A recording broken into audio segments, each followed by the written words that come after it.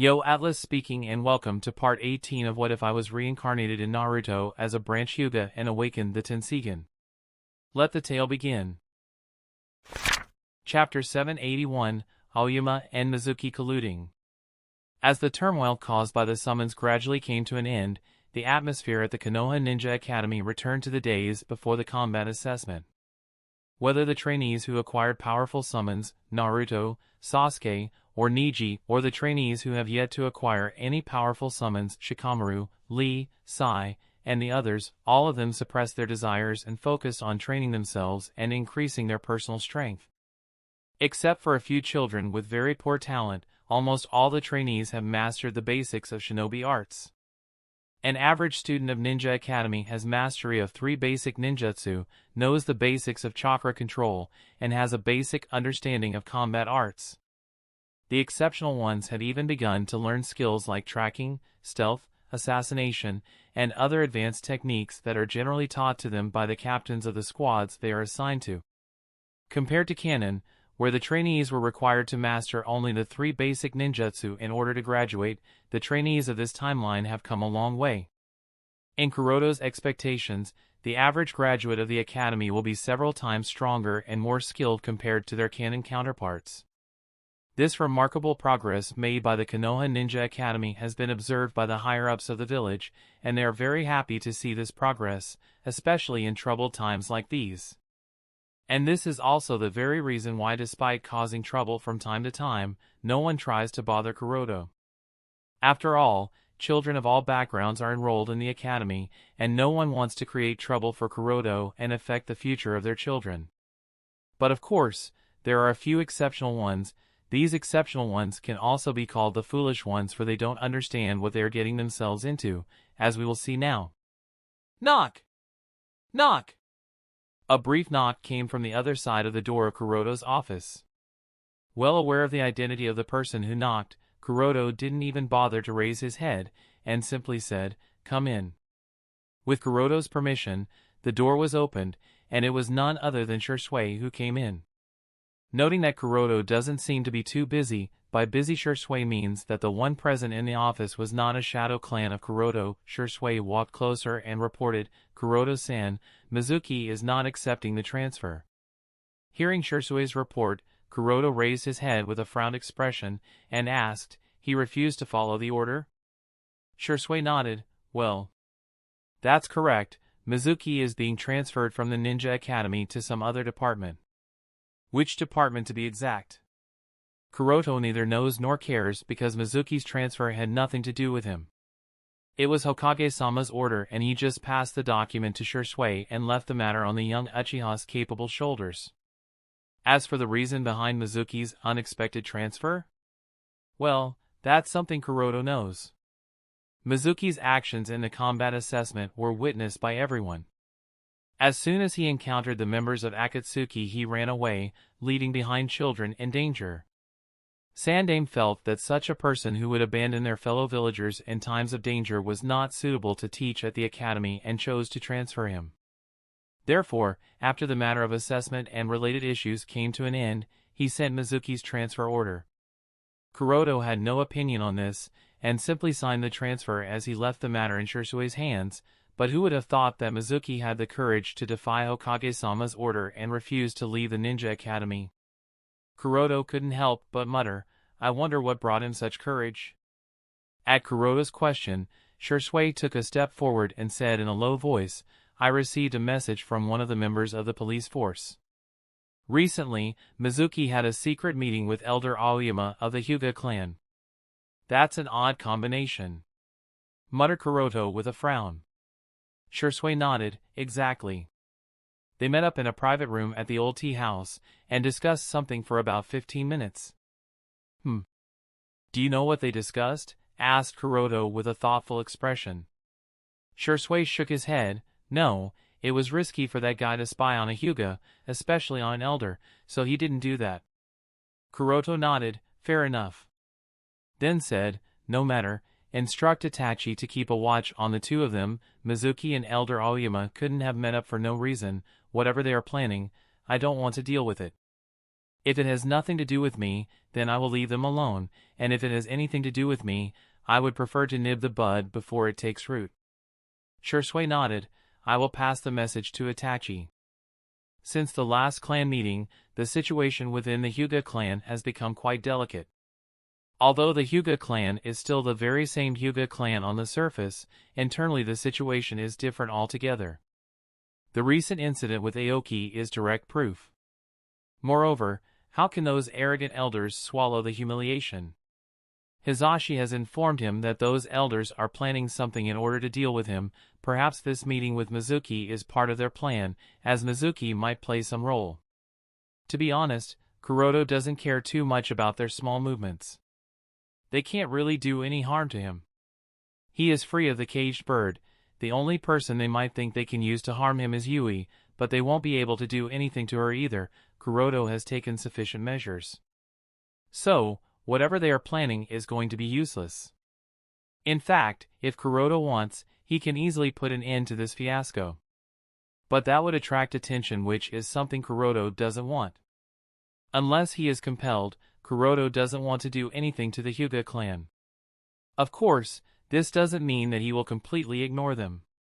If they really dared to do something to him or to Yui, then he would purge them and take control of the clan. With that decided, Kuroto left the matter to Shisui and continued with his work. Night, Kuroto's home. Back home, Kuroto continued the study of the In seal. After research and development, Kuroto has finally completed the development of the In seal. Follow the latest novels n/velben.com. Now that the development is completed, it's time to jump to the next phase, that is, using it. But the thing is, In seal not only revolves around all the chakra meridians of the body, but it also affects the most sensitive and fragile part of the human body, that is the brain.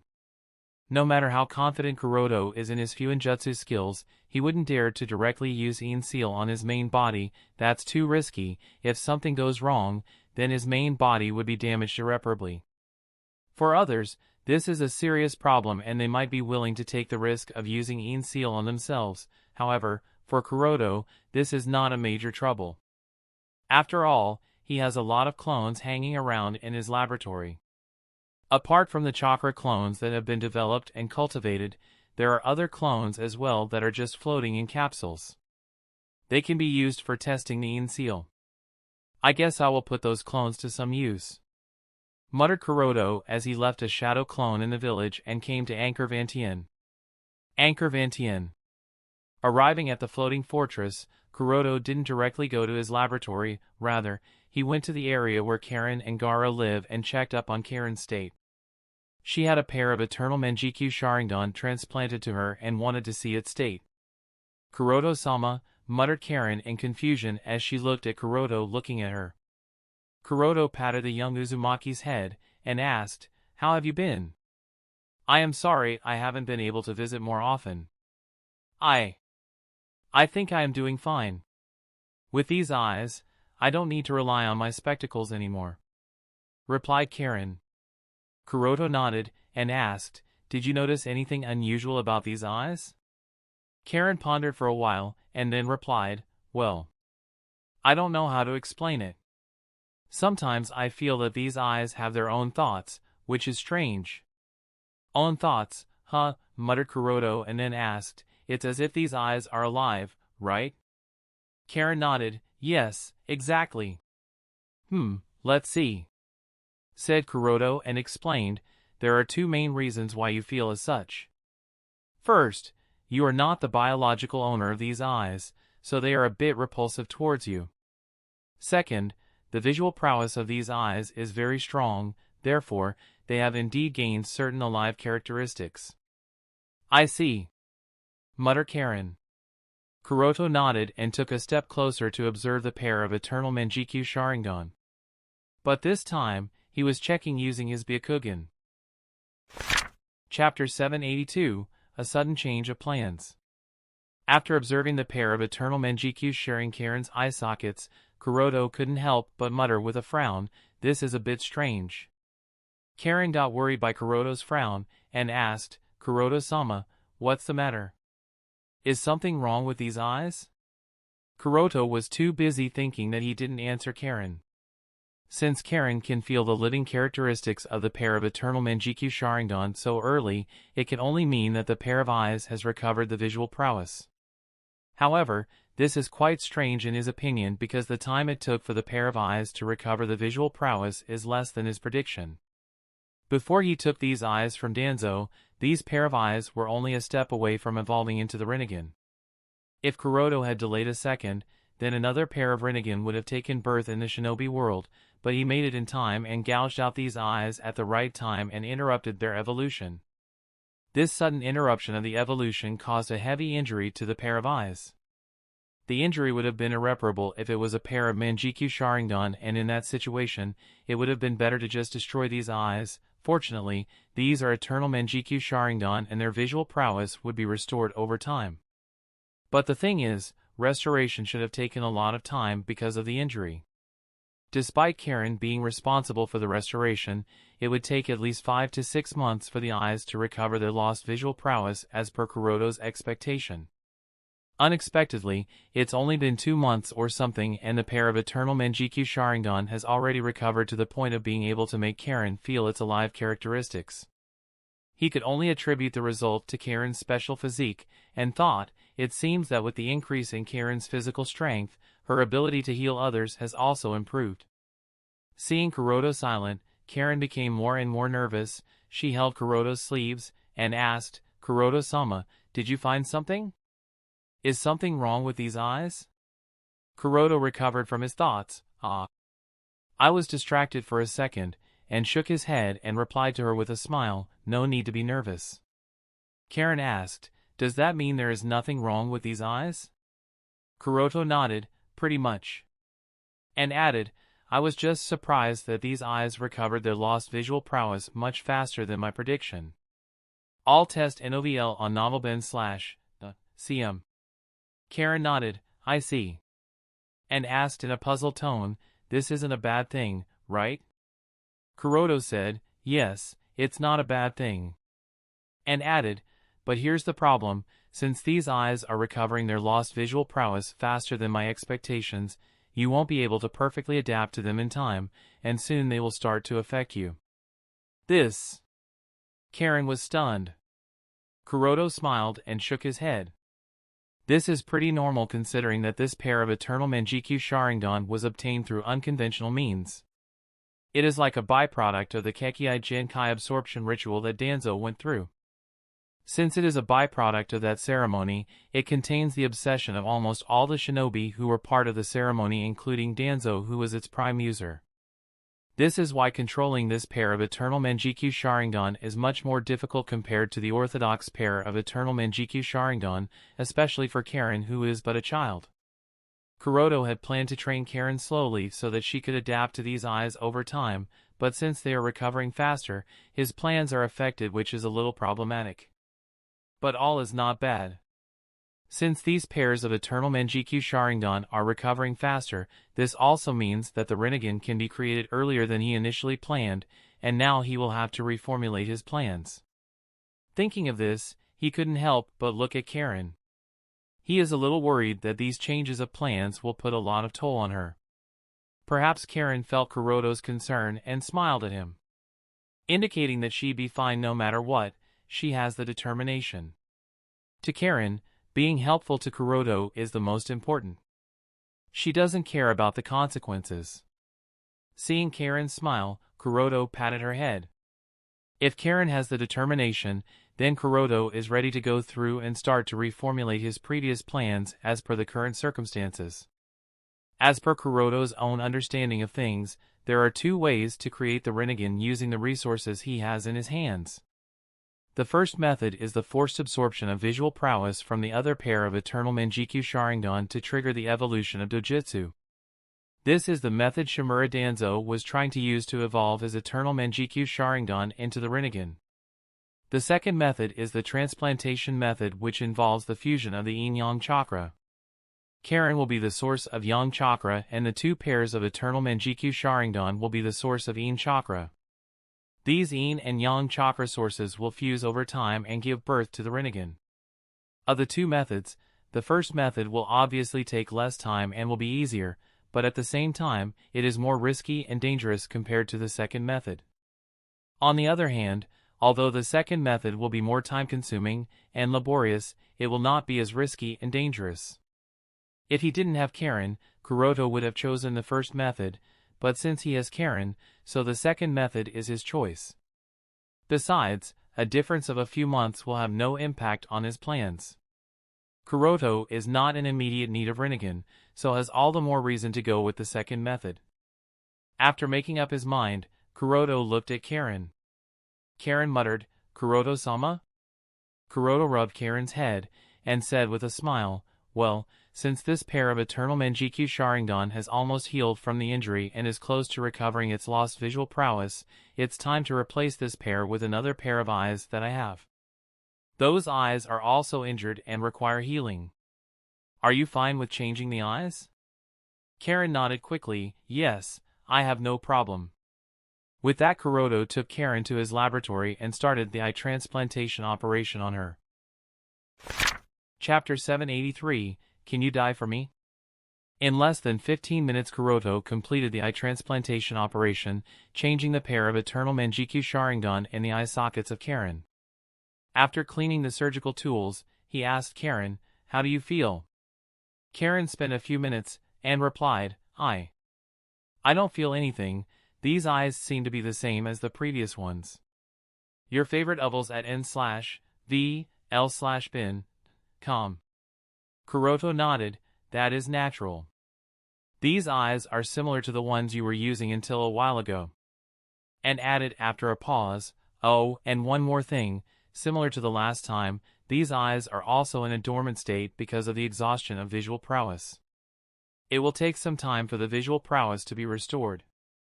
Karin nodded, "I understand." Then she paused and asked, "Kuroto-sama, may I ask a question?" "Go ahead," replied Kuroto, while sealing the other pair of eternal Mangekyo Sharingan inside a scroll. Karin thought about it for a while, and spoke, "Kuroto-sama, initially, you transplanted a pair of eyes, and once they were healed, you changed them with another pair.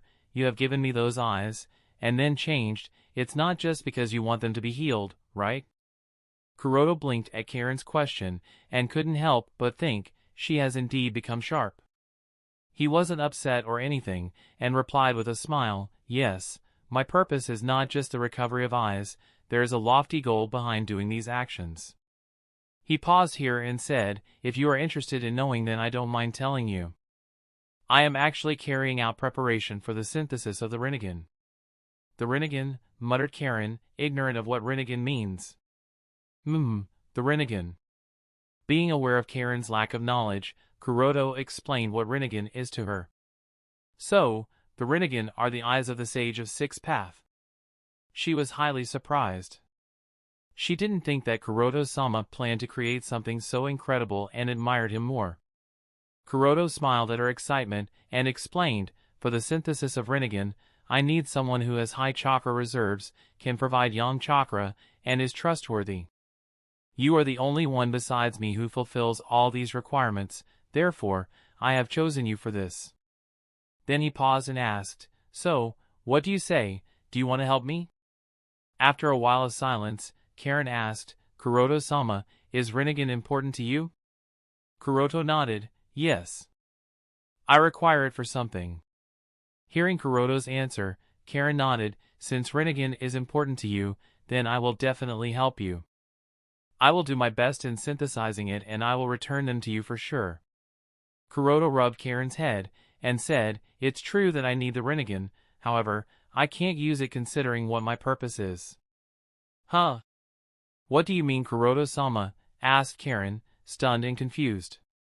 After pondering for a while, Kuroto felt that it was necessary to tell her his purpose, and explained, "The reason why Rinnegan is known as the greatest of three dojutsu is that aside from granting incredible power to its user, it also grants them the ability to reverse life and death. That is the ability I need." "Reverse life and death?" muttered Karin. She seemed a little stunned, but as the realization dawned on her, she became panicked, and asked, does that mean you are?" Kuroto rubbed Karin's head and said, "Don't worry, I am completely fine right now, it's related to the future. And explained, in the new future, I will be doing something very dangerous. That something is full of uncertainty and even I am not sure if I will be able to survive. In fact, there is a 90% chance that I will fail and end up dying. Although Kuroto has a lot of expectations from the Kekkai Genkai absorption ritual, this doesn't mean he isn't afraid of failure. Even after he has gained a lot of knowledge after witnessing 2 ceremonies, he is still not completely assured of success.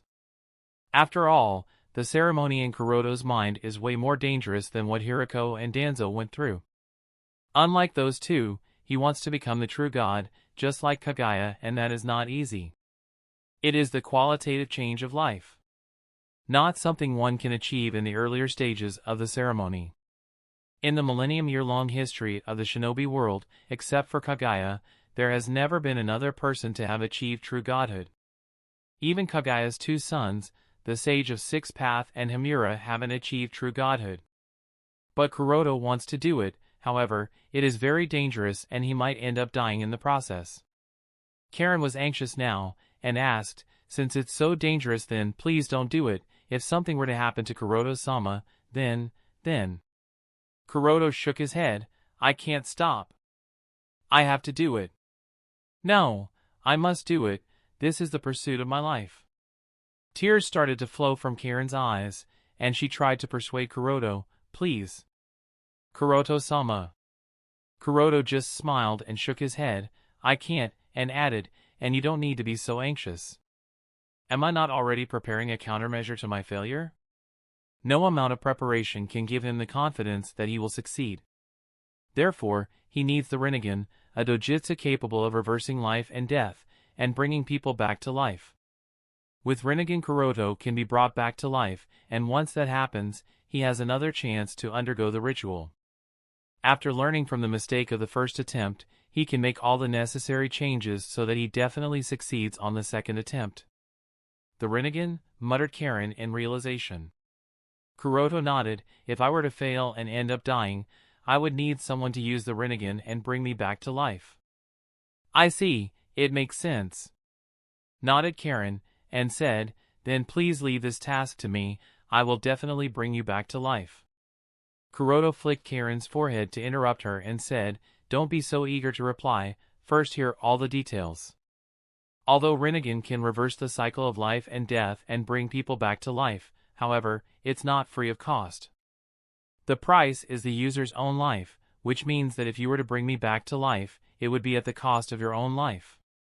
At the cost of my life? Muttered Karin, somewhat afraid. Kuroto nodded, yes. And asked, so, tell me, are you willing to sacrifice your life for me? She stammered, a little afraid initially. But as she thought more about it, all the fear disappeared and she nodded with a resolute expression, I will. For Kuroto-sama, I will do anything. Chapter 784, Failure is the Mother of Success. For Kuroto-sama, who means everything to me, I am willing to do anything, even if that means sacrificing my own life to bring you back to life. Said Karin as the hesitation on her face changed into determination. Get the latest chapters on n/velben.com. Hearing her words and looking at her expression, Kuroto nodded lightly, thank you. However, he then turned around and said to her, don't be so hasty in answering me, we still have a lot of time, therefore, I want you to think about it deeply before giving me your answer. Karin shook her head as she put her hand on her chest and said, I have already made my decision, I don't need to think abo. Kuroto interrupted Karin before she could complete her words. No, even if you have made up your mind, and even if you think that you don't need to think about it more, I still want you to think about it, he said and added after a pause, I know you are not an ignorant girl, however, you don't understand what death is like, and what it is like to face it when it knocks on your door when you are not completely ready. Therefore, deeply consider your choice before giving me your answer. Karin was startled by Kuroto's words and lowered her head. While keeping his back towards the young girl, he added, you don't need to feel pressured. True, you are my best option, but this doesn't mean that you are the only option that I have. Even if your answer is a no, it won't have any major impact on my plan, so take your time and seriously think about it. Kuroto doesn't want to repeat the mistakes of Uchiha Madara. All the backhands he left behind were pretty useless. Nagato didn't follow the path Madara intended for him, and Obito didn't complete the responsibility that Madara assigned him before his death. If not for Black Zetsu, Madara wouldn't have revived in the shinobi world. He doesn't want to experience a similar situation as that reckless Uchiha Madara, therefore, he has been upfront with Karin about all this and didn't hide anything. And this is exactly why, even if she has made up her mind, he didn't accept her answer right away and gave her time to think about it. Besides, there is also a possibility that Karin won't have to die. Having a deeper understanding of Yin Yang, as well as the creation of all things, Kuroto feels that the cost of bringing someone back to life may not necessarily be the caster's own life. Just think about it a little. After all, Rinna Tensei is just a ninjutsu, and if it's a ninjutsu, then the cost of using it must be chakra. How come the caster's own life comes into the picture? This is not some exchange of life, it's just a ninjutsu, so the cost must not necessarily be the caster's own life. Take Nagato's example for instance. Nagato revived all the shinobi he killed in Konoha by using Rinna Tensei no Jutsu. If the cost of reviving someone is one's own life, then how come Nagato revived so many and only sacrificed a single life? This doesn't make any sense. After all, if the deal was a life for a life, then for reviving so many, he should have sacrificed equivalent lives, right? But he didn't. His own life was more than enough. So, if it's not a life for a life, then is it the weight of life? But this isn't possible. True, Nagato was important, but Kakashi was equally if not more important than Nagato, not to mention other Konoha shinobi. Therefore, it cannot be the weight of life either.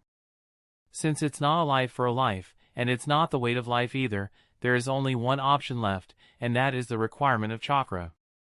This makes the most sense since Rinna Tensei no Jutsu is a ninjutsu, and a ninjutsu requires chakra. Now the question is, if the requirement is chakra, how come Nagato died? The answer is very simple. Nagato didn't have enough chakra reserves to bring back all the people, so he used his life force to make up for it, and that resulted in his death. Although this is just a conjecture, Kuroto feels that he is right on this one. And if his conjecture is correct, it means that Karin won't have to exchange her soul in order to revive him. As long as she has enough chakra, she should stay alive. This is why, even if Karin denies sacrificing herself, Kuroto's plan won't be affected to a certain degree. But I have already made up my mind, she thought with a firm expression as she looked at Kuroto's back.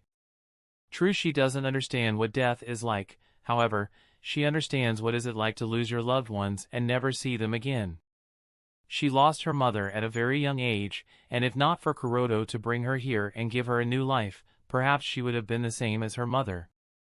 For Karin, Kuroto is everything, her master, her teacher, and her father, so no matter what, she doesn't want to lose him, nor does she want anyone who is dear to Kuroto to feel the same sense of loss she once felt. Therefore, she is determined to sacrifice herself if it's for Kuroto's sake. Even if Kuroto has told her to consider once again, her mind has already been made up and it won't change no matter what. Unaware of Karin's thoughts, Kuroto sent her back and focused on other things. Well, I suppose using this clone should be fine, said Kuroto as he took out one of the unselected Earth clones whose gender was male. Since he has already decided which clone to cultivate and use for the Earth chakra nature, the other Earth clones are pretty useless. Kuroto wants to use these useless Earth clones to test the Yin seal. After transferring his soul into the Earth clone, he slowly got up from the operating bench and got used to the new body. Making sure that all the chakra nerves were working properly, Kuroto unfolded the scroll of the Yin seal that he redesigned and started to seal it on this body. Vomit. He coughed out a lot of blood and collapsed on the floor. He was lucky to have transferred his soul to another clone body just before collapsing, lest he would have died. Now in another clone body, and have identified one of the mistakes, the first thing he did was to revise the seal. Then he looked at the damaged clone and muttered to himself, using these clones is really the best idea, if not, my main body would have been damaged irreparably. He was really glad to have so many clones to test the In seal until it is perfected. With such intention, Kuroto reattempted the modified In seal. But the second try also resulted in failure. He wasn't disappointed or frustrated because of the failure, and continued reattempting and testing the seal with a single thought in his mind: failure is the mother of success. Chapter 785, Resonance of Tenseigan. Sigh. With a tired sigh, Kuroto took out the 13th clone and placed it on the test bench. This is the 5th day since he started testing the In seal. Despite having revised the In seal as per the standards of a male body, Kuroto faced a lot of unexpected hurdles while testing it.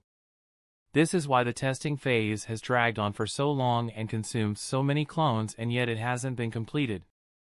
Of course, the effort of so many days and the destruction of 12 clones didn't go to waste. Kuroto feels that he is very close to completion. So without any delay, he reattempted the In seal. As per his expectations, this time things went smoothly. From the initial sealing process to the extraction of chakra, there weren't many hurdles and everything proceeded without any twists and turns. After a while, Kuroto, still controlling the clone, slowly opened his eyes and looked at the mirror, and muttered, "The initial step was completed successfully?" There was a small diamond-shaped mark on the forehead. Although it appeared to be very dull and faded, Kuroto wasn't disappointed. The appearance of this diamond mark on the forehead is a sign that the initial step has been completed. Explore new levels on nvelby.com. Even if the initial phase was completed, Kuroto wasn't excited. The reason being he had reached this step 2 times already with previous clones, but miserably failed in the next step, which involved storing chakra. While trying to store chakra, one time the chakra veins in the body were destroyed and the other time, the clone's head blew off. The first accident was still acceptable, but the second accident was very dangerous. The clone was destroyed, that's one thing, but his soul was shaken and took an entire day to recover. Therefore, Kuroto is extremely clear that reaching this point doesn't mean that he has succeeded. 2 crucial steps that involve storing chakra and releasing the chakra are still left. Unless these 2 steps can be completed, the testing won't be completed. Putting off the thoughts in his mind, Kuroto sat in the lotus position and started the process of storing chakra inside the In seal. From the previous 2 lessons that he had learned, this time Kuroto was very careful. The process of extracting chakra from the body and directing it towards the seal was very gentle, and the step of storing it inside the In seal was even more meticulous and tested his chakra control ability. Time passed second by second. In the blink of an eye, the entire night has passed, and the sun was about to rise. At this time, Kuroto withdrew himself from the meditative state and stood up. After stretching his body a little, he came in front of the mirror and looked at the diamond symbol on the forehead. Compared to previously, the shade of the symbol appeared a little darker. Gently stroking the symbol with his right hand, Kuroto thought to himself, there was no delay or stagnation in the process of storing the chakra. Looks like the previous revision is working properly. Now that I can consciously store chakra without any trouble, I need to be able to do it subconsciously as well. Let's make sure that there are no problems while I store chakra subconsciously before moving to the last step. Oh, but before that, I need some rest. With that decided, Kuroto took a few hours of rest and then started to test the next step. Another week passed by. This week, Kuroto tested the process of subconsciously storing chakra in the In seal. There were no problems and he quickly got used to the feeling of storing chakra both consciously and subconsciously, such that even while doing some other task his chakra was being continuously stored in the In seal. With this, the second step was completed, and now Kuroto moved to the next step. Now, Kuroto thoroughly tested the release of chakra.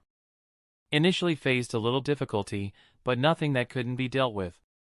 Slowly and steadily he got used to the feeling of releasing the stored chakra as well. Making sure that there was no problem in the release of chakra, he took a deep breath and weaved the hand signs, then released the jutsu, strength of 100 seal. Immediately, black markings spread out from the diamond in the forehead, and at the same time, he felt a surge of chakra wrapping around his body. There doesn't seem to be any problem in regards to the quality of chakra. As for the quantity, although there is a little loss, it's within an acceptable range," he muttered, feeling the chakra wrapping around his body, and added with a smile, "I suppose with this I can say that the In seal is completed and working properly." Just when he was feeling proud of himself, suddenly something happened. What?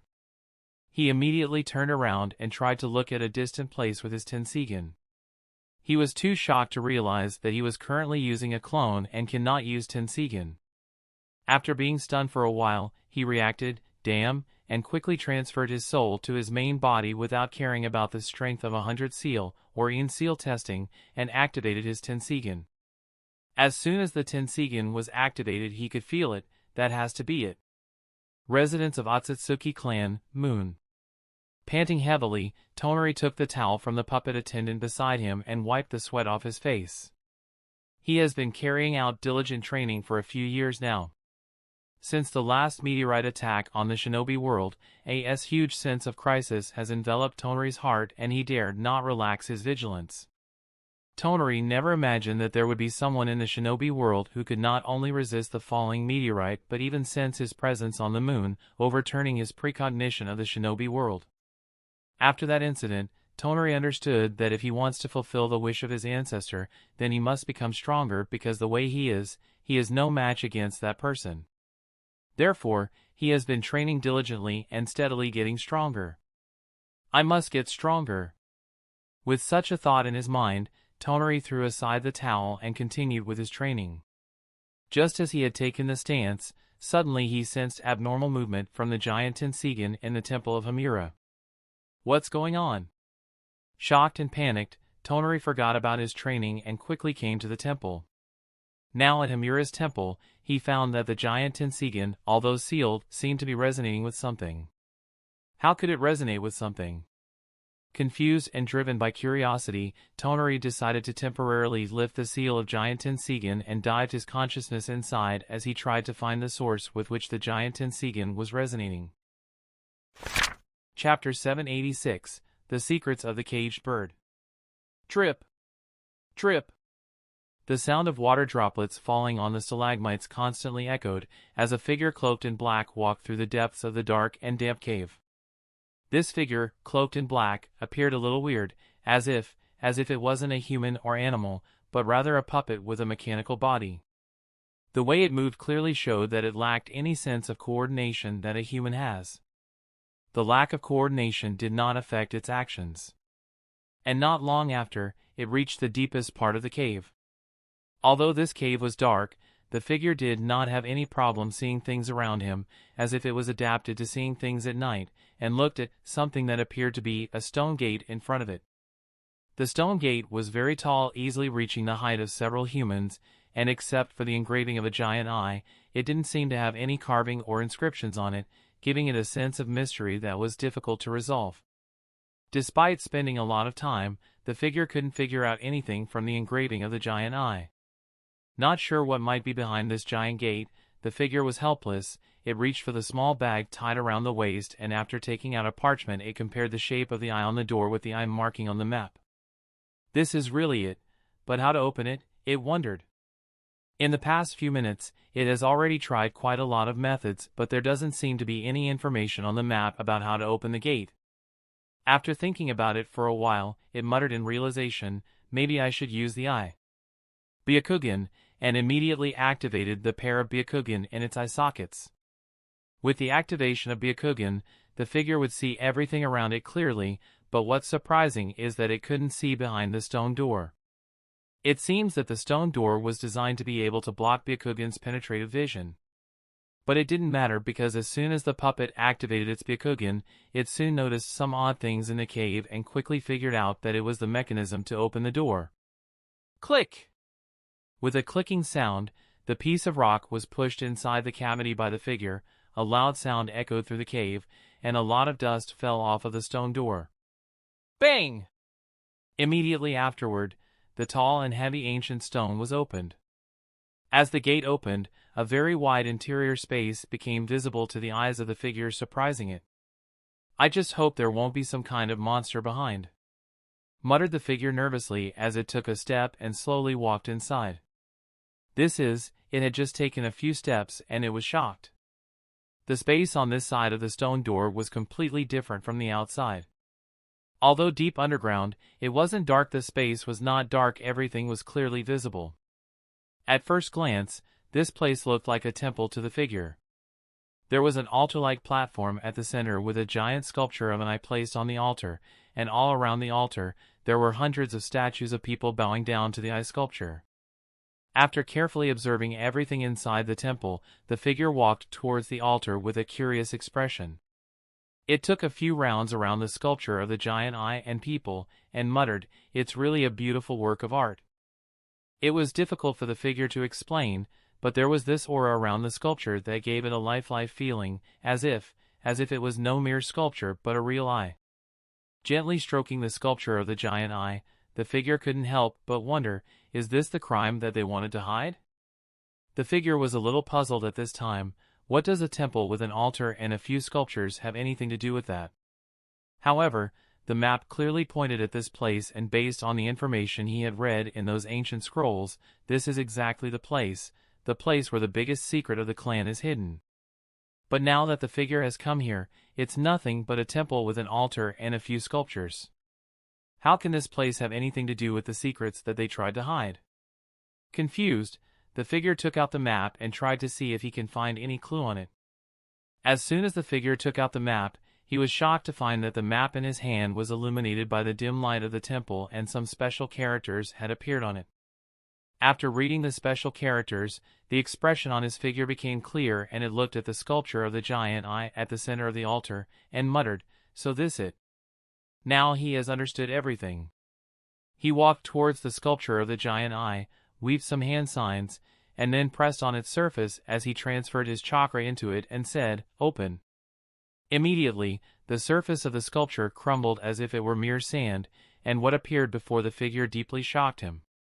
"This is it, supreme treasure of my clan, the Tenseigan," he exclaimed, in shock and ecstasy as he looked at the bright golden eye that illuminated the temple.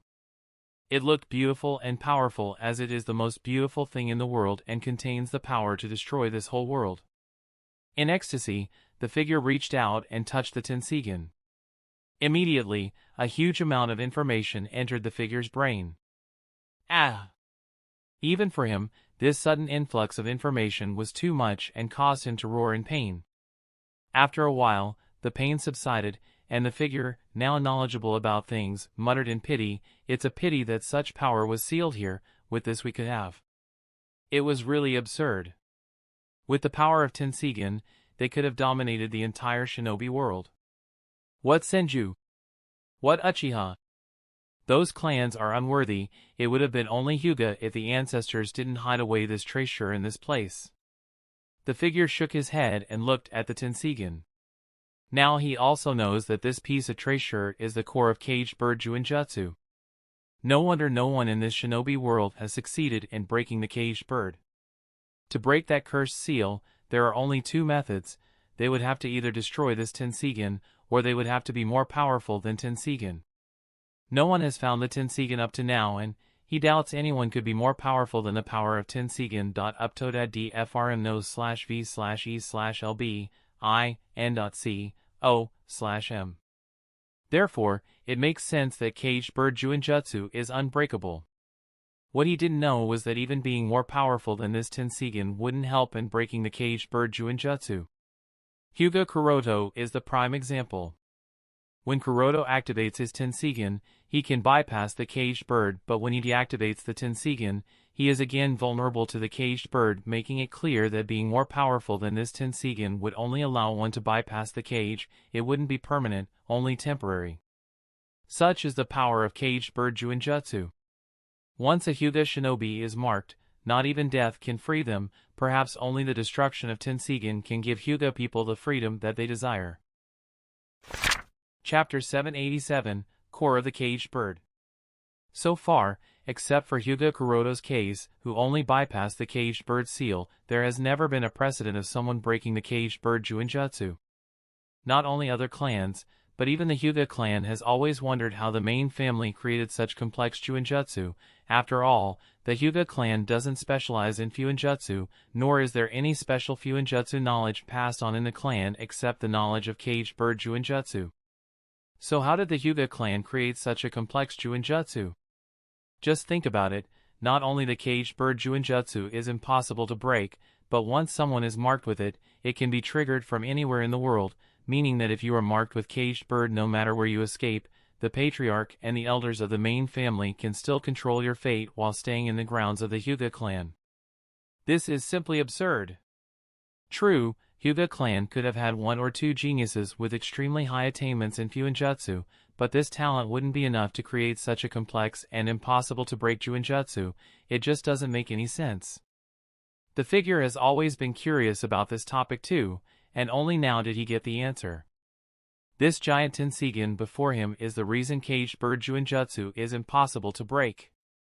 Of course, the caged bird itself is a very complex Fuinjutsu, however, this Tenseigan is its core, and the entire seal revolves around it. So we can say that rather than caged bird Juinjutsu, this Tenseigan imprisons all the members of the branch family. So unless the core, i.e. this Tenseigan, breaks, it is impossible to break free from that cage. What's more surprising is that while acting as the core of the caged bird Juinjutsu, it also absorbs chakra from the members of the branch family members once they are deceased and gets stronger. This explains why the Byakugan of the branch family members is destroyed after their death. It's a pity that he never got the information about the declining population of the Hyuga clan. Although this Tenseigan has become stronger because of absorbing the chakra of the deceased branch family members, this has also led to the decline in the population of the Hyuga clan. After all, the total chakra in the shinobi world is limited. Fortunately, the ancestors of the Hyuga clan understood the problem caused by the Tenseigan and decided to seal it. If it had been someone greedy for power, he might have sacrificed the entire branch family to strengthen the Tenseigan, and that would have led to the tragic situation of the Hyuga clan. In that scenario, perhaps the Hyuga clan would have been very similar to the current Akatsuki clan on the moon. The only reason they didn't destroy the giant Tenseigan and allowed it to exist, despite the problem it would bring to the Hyuga clan, is to protect the Hyuga clan and deter the Akatsuki clan on the moon. The figure wasn't aware of the helplessness of ancestors when they created this Tenseigan, nor does he know the bleak fate that awaits the Hyuga clan should this Tenseigan continue to exist. He only knew what he learned from the Tenseigan and couldn't help but marvel at the piece of treasure. One more thing that especially makes him excited is that the person who becomes the master of this Tenseigan will be free of the effect of the caged bird Juinjutsu, meaning that those elders of the main family won't be able to execute him. The requirements for becoming the master of Tenseigan are quite simple. The person in question should be a descendant of the Hyuga clan by blood, and they must have Byakugan. As long as these two conditions are met, anyone can become the master of Tenseigan and gain the highest authority over the caged bird Juinjutsu as well. Once someone gains the highest authority of the caged bird, they would no longer be vulnerable to caged bird. I can finally be free. Excited, he walked towards the Tenseigan and touched it.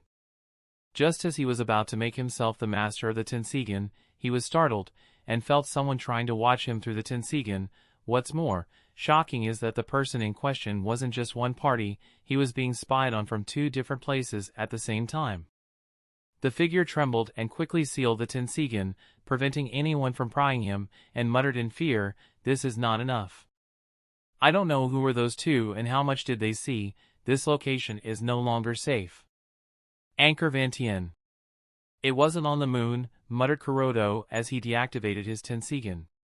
Initially, Kuroto felt that his Tenseigan was resonating with the giant Tenseigan on the moon. However, that's not the case at all. This time his Tenseigan resonated with a Tenseigan that is present in the shinobi world. It seems that my previous speculations were indeed correct. In order to resist and deter the branch family of the Akatsuki clan on the moon, the ancestors of my clan did create a giant Tenseigan of their own. He had made this hypothesis a few years back, and now his hypothesis has been proven correct. But still, I wonder who they are, muttered Kuroto with a doubtful expression. There are two possibilities. 1. they are one of the members of the main family, and second, it's the traitor of the Hyuga clan. Kuroto can't deny the possibility that it might be someone from the main family of the Hyuga clan, but he is still more inclined to the possibility that it is the traitor who found the giant Tenseigan of the Hyuga clan. After all, that guy stole very valuable ancient books from the forbidden section of the library, so there is a strong chance that he was able to find something in those books. But if it's the traitor, how come he suddenly made a move after being silent for so long, muttered Kuroto with a doubtful expression. The last time the traitor did anything was several years ago. At that time, Kuroto was vigilant against the traitor and waited for that guy's next move. However, Kuroto continued to wait and the traitor never acted. Few years passed and Kuroto's vigilance dropped. Fin the newest ovals on n/velbin.com. Who would have thought that after a few years, the traitor would act again? And this time, the traitor really did something amazing. Even Kuroto couldn't help but admire him. Knowing that the giant Tenseigan of the Hyuga clan has finally made its appearance in the shinobi world, Kuroto obviously couldn't sit still. The giant Tenseigan is both a need and a want, and he plans to get it. Although the resonance with that giant Tenseigan didn't last very long, Kuroto was able to determine the location, and he was going to go there. If at all possible, he would like to immediately take control of it. Judging from various signs, the other party has just found the giant Tenseigan, so they didn't know that it could resonate with other Tenseigan, and hence, accidentally allowed Kuroto to spy on them. This won't happen once again. Therefore, it would be best if Kuroto can immediately get his hands on that giant Tenseigan and doesn't give that person any opportunity to master it. With these thoughts in his mind, Kuroto draped himself with the Yama disguise and flew off Anchor Vantien in a hurry. Chapter 788, The Traitor Makes an Offer. Sigh, it seems that person is extremely vigilant. As soon as that person realized that someone was spying on them, he decided to destroy this place. Muttered Yama looking at the ruins of the temple. Disappointed, he left the temple and tried to search in the nearby areas for any signs. Although he found several tracks, it was clear that they were all diversions, while the person in question had long since gone underground. Now, there was nothing he could do for a while, and decided to go back to the village, because he didn't think that the traitor would sit still for long. Kanahagakur. After dispersing the shadow clone, Kuroto went through its memory but found no valuable information. It seems nothing noteworthy happened in the village in his absence. Since nothing major happened in the village, so Kuroto put it aside and focused on the most important thing at this moment, that is to identify the traitor as soon as possible and take custody of the giant Tenseigan of the Hyuga clan. I guess Hizashi-sama can help me. With such a thought in his mind, Kuroto decided to go to Hyuga Hizashi's house. Considering the location of the ruins of the temple where the giant Tenseigan was sealed, if the traitor wanted to find it, he must have left the village in the past week, or perhaps even before that. Therefore, as long as the list of the Hyuga clansmen who have left the village in the past week is carefully investigated, identifying the identity of the traitor might be possible. Although Kuroto's request was a bit strange, Hizashi didn't think much about it and directly handed him the list of Hyuga clansmen who went out of Konoha in the past week. Kuroto didn't just depend on Hizashi, he even contacted his people in the Umbu and the Konoha military police force and asked them to send him the list of Hyuga clansmen who went out of Konoha in the past week. Kuroto didn't want to miss a single Hyuga clansman. After all, this matter is related to the giant Tenseigan, and he can't help but be extremely serious about this matter. Combining the list obtained from all the sources, Kuroto found that about 24 Hyuga clansmen went out of Konoha in the past week. However, what's surprising is that except for 3 people, all of them had already returned to the village. As for the 3 people in question who were still outside, they went with their teams to perform missions assigned by Hokage-sama, so they had relevant reasons to go out. Flipping through the files of these 3 people, Kuroto thought to himself a little unsure, could one of them really be the traitor? Although the background of these 3 people is clean, Kuroto can't help but doubt them. After all, they are not in the village during this sensitive period of time. So, he sent the information about these 3 people to Itachi and ordered him to investigate them. After dealing with this matter, Kuroto returned to his home. As he arrived at his house, Kuroto noted that the seal around his house was breached. meaning someone who was not authorized to come to his house came in his absence. Upon further inspection, he found that only the seal around the perimeter of the house was breached, so no one entered his house. Curious, Kuroto carefully checked the lawn and backyard of his house. And there it was, at the corner of his backyard, a small conspicuous bamboo tube laid. After making sure that the bamboo tube wasn't rigged in any way, Kuroto opened it and found a small parchment with something written on it. "If you want to break free of the caged bird Juinjutsu, meet me alone at the back hill at midnight," said the parchment. Reading the text written on the parchment, Kuroto was taken aback. Has he already returned to the village? Kuroto didn't need to guess the identity of the person who sent this note. It must be the traitor of the Hyuga clan. But this is very surprising.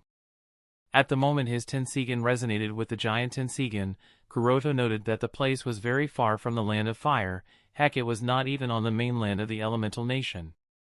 As soon as the resonance was disrupted because of the sealing of giant Tenseigan, Kuroto left Anchor Vantien and went to that place. The reason he reached there quite fast was that the floating fortress was nearby that temple, but Kuroto found nothing. The traitor had kept his track hidden quite well, and even Kuroto wasn't able to find him. So, he returned to the village as fast as he could in order to prepare, because he had a feeling that the traitor would return to the village. But to think that that person arrived almost at the same time, or perhaps even before him. Of course, he had a few hours of a head start, but that doesn't explain how he returned before even him. It must not be forgotten that Kuroto was traveling at his top speed in Tenseigan chakra mode, yet the two arrived almost at the same time. Knowing this, Kuroto could no longer take that guy lightly, and muttered, "His strength seems to be much stronger than I expected." Then he looked at the parchment of paper in his hand, and thought, good thing is, he decided to jump out on his own. Now I don't need to go to the trouble of finding him. Well, let's first see who the traitor is. Kuroto doesn't know the traitor's purpose, but since the other party wants to meet him, Kuroto would oblige.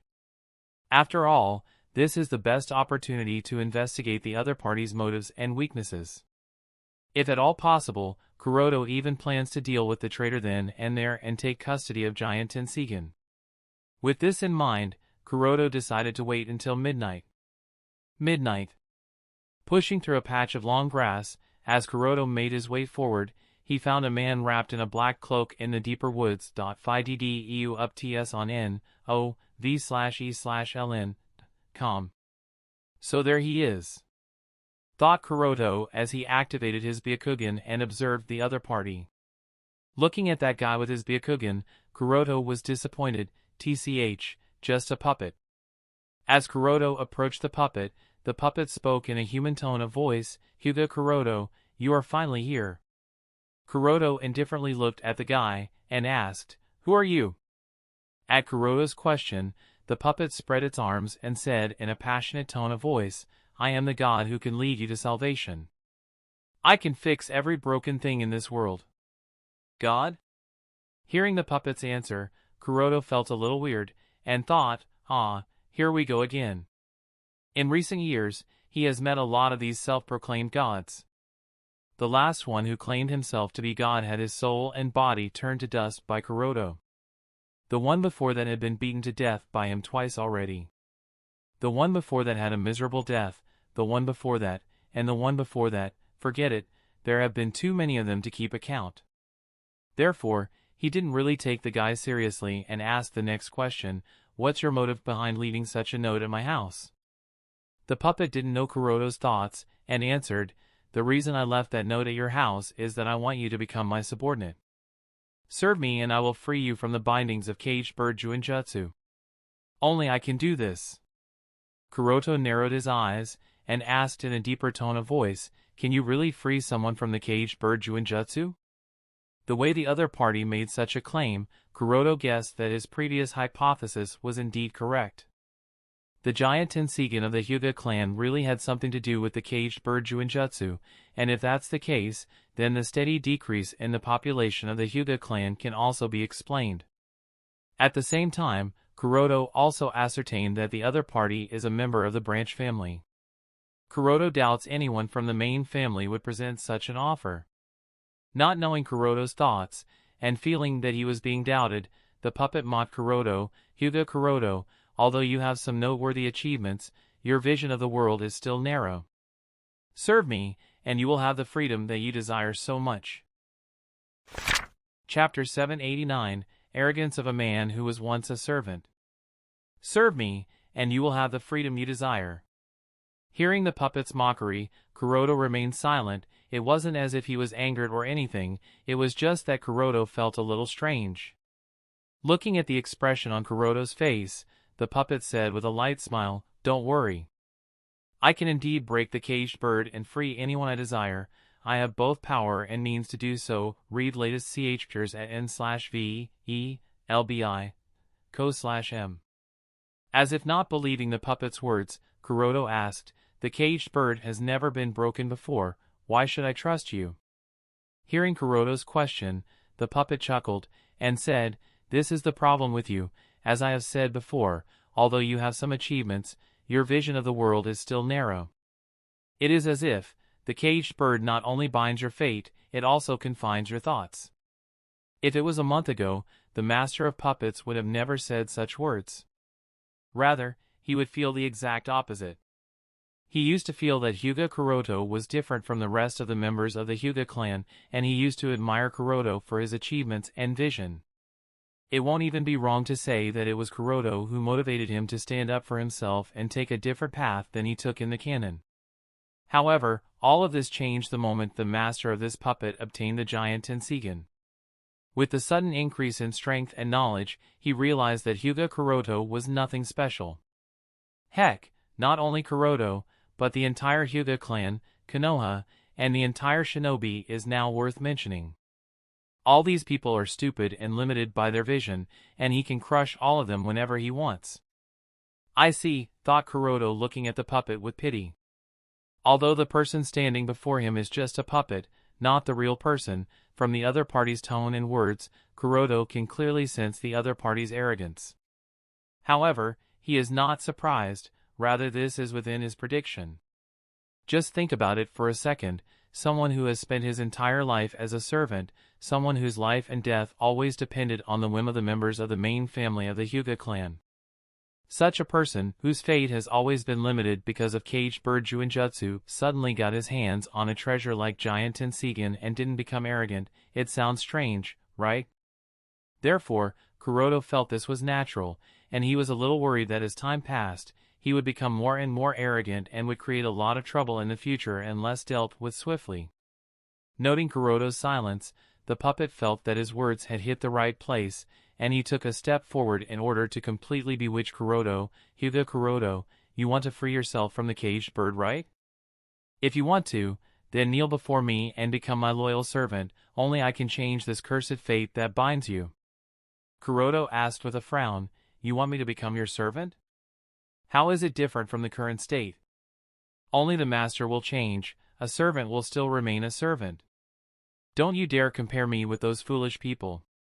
They are mere ants in front of me, and I can crush all of them in moments," said puppet in disdain, and added, "Hyuga Kuroto, I know what you want to change the Hyuga clan, however, you have neither power nor means. Do you really think that you can accomplish anything with that meager power of yours? You are weak. Everything you do is in vain, your fate is limited in the hands of those foolish ones." Kuroto shook his head, and said, "I can say the same to you, as you are not convincing enough, all you speak are empty words. You want me to serve you, yet you dare not come before him and send only a puppet. Someone like you has no right to say anything about my means and resolve. As for the matter of serving an unknown person, that's out of the question. Come before me yourself, and I might consider your offer." The puppet was a little surprised by Kuroto's words, and said, "Hyuga Kuroto, you are not qualified to negotiate terms with me." "Oh?" Kuroto raised his eyebrow and said, "But I beg to differ. Do you think that just because you are the principal of Konoha Ninja Academy, you are some big shot?" asked the puppet, and said, "Put away your pride and accept your role as my servant. If you agree, then you might have some place in the future shinobi world, otherwise, your fate will be the same as the rest." Kuroto sighed tiredly, sigh. and looked around with his Byakugan as he thought, it seems the master of this puppet is nowhere close, and there doesn't seem to be any other puppet close by either. Since the master of the puppet is not anywhere close, dealing with him is a little difficult. He might have some chance of injuring the master of the puppet if he uses his Tenseigan, however, that wouldn't be worth the risk, as it would expose Kuroto. So, it seems there is only one way, huh? The puppet noted Kuroto looking around, and asked coldly, "What are you looking for?" Kuroto smiled lightly and disappeared from his position. The next moment, he appeared in front of the puppet. The puppet was taken aback by Kuroto's sudden action. "What? You!" Without giving the puppet any opportunity to react, he smashed it, bang. Smashed by Kuroto, the puppet broke into many parts and fell on the ground. However, it seemed that the head was still somewhat intact and spoke in anger, "Ignorant fool. Here I am showing you kindness, and instead of accepting my kindness and becoming my servant you are making me your enemy? You are going to regret it." "We'll see about that," said Kuroto, and added, "Next time, either come before me yourself or don't come at all." Then, without giving the head any opportunity to speak, he crushed it. Boom! After dealing with the puppet, Kuroto once again looked around him. However, he found nothing, not even the Tenseigan. There was no spiritual body, nor was there any residue of chakra in the surroundings, and couldn't help but mutter, it seems that this puppet was not controlled by his spirit transformation technique, but through the giant Tenseigan, and it wasn't Tenseigan's soul descend, but some other technique. The other party seems to be very cautious. Realizing this, Kuroto thought to himself, it seems I will have to plan this out very well. Underground prison, Hyuga clan district. Sleeping Aoki suddenly opened his eyes, and snarled ferociously, "Hyuga Kuroto! How dare you refuse my kindness?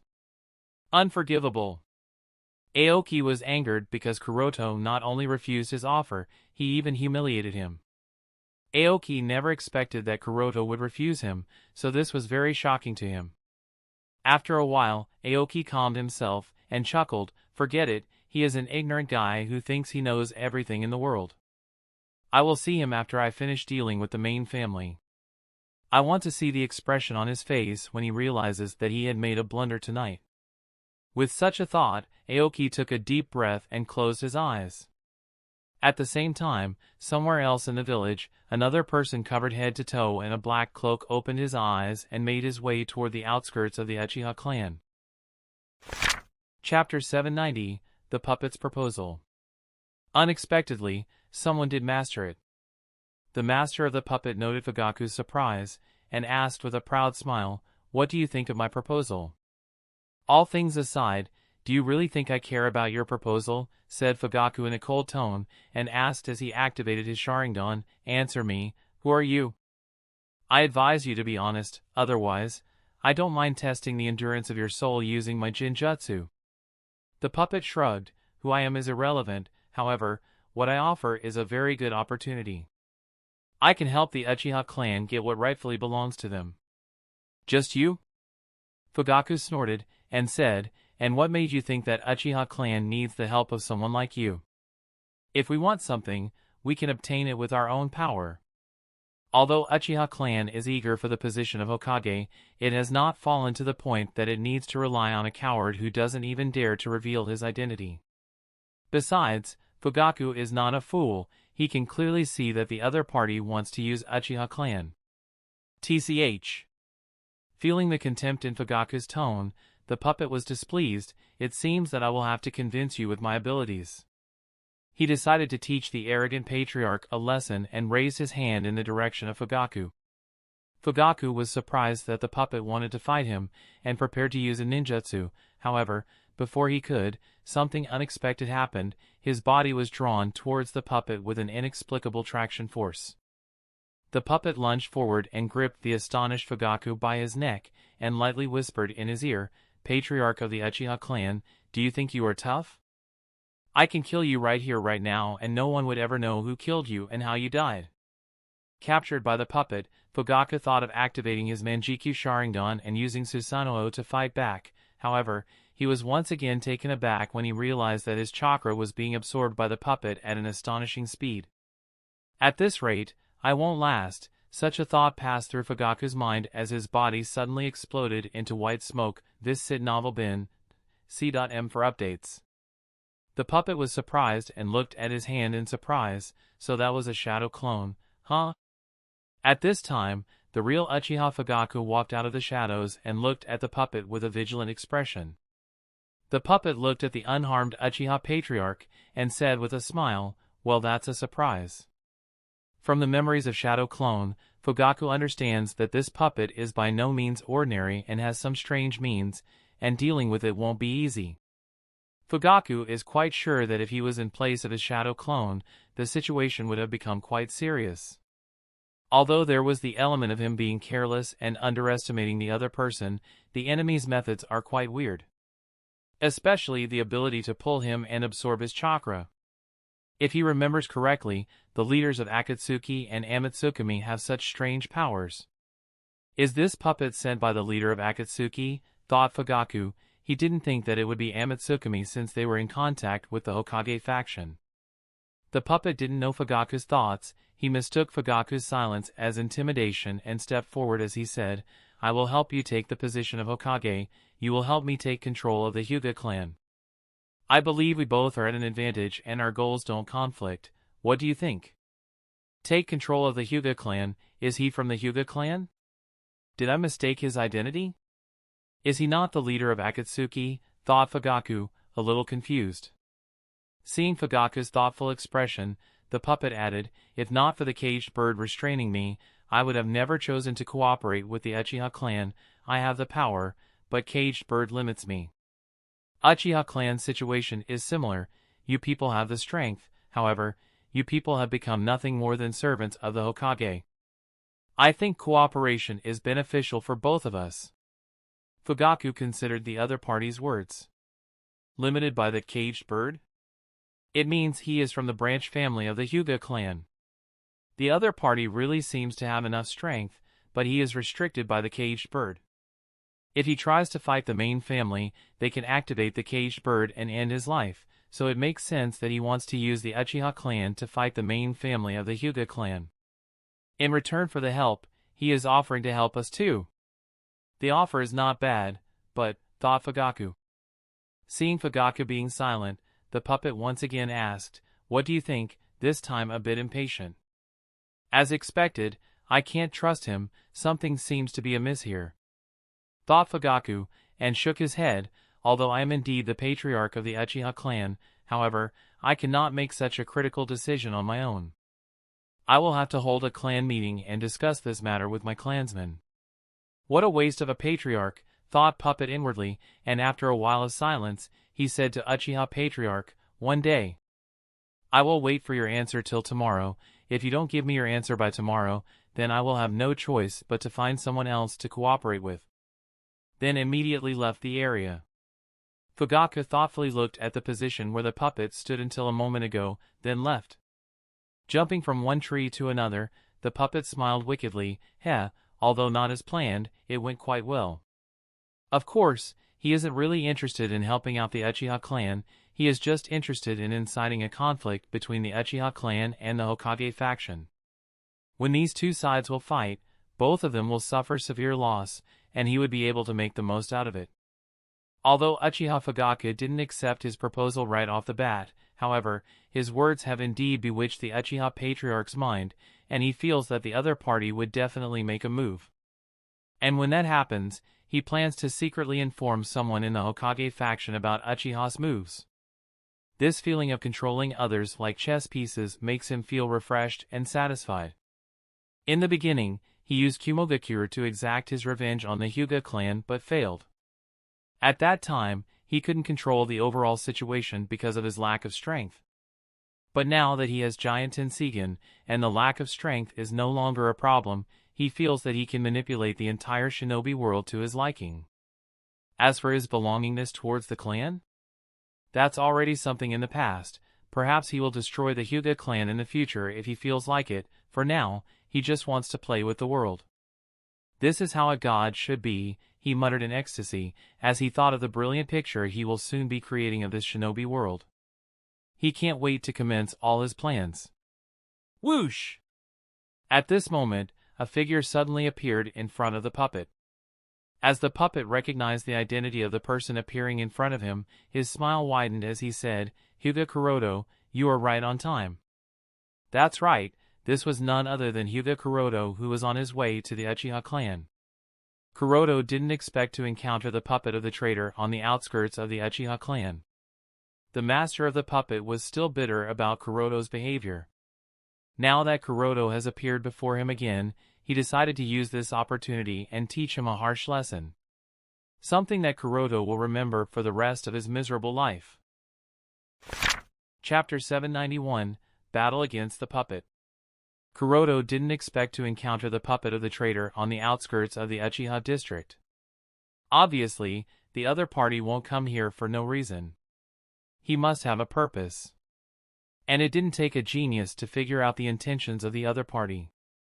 If used well, the Uchiha clansmen are sharp knives that can wreak havoc in not just Konoha, but in the entire shinobi world.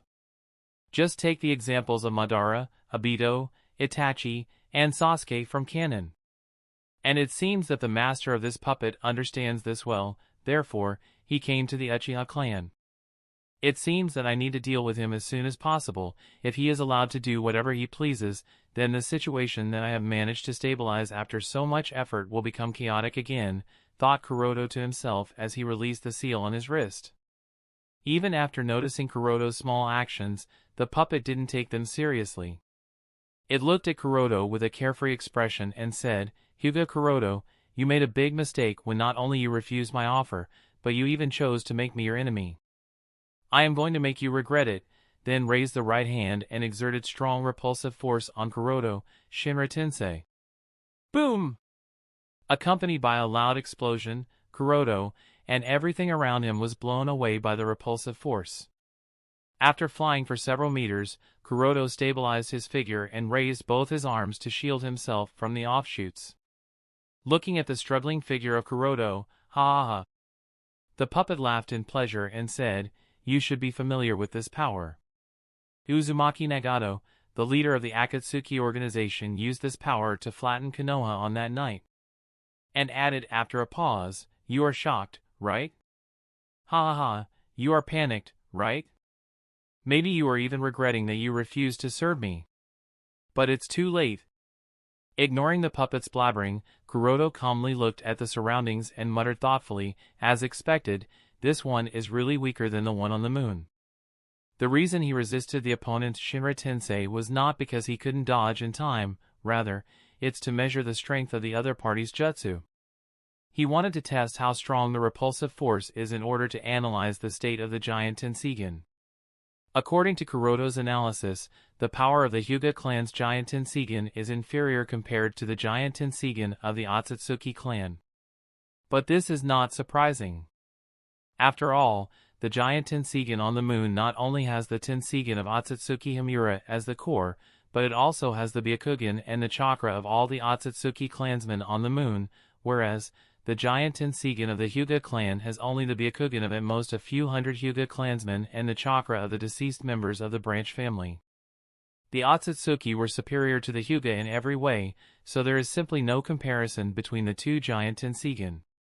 Even if this one is weaker, I still need to take it under my custody, thought Kuroto as he tried to trace the location of the source of chakra through which the puppet was being controlled, but he had to be disappointed, as he couldn't trace a thing. It seems that just like his own pair of Tenseigan and the giant Tenseigan on the moon, finding the source through the puppet is not possible since the chakra is directly transmitted to the body.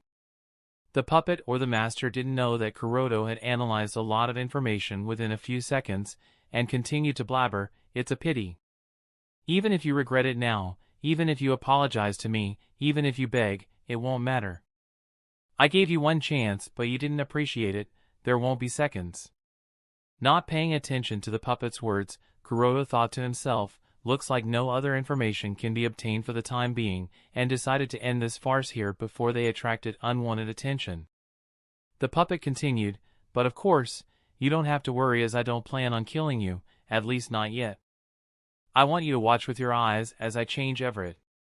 However, before it could finish, it was interrupted as Kuroto's figure disappeared and reappeared in front of it and waved a sword that unknowingly appeared in his hand. "Damn, he is too fast," the puppet was taken aback. It subconsciously raised its arms to protect itself as it leaped backward. However, the defense was of no use. Under the sharp blade of Kuroto's sword, the hands were easily cut off. Having lost both hands, the puppet couldn't maintain its balance as it landed on the ground and fell. The master of the puppet was angered and shouted, "Damn you, Hyuga!" Kuroto was indifferent to what the puppet wanted to say and disappeared from his position. Feeling the surge of air behind him, the puppet's words were once again cut off. The master of the puppet knew that Kuroto has appeared behind the puppet, and he wanted to use Shinra Tensei to send Kuroto flying. Just as he prepared to exert the repulsive force, he suddenly realized that the connection with the lower body has disappeared. Kacha! The upper body was sent flying and collided with a large tree as the torso broke into countless parts. Now only the head was intact and rolled several times before stopping under Kuroto's feet. The head of the puppet saw Kuroto looking coldly at him and roared in shame and anger, "Hyuga, Kuroto, don't think this is over." Kuroto indifferently looked at the head as he slowly crushed it. Although the other party has the support of giant Tenseigan, however, the puppet itself is too weak and simple. No way the likes of these puppets can cause any trouble to someone like Kuroto, who is strong, knowledgeable, and highly experienced. To be honest, Kuroto can easily deal with hundreds of such puppets without needing to use even the Byakugan. Somewhere in the Hyuga clan. "How dare you! How dare you!" Not just once, but twice. Aoki roared in anger as he used the giant Tenseigan to control all the puppets he had hidden around Konoha. Under Aoki's control, hundreds of puppets that were hidden in every corner of Konoha stood up and rushed towards the outskirts of the Uchiha district. Aoki didn't care about exposing the puppets to the people of Konoha. At this moment, he only wanted to kill Kuroto. The arrogance and superior complex he had developed after obtaining the giant Tenseigan had been trampled twice by Kuroto in a short while. He must immediately teach that bastard a lesson. It didn't take long for the puppets to arrive at the outskirts of Uchiha district, and they surrounded Kuroto in a circle as they stretched out their arms and fired some sort of beams at him. Feeling violent chakra fluctuations around him, Kuroto's expression froze. Boom! Boom! Boom! In the middle of the night, countless explosions resounded from the outskirts of the Uchiha districts and attracted the attention of Konoha shinobis. The appearance of so many puppets had already attracted the attention of a lot of Konoha shinobi who were on patrol, and now the burst of explosions caused them to rush towards the site of explosions. Discover EU chapters at novel.co. Since the site of the movement was closest to the Uchiha clan, it was natural that they were the first to notice the movement. As soon as Patriarch Fugaku, who was on his way home, noticed the explosions, he immediately gathered a few members of the Konoha military police force and rushed towards the outskirts of the clan district in order to check the situation. Chapter 792, Swearing Revenge. How could this happen? Muttered a puppet in fear as it looked at the surrounding forest. The woods were filled with countless broken puppets. Undoubtedly, all of them were broken by Kuroto. Even the state of this puppet wasn't very good. After real combat, the master of these puppets finally realized how strong Hyuga Kuroto actually is. His close combat skills are on another level. In the face of Kuroto's fast and fierce attacks, he didn't have time to make proper attacks. Before he could make any attack, the puppet was already destroyed by Kuroto. There was simply no chance to fight back. Although this is surprising, what actually shocked him is that, unlike Fugaku's case, he is not able to draw out Kuroto's chakra by using the Tenseigan. It's a pity that the master of the puppets doesn't know that the method of drawing out others' chakra by using giant Tenseigan doesn't work on the descendants of Hamura who have Byakugan. So, let alone Kuroto, he can't draw out the chakra of anyone from the Hyuga clan, regardless of whether that person is an ordinary member of the branch family or the heir of the Hyuga clan. What's more, Kuroto even has the Tenseigan, all the more reason why the giant Tenseigan wouldn't be able to draw his chakra. Kuroto neither knew the cause of the other party's surprise nor did he have any intention of finding the reason as he raised his Kusanagi no Tsurugi to put an end to defeating the last puppet on the battlefield. Looking at Kuroto's indifferent expression and the cold blade in his hand, the puppet said angrily, "Hyuga Kuroto, just because you are good at combat doesn't mean a thing. You don't even understand what real power is. I am going to teach you." Kuroto chuckled. "You have been speaking the very same sentence for a while now. I have started to wonder whether you are capable of accomplishing anything, or are you just talking? Don't think this is over." These were the puppet's last words as Kuroto made the slash and destroyed the puppet. "What an annoyance," muttered Kuroto as he sheathed his sword and put it inside the seal on his wrist. Whoosh! Whoosh! Discover NW Chapters and N0EL by.com. At this moment, shinobi started to arrive at the site of the battle. They were a dozen in total, consisting of Konoha Chunin, members of the Konoha Military Police Force, and Konoha Umbu. "This is," muttered one of the Konoha Chunin as he saw countless broken puppets and Kuroto standing in the center of this mess. Fugaku was also in the crowd and his expression changed a little as he noticed all the broken puppets. Obviously, he recognized the puppets. They were similar to the ones he had met a while ago. Thinking of the talk he had with the puppet, he couldn't help but think, "I just hope the Uchiha clan doesn't get involved in this mess." At the same time, he was surprised that Kuroto was able to defeat so many of these puppets and wondered either his strength is really outstanding or he knows the puppet's abilities and has a countermeasure against it. Fugaku's doubts were natural, otherwise, it wouldn't have been possible to defeat so many puppets for Kuroto on his own. One of the Umbu approached Kuroto and asked, "Hyuga Kuroto-sama, what happened here?" Kuroto shook his head and answered, "It was an enemy I was chasing. The immediate threat has been resolved. Although this matter is not that serious, I still can't give out the details. I will inform Hokage-sama. I am sorry to have caused such a disturbance this late at night, but you can all return to your posts."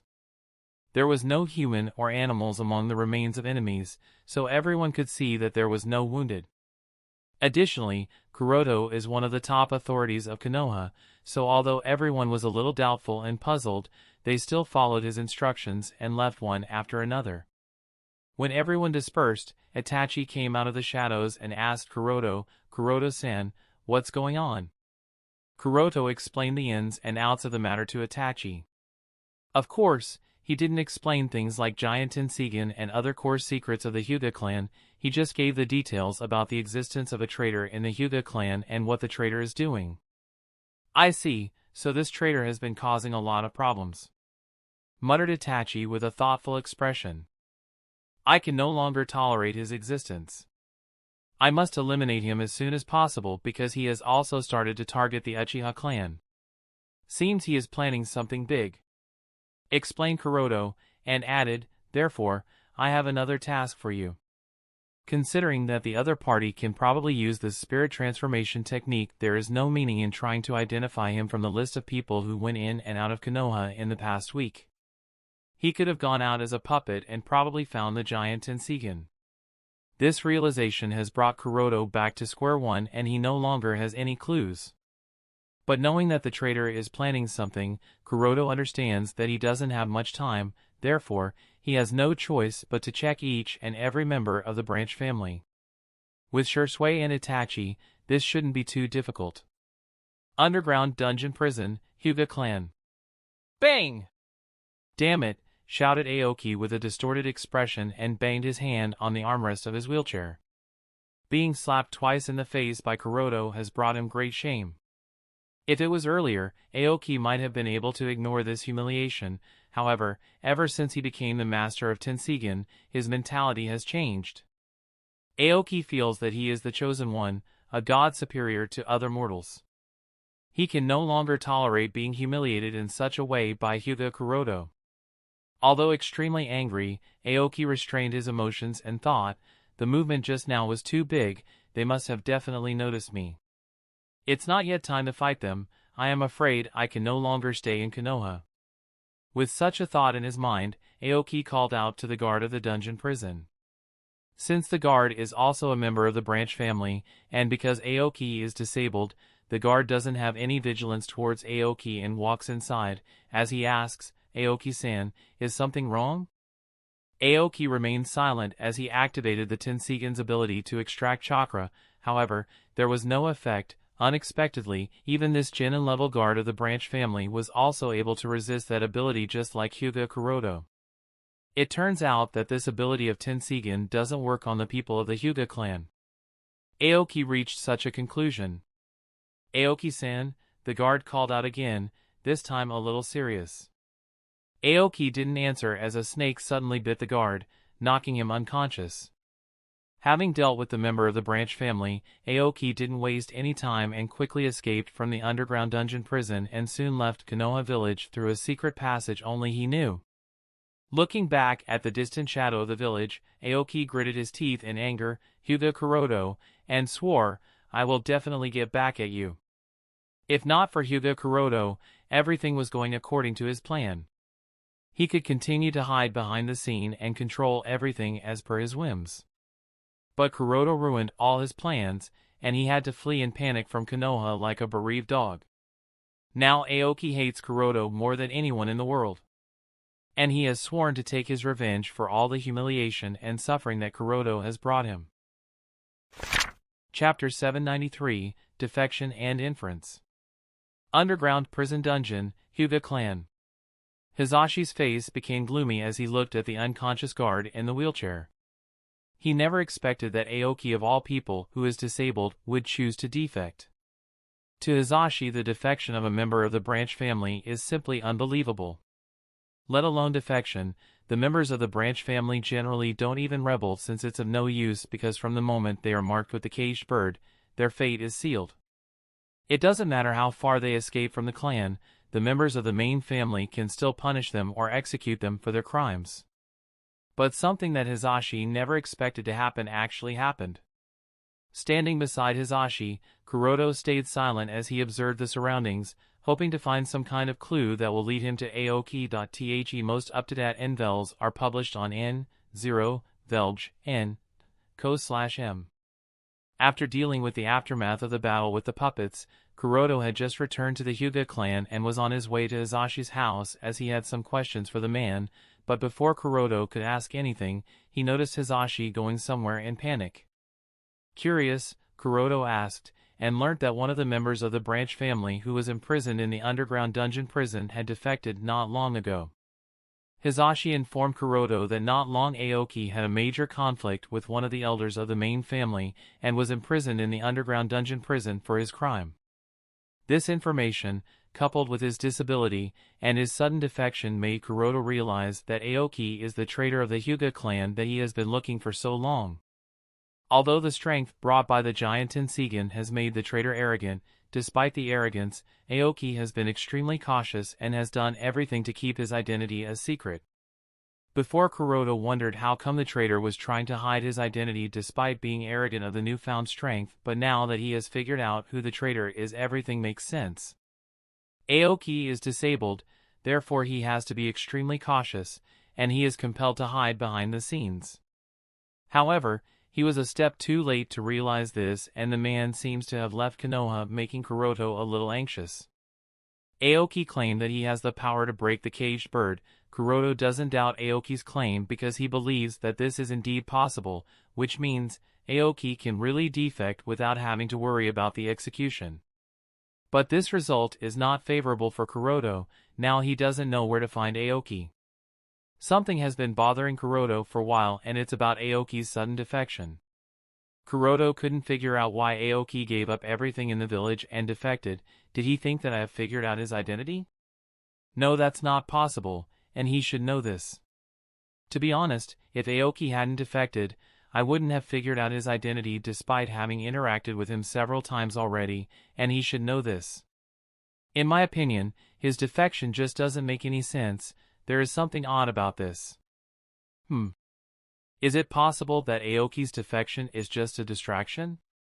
Although Kuroto's intuition told him that Aoki is the traitor, he can't deny the possibility that the traitor is someone else, and Aoki is just a distraction that the real traitor has used in order to interfere with the investigation. After all, Aoki defected all of a sudden and for no reason. It didn't make sense. It is as if he is afraid and running away from a powerful enemy, which made Kuroto a little suspicious. Even if Aoki is disabled, he doesn't have to be afraid. There is no reason to be afraid. So then why? While Kuroto was busy analyzing Aoki's inexplicable behavior, Hizashi said with a sullen expression, "Aoki's defection cannot be hidden from them. I have no choice but to report it to the Patriarch." Kuroto nodded. "Yes, please do. I shall inform Hokage-sama of this matter as well, just in case." Hizashi nodded. "Very well, Kuroto-kun, do what you see fit, but please make sure that you don't offend the elders again.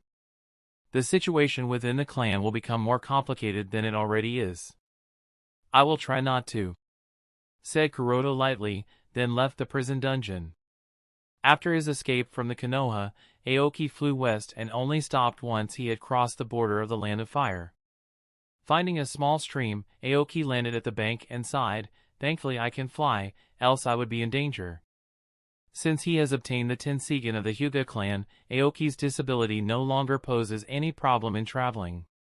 He can lift himself using Shira Tensei and then fly anywhere he wants using the power of Tenseigan.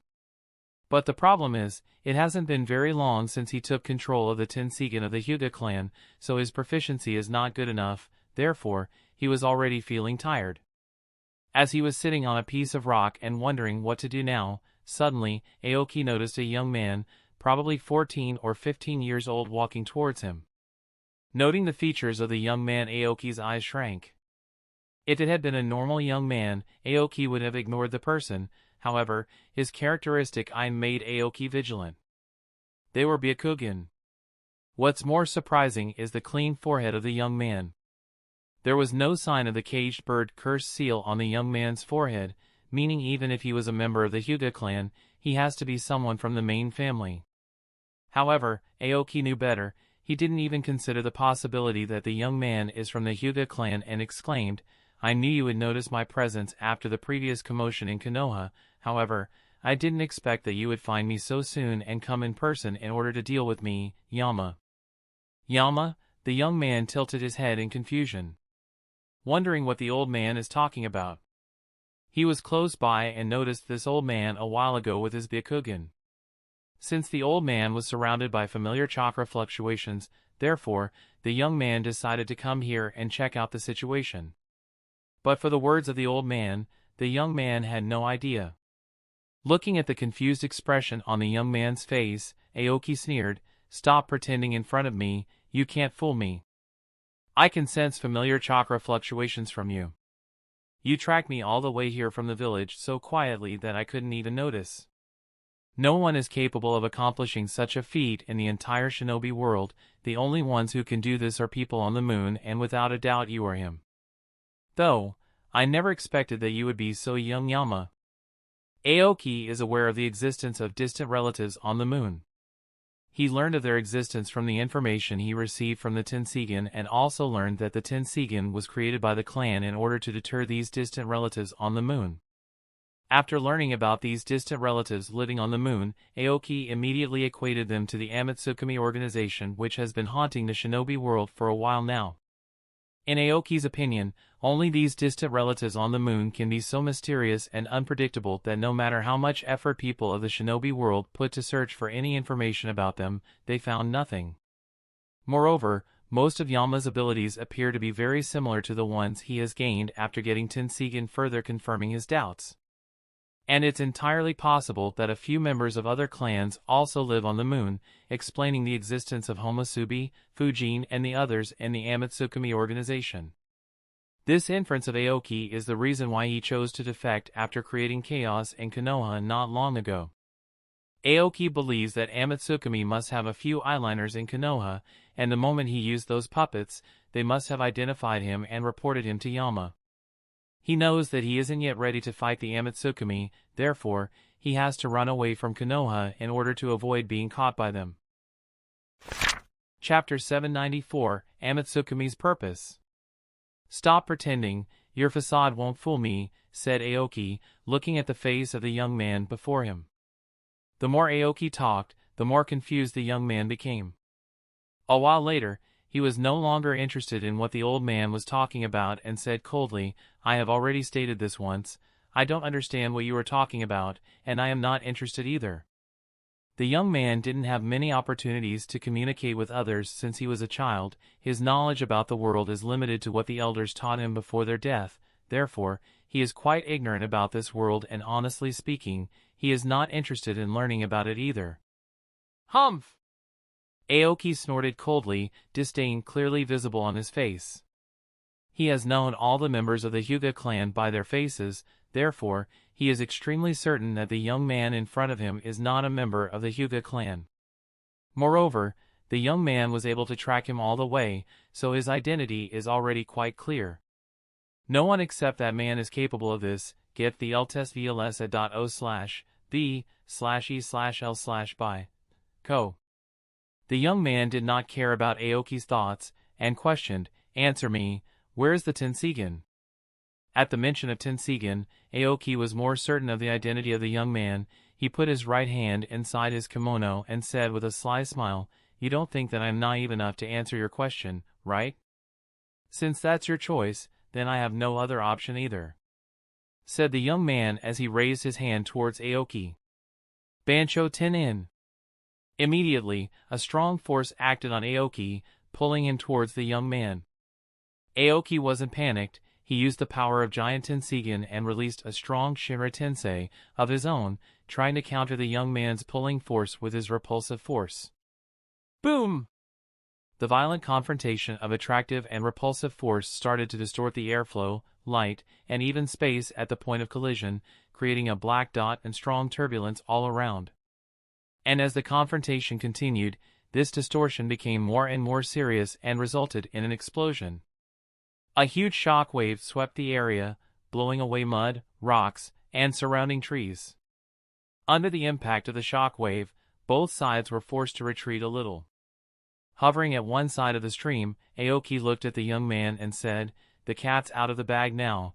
Are you still going to pretend to be an ignorant person in front of me, Yama?" Based on his knowledge, except for him and Nagato, only Yama is capable of controlling attraction and repulsion force. And now that the young man has used Shinra Tensei, it can only mean that he is Yama.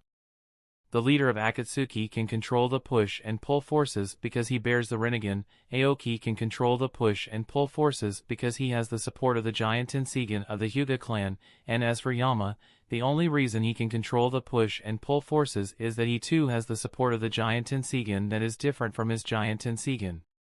If it was just suspicion before, now Aoki is confident that he has figured it out. He has pioneered one of the biggest mysteries of the shinobi world. The young man on the other side didn't know about Aoki's thoughts, and said, "I don't know what you are talking about. The only reason I have come to shinobi world this time is to retrieve the Tenseigan. People of shinobi world are unworthy of using that treasure. This is my final warning. Surrender it at once, otherwise, you will bear the wrath of the Akatsuki clan." Humph, as if I am afraid of the Akatsuki clan. Aoki said coldly, and added, "The shinobi world didn't belong to your folks in the past, it doesn't belong to you now, and it won't belong to you in the future either. I will make sure of it." The young man shook his head. "I have no desire of becoming the master of this failed world. My purpose is to complete Himura's decree. I wish to cleanse this accursed world. I will reshape this war-ridden world into a peaceful world, a better world." Aoki was stunned. "Reshape it?" The young man explained, "This is the last decree of our ancestor. The shinobi world established by the Sage of Six Path is a failure. Our ancestors wish to cleanse this world and wipe out all the shinobis to stop war and death. Himura's last decree must be completed at all costs. I will personally see this through." Aoki was startled upon realizing the meaning behind the young man's words. You want to destroy the entire planet?" The young man nodded lightly, "Yes. The shinobi world will have to be destroyed for the cleansing. After the destruction, I will use the power of Tenseigan to recreate the world, repopulate it, and make sure that the failure of the Sage of Six Path is not repeated. In that better world, there would be no senseless wars. People will not suffer as they do now." Aoki looked at the young man with widened eyes, and muttered in horror, "It turns out that this is the ultimate goal of the Amitsukami organization. One of the biggest mysteries of this world is the goal of Amitsukami. Leaders of all nations have always wondered about the purpose of Amitsukami. All the members of the organization have such unfathomable strength, they couldn't have come together without a common purpose. But no matter how much they tried to figure out the raison d'etre behind Amitsukami's existence, there are countless speculations, but nobody has been able to grasp any solid information in that regard. Even if everyone knows that Amitsukami must also have some hidden goal, since Amitsukami has helped them out so much, they don't try to stress about it too much. Compared to Akatsuki organization, Amitsukami seems to have some bottom lines and they are easy to cooperate with. Honestly speaking, Aoki doesn't hate Amitsukami. These people have protected the shinobi world from the threat of Akatsuki again and again. The only reason he stands opposed to them at this point is the conflict between the Otsutsuki clan on the moon and the Hyuga clan. Knowing that the leader of Amitsukami is from the Otsutsuki clan, cooperation between him and Amitsukami is unlikely and Amitsukami will become an obstacle in his path. However, after hearing the young man's words, Aoki realized that he was mistaken. No, not just him, but the entire shinobi world has been mistaken about Amitsukami. Amitsukami has made a fool of the entire shinobi world. Their goal is even more absurd compared to the Akatsuki organizations. Aoki thought with a horrified expression, it seems the real enemy of the shinobi world is not Akatsuki, but Amitsukami. Noting the horrified expression on Aoki's face, the young man shook his head in disappointment. It makes sense that someone like you cannot understand Himura's decree. Just surrender the Tenseigan, and I will allow you to walk alive out of here. Aoki said, Yama, you may be the strongest, but looking down on me will be your biggest mistake, then took out a scroll from his kimono and immediately unfolded it.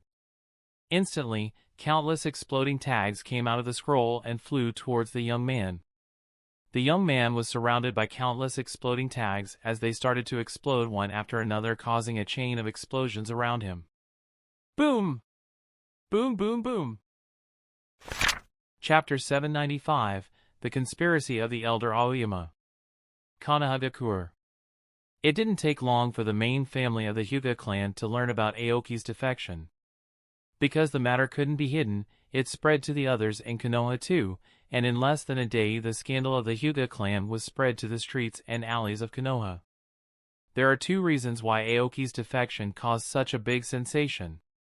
For one, it is related to one of the major clans in Konoha, and second, it is related to the Hyuga clan specifically, where there has never been a defection since the establishment of Konoha village. Therefore, everyone who learned about this was extremely surprised and curious. People were talking and gossiping about it all over the village, wondering how come someone from the Hyuga clan defected. Patriarch's Mansion, Hyuga District. Aoki's defection is a disgrace to the entire Hyuga clan. He cannot be allowed to roam freely, said Elder Aoyama, anger clearly apparent from his expression. There is no need to send someone after him, just use Caged Bird to execute him, suggested Elder Fukiage. At this time, Elder Sada said, but it's really surprising. Aoki is disabled, he shouldn't have the ability to defect, so how did he manage? Elder Aoyama said in an annoyed tone, is it not obvious? It must have been the traitor that has been lurking within our clan for a while, he must have helped Aoki. Hizashi had a thoughtful expression at the mention of the traitor. The presence of the traitor has plagued him for a few years now. He has tried many methods to find him, however, the traitor is well hidden, and no matter how he searches, he has not been able to find the traitor. Elder Sada sighed, if it is the work of a traitor, then he must have helped Aoki, not to help him, but to embarrass the Hyuga clan in front of the entire village. Elder Fukiage asked, but who could be so daring in the branch family? Humph! Elder Aoyama snorted coldly, and said, is that even a question? That brat Kuroto is rebellious enough to oppose our authority, I wouldn't be surprised if he is the traitor. Elder Sada nodded with a thoughtful expression, yes, if it's him, it is possible. Because of him, a few other members of the branch family have also started to express dissatisfaction towards the main family. Elder Fukiage nodded, in that case, aside from executing Aoki, we have to deal with Hyuga Kuroto too. If he is allowed to do whatever he pleases, more and more cases like Aoki will start to appear within the clan. Having reached this conclusion, the elders looked at Hizashi, who had been silent the entire time. Facing the eyes of all the elders, Hizashi shook his head. If something happens to Kuroto-kun, there will be irreparable consequences from both outside and inside the clan. Uchiha's momentum is increasing day by day. In such a scenario, if we start infighting, the entire clan will disappear. Hayashi's worries are not unreasonable, and the elders had to accept his words. However, there was one elder who sneered upon hearing Hayashi's worries. Hyuga Kuroto's confidence comes from the support of Hokage. As long as Hokage continues to support him, it will be really difficult for us to deal with him. However, what would happen if he loses Hokage's support? Elder Aoyama continued, I have a plan. If we implement my plan, not only will we be able to keep the position of the principal of the academy in our hands, but we will also be able to deal with Kuroto. Once we make an example out of Kuroto, the members of the branch family will no longer make any trouble. Hizashi asked doubtfully, what plan? Kuroto's indifference towards the main family has also aroused Hayashi's vigilance, so if there is really a moderate way to solve this problem, he won't object to it. Seeing that even Hizashi was a bit interested in the plan, he was excited, and spoke, there is a shinobi named Mizuki in the Konoha Ninja Academy who has contacted me recently, and he has a way to solve this problem. Elder Fukiichi questioned, what can that guy do? Elder Aoyama explained, it appears that Kuroto is Orochimaru's eyeliner in Konoha, and Mizuki is willing to come forward to testify. What? Hizashi was taken aback and asked with a frown, Kuroto-kun is Orochimaru's spy? Such an accusation will require evidence. Does Mizuki have any evidence? Elder Aoyama said with a smirk, there is no need for evidence. He was Orochimaru's disciple, there is no way he is not connected to that traitor. And even if he denies the accusation, even if he is proven innocent after the investigation, trust in him will be lost. Once that happens, he wouldn't be able to keep the position of principal of Konoha Ninja Academy. Although that is indeed the case, however, said Elder Fukiichi, then asked with a puzzled expression, why is Mizuki willing to take such a big risk? What's in it for him? Elder Aoyama said with a smirk, ambitions beyond his capabilities. And explained, Mizuki is an ambitious person, however, he is weak, moreover, he made a fool of himself in the assessment not long ago, so any hope of him becoming Jonin in the future disappeared, and his situation has gotten so bad that now he can't even keep his position in the Konoha Ninja Academy. So he wants the Hyuga clan to help him get promoted to the rank of Jonin. Hizashi said, if your plan succeeds, Kuroto-kun will lose the position of principal of Ninja Academy. This price is too high. Moreover, backing someone who abandoned those children. I don't feel very good about this. Other elders agreed with Hizashi to some extent. Moreover, Kuroto still maintains the prestige of the Hyuga clan in the village. If he becomes part of this scandal, not only will he lose his position and reputation, but the reputation of the clan will fall too. Elder Aoyama knew about Hayashi's worries, and said, I have considered this issue. But think about it, we are exposing a traitor to village and clan. Although people are going to talk about it, they will talk about us in good light. We went as far as to deal with a member of our clan for the safety of our village. As for the position of Konoha Ninja Academy, we can just negotiate with Hokage to give that position to someone else from our clan. I personally believe that Hokage won't object. For one, he wouldn't want to offend the main family just because of a member of the branch. Moreover, he too wants to keep Uchiha within limits, and we are the best option for that. This way both sides will be in benefit and we will have dealt with Kuroto without any issues. Hizashi narrowed his eyes. Although the plan isn't that bad, he still has a bad feeling about this. Principal's Office, Konoha Ninja Academy. Kuroto-san, you were right. On that night, someone indeed contacted Oda-san. According to him, the other party had some strange methods. Said Itachi. I see. Said Kuroto, and instructed, keep a close watch around Uchiha clan. Although the possibility is very low, he may try to contact someone from the Uchiha clan again. Itachi nodded, "I understand," then disappeared. After Itachi left, Kuroto got up and stood by the window with a thoughtful expression. Based on Itachi's report, Kuroto can confirm that Aoki controlled a puppet to meet Uchiha Fugaku and encouraged him to start a coup d'état. He did not reveal anything about his identity or anything related to the giant Tenseigan of the Hyuga clan. It's safe to say that except for him and Aoki, no one is aware of the existence of the giant Tenseigan. Now the question is, where can he go? No matter how much he thought about it, Kuroto couldn't guess. He doesn't know Aoki enough to figure this out. Although based on several interactions with Aoki, Kuroto has figured out that Aoki seems to have a deep hatred towards the main family of the clan, so he will definitely come back for revenge sooner or later. But even if that's the case, Kuroto can't continue to passively wait for that day, so after thinking about it, he decided to put some shinobi to work. With such a thought in his mind, Kuroto sent instructions to Yagura. Chapter 796, Testing the Limits of In Seal. Following Kuroto's instructions, Yagura and Pakura dispatched hundreds of Kirigakure and Sunagakure shinobi to investigate Aoki's whereabouts under the pretense of searching for Danzo's whereabouts. Kuroto believes that sooner or later he will receive some information in regard to Aoki, saving him a lot of trouble. With that out of the way, Kuroto decided to put his attention on the In Seal. The improvements and verification steps were almost completed a few days ago, now only the final implementation step is left. Kuroto has to be very cautious with this since he is going to be using his body for this.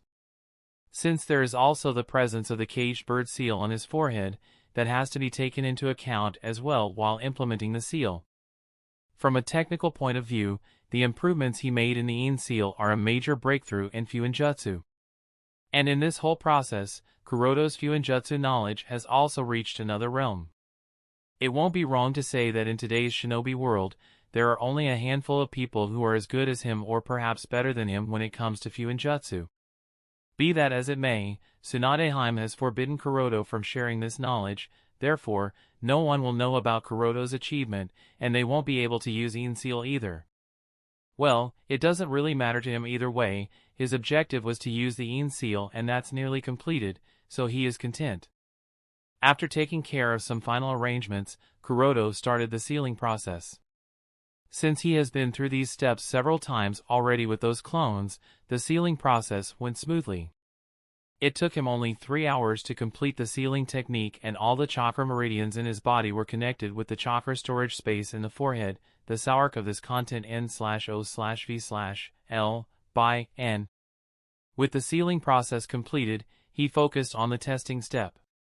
Because he was very careful and delicate during the entire sealing process, there was no conflict between the In Seal and the caged bird cursed seal.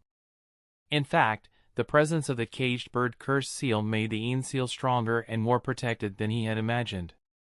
He breathed a sigh of relief only after he had tested out the seal and started to note the observations. Well, I suppose it's time to note my observations. In Seal is undoubtedly an incredible Fuinjutsu, however, it cannot store chakra indefinitely. Like every other jutsu, it has its limitations, and that is the extent of chakra a shinobi can store in the In Seal. Once the sealing space in the brain is filled, no matter how much chakra is extracted from the body and directed towards the sealing space, it will be useless. And Kuroto wants to figure out this limitation. With this purpose in his mind, Kuroto molded chakra in his body using the spiritual energy and physical energy of his mind and body. The molded chakra was transferred to the In Seal space via the chakra meridians in the body. This process continued for a while until Kuroto started to feel weary. Feeling exhaustion taking over, he couldn't help but mutter, "It's quite exhausting."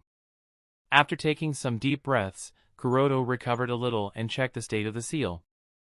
He was surprised to find that only 10% of chakra was lost in the entire process from molding chakra to transferring it into the In Seal sealing space. "It seems there is 90% efficiency," muttered Kuroto and noted this observation in his logbook. Currently, the In Seal space is empty, so the loss is obviously very low. As more and more chakra will be sealed in the sealing space, the efficiency will be reduced and loss will gradually increase. This is unavoidable, and Kuroto has taken this factor into account. In fact, 90% efficiency is already very good. Kuroto didn't expect such high efficiency. After estimating the efficiency and loss ratio, he once again sensed the ceiling space. This time he wanted to determine the size of his In Seal ceiling space. Based on Kuroto's observations, the ceiling space is nearly empty despite the chakra he stored inside it not long ago. This means the size of the ceiling space is quite large. As far as Kuroto can guess, the chakra he transferred a while back has filled less than 0.1% capacity of the ceiling space. That means if he wants to fill the entire ceiling space, it will require him to transfer more than 200 to 300% chakra than he did a while back. Transferring so much chakra into the ceiling space will take at least a few years, and that too when he continuously transfers chakra into the ceiling space. This calculation is based on the increase in loss as the capacity of the ceiling space will be filled. After all, over time, the efficiency will decrease. Therefore, it will take more time to fill the entire ceiling space. As Kuroto was writing everything in his logbook, he suddenly realized that the In Seal and Hashimoto Tanku are quite compatible with each other. Using In Seal, Kuroto can put himself in a state of extreme fatigue, and in that state, if he carries out Hashimoto Tanku training, he will be able to push himself faster and break his limits in less time. So using In Seal will not only allow him to constantly store chakra in the In Seal ceiling space, but it will also increase the efficiency of Hashimoto Tanku. As for the worry of injuring himself due to wear and tear, for ordinary people, this may be a big problem that is very difficult to avoid. For Kuroto, this is not a big deal. Because of his current strength and recovery speed, as long as Kuroto doesn't push himself too hard, he will continue to recover and not suffer from irreversible damage. Well, I guess this helps a lot, he muttered as he put down the notebook and left his house. He was going to his private training field. He wanted to test how the chakra stored in the ceiling space of In Seal will be released. For the next few days, Kuroto continued to test the limits of In Seal. The results he got from his tests satisfied him greatly. Kuroto is quite sure that the performance of the In Seal that he has designed for males won't be worse compared to the In Seal that Tsunade him gave him. Chapter 797, Sudden Conference. Kuroto's house, Kanahagakure. Sitting on the ground, Kuroto slowly opened his eyes and glanced at the morning light entering his room through the gaps in the curtain. Realizing that he was busy transferring chakra into the In Seal ceiling space the entire night and didn't even realize that the entire night passed, he couldn't help but smile helplessly and started to note all the observations. Only after he was done with that did he take a deep breath and got up. At this time, Kuroto is in good mood. The reason is that the efficiency of storing chakra in the In Seal ceiling space has increased to 95% from the previous 90%. But this is not the best part. The best part is that there is still room for improvement. As long as Kuroto gains better complete control over his body and further improves his chakra control, this efficiency can be increased up to 100%. Of course, 100% is still only ideal as it would require complete control over one's own body and one's chakra, which is nearly impossible unless Kuroto can keep the gate of death open without dying. Even if 100% is an ideal state, Kuroto is still very happy knowing that the efficiency can continue to increase. While Kuroto was busy thinking of various factors that would help him further increase efficiency, he suddenly sensed something and looked in the direction of the balcony of his room. Whoosh! At this moment, an umbu appeared on the balcony of his house and informed him, Hyuga Kuroto-sama, in half an hour from now, Hokage-sama will hold a council meeting. Please be on time to attend it. I understand, nodded Kuroto and thanked the umbu. Thanks for coming all the way. I am doing just my job. The umbu was taken aback by Kuroto's thanks, got flustered, and retreated in a hurry. Now, if you'll excuse me, I have to inform other members of the council as well. After the umbu was gone, Kuroto looked in the direction of the Hokage building, wondering why Sandaime-sama decided to hold a council meeting all of a sudden. He couldn't think of any solid reason, so he shrugged his shoulders and didn't care about it. Kuroto has been busy with the In Seal for the past few days, so he didn't pay much attention to the village. Although he was a little surprised by the sudden meeting, there wasn't any emergency information sent to him by Shisui or Itachi or Pakura or Yagura, so he didn't think that he had to pay much attention to this meeting. With this thought in his mind, Kuroto picked up his forehead protector and stood in front of the mirror. This may be a pure coincidence, but the diamond imprint of the In seal lies at the exact center of the caged bird imprint, as if these two imprints were trying to symbolize something together. Shaking his head with a smile, Kuroto stroked the lavender-colored mark for a while, then tied the forehead protector. With that done, Kuroto left his house and went towards the Hokage building. Conference room, Hokage building. As the high-level authority of Konoha gathered, the council meeting finally commenced. Just like Kuroto, others were also clueless about the purpose of the meeting. Everyone, including Jiraiya and Tsunade subconsciously looked in the direction of Hokage-sama, waiting for the old man to speak. In the face of everyone's confused gaze, didn't speak much, just coughed lightly, cough. At this moment, two people walked into the conference room. Recognizing the identities of the two people, everyone showed different kinds of expressions. Some were confused, some were curious, and some were doubtful. Kuroto in particular frowned because the two people were none other than Elder Aoyama from the Hyuga clan, and Mizuki, who used to be an instructor at the Ninja Academy until a few days ago. Seeing these two people appear at this conference, Kuroto immediately understood the purpose of this meeting and looked in the direction of the Hyuga patriarch sitting opposite Kuroto. But Hizashi had lowered his gaze, avoiding Kuroto's gaze. "Since that's your decision, then don't blame me for being rude," muttered Kuroto as his lips arched in a smirk and his expression became nonchalant. Others were not aware of what was going on, and asked Hiruzen, "Hokage-sama, what's going on?" One of the elders of the main family of the Hyuga clan and a former instructor from the Ninja Academy together? No matter how you think about it, this is a strange combination, more so when they are coming to the council meeting. Let alone Mizuki, even the elder of the main family of the Hyuga clan is not allowed to attend this meeting, so what are they doing here? Before Hiruzen could explain anything, Elder Aoyama spoke, "Allow me to clear everyone's confusion. This meeting was held by Hokage-sama at the request of the Hyuga clan. As for the reason for holding this meeting, well, the thing is, for quite a while, we have had a suspicion about something that may endanger the safety of the village. Recently our suspicion was confirmed, as such this meeting became necessary in order to ensure the safety of Konoha." The words of Elder Aoyama were akin to stones thrown in still water. Immediately there were visible ripples in the conference room. Endanger the safety of village? What did the Hyuga clan discover? If I remember correctly, long ago someone in the Hyuga clan defected. Is it related to that person?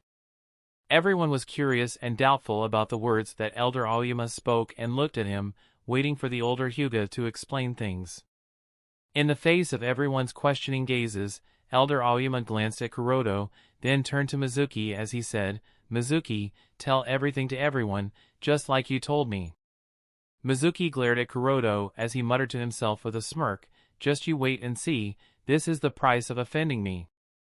After Kuroto signed Mizuki's order, Mizuki once begged him to let him continue to stay in the Ninja Academy. He believed that it was Kuroto's fault that he embarrassed himself in front of everyone, so Kuroto would help him. However, Kuroto didn't pay much attention to Mizuki's plea. Up TED chapters and Velben.com.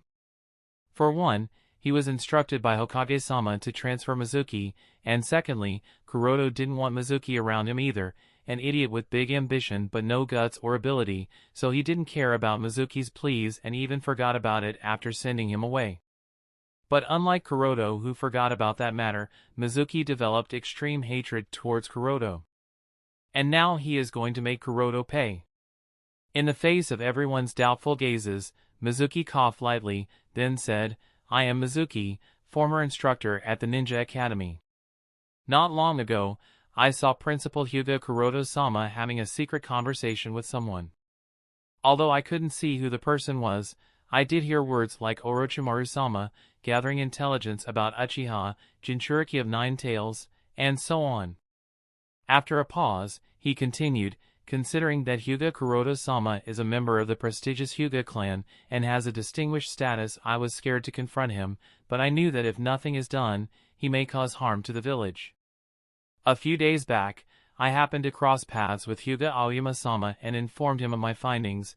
I believe that only someone of higher authority could confirm the authenticity of this information and punish the traitor. Elder Aoyama took over Mizuki's words, and spoke. Although Hyuga Kuroto is a member of the Hyuga clan, however, a traitor is a traitor and we won't shelter a traitor. Of course, I personally believe that he is innocent, but the fact that he had connections with Orochimaru in the past cannot be denied, so my personal belief is not enough to prove his innocence. Therefore, I hereby request Hokage-sama to conduct an investigation. Chapter 798, Hyuga Kuroto is a traitor? I hereby request Hokage-sama to conduct an investigation, said Elder Aoyama, bowing to Hiruzen. After hearing Elder Aoyama's words, the atmosphere in the conference room became extremely delicate. Everyone present in the conference hall turned their heads and looked at Kuroto, who was accused of being a traitor by Mizuki. This is interesting, at least, coming here so early in the morning wouldn't be a waste, thought Tsunade with a chuckle. None of the people present at the conference expected that this meeting be organized by the Hyuga clan to question a member of their branch family. Realizing the absurdity of the situation, everyone couldn't help but remember the rumors circulating in the village a few days back.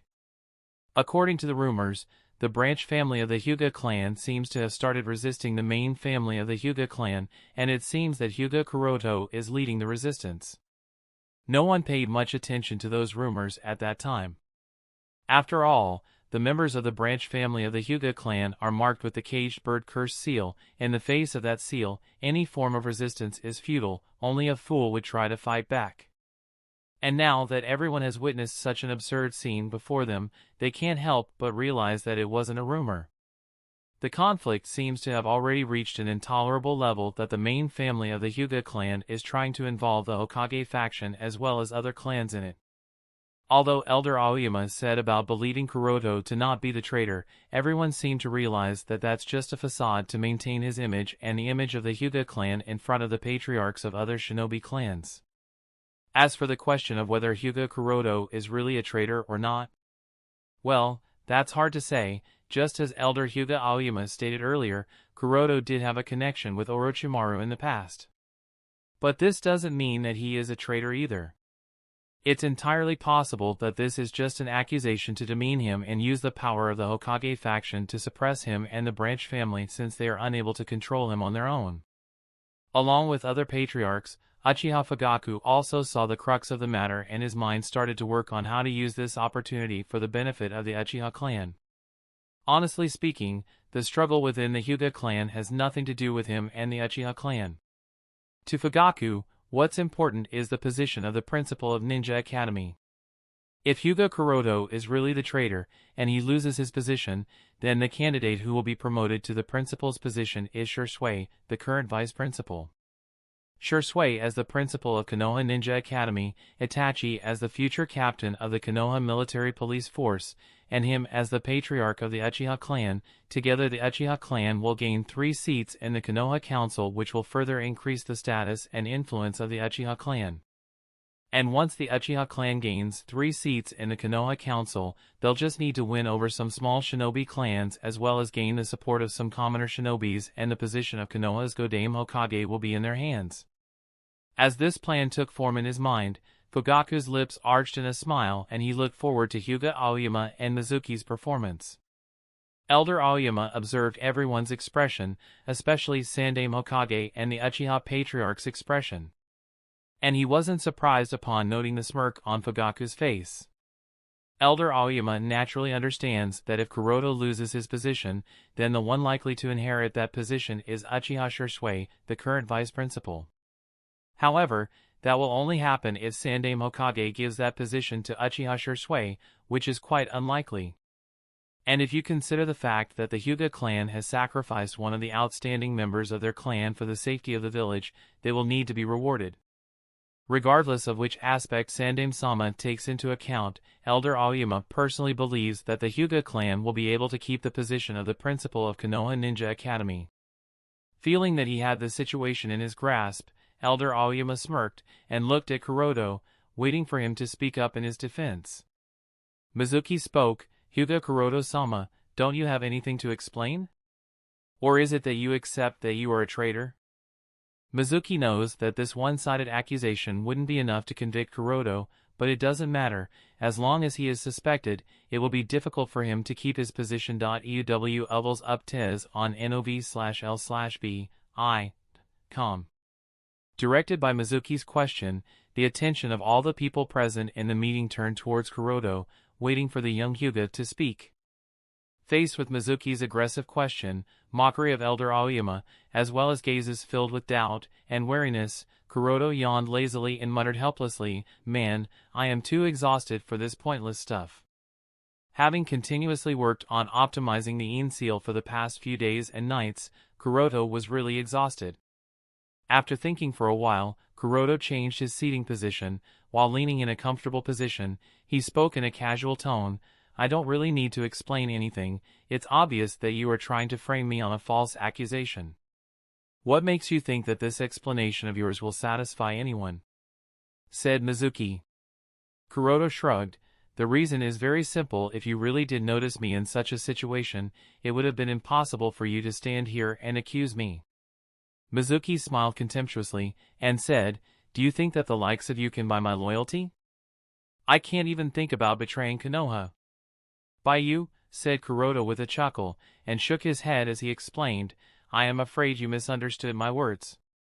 When I said, it would have been impossible for you to be standing here and accusing me, I didn't mean that I would buy your loyalty. Instead, I mean that if you saw or overheard me with that man, you would be dead.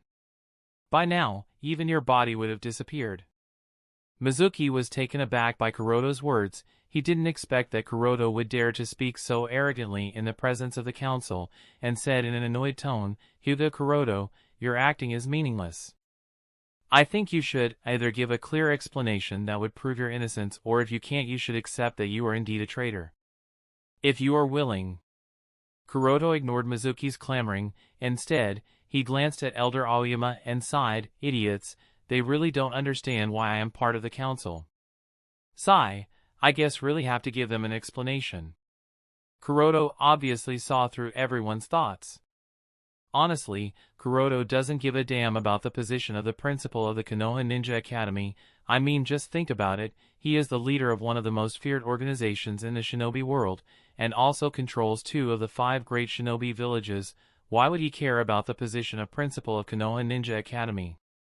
But even if that's the case, as long as Kuroto doesn't want to give up that position, no one in the entire shinobi world can remove him from this position. Not Mizuki, not Uchiha Patriarch, not Konoha's Hokage, not Rokudo Sannin, and definitely not Hyuga Aoyama or Mizuki. With this in his mind, Kuroto interrupted Mizuki as he lightly spoke to no one in particular. "I want to hear the truth." Even though his words weren't directed towards anyone in particular, a person stood up and spoke. "Very well, Kuroto-san." This was none other than the strongest shinobi on the side of the 5 great shinobi villages. That's right. As soon as Kuroto's words fell, Shisui stood up from his seat as his pupils changed into 3 Tomo Sharingan and soon turned into the Mangekyo Sharingan. The moment Shisui stood up and activated his Mangekyo Sharingan, the atmosphere of the conference hall changed. Looking at the pair of eyes, everyone took a deep breath. Mangekyo Sharingan. No one expected Uchiha Shisui to directly activate Mangekyo Sharingan because of Kuroto's casual words. Shisui ignored everyone's shock and walked towards Mizuki. Seeing Uchiha Shisui approaching him with his Mangekyo Sharingan activated, all the arrogance on Mizuki's face disappeared, and his body started to shiver as he tried to retreat backward. "No, don't. Why are you?" Chapter 799, The Strongest Uchiha Acts. "No, don't. Why are you?" The fact that Uchiha Shisui would take action was out of Mizuki's expectations. According to his prediction, after having accused Hyuga Kuroto of being a traitor, at most, he will be inquired by the village in regards to the details of what he heard. For the inquiries, he already had a solid story ready with him, and since Hyuga Aoyama had promised to help him, with the support of the Hyuga clan, he would have been able to avoid anything too troublesome and get promoted to the rank of a jonin. After becoming a jonin, and with his reputation restored, Mizuki planned to continue to work at the Ninja Academy. By then, Kuroto would have lost his position as the principal of Konoha Ninja Academy, and he would be under the protection of the Hyuga clan, so even if Kuroto wanted revenge, he wouldn't be able to do anything. This was all well thought out, and he believed that his plan would be successful, but it never occurred to him that Uchiha Shisui would interfere, and now everything has become a mess. Uchiha Shisui will be the most benefited if Kuroto loses the position of the principal of Konoha Ninja Academy, because the person who is most likely to inherit that position is none other than him, yet he chose to support Kuroto, and that too in such a reckless manner. Don't come here! Mizuki panicked and screamed as he tried to hide behind Elder Aoyama. Facing Uchiha Shisui, all the courage and arrogance in Mizuki's heart blew away. He really didn't dare to face someone like Uchiha Shisui, that too in the situation when Shisui is ready to use his Mangekyo Sharingan.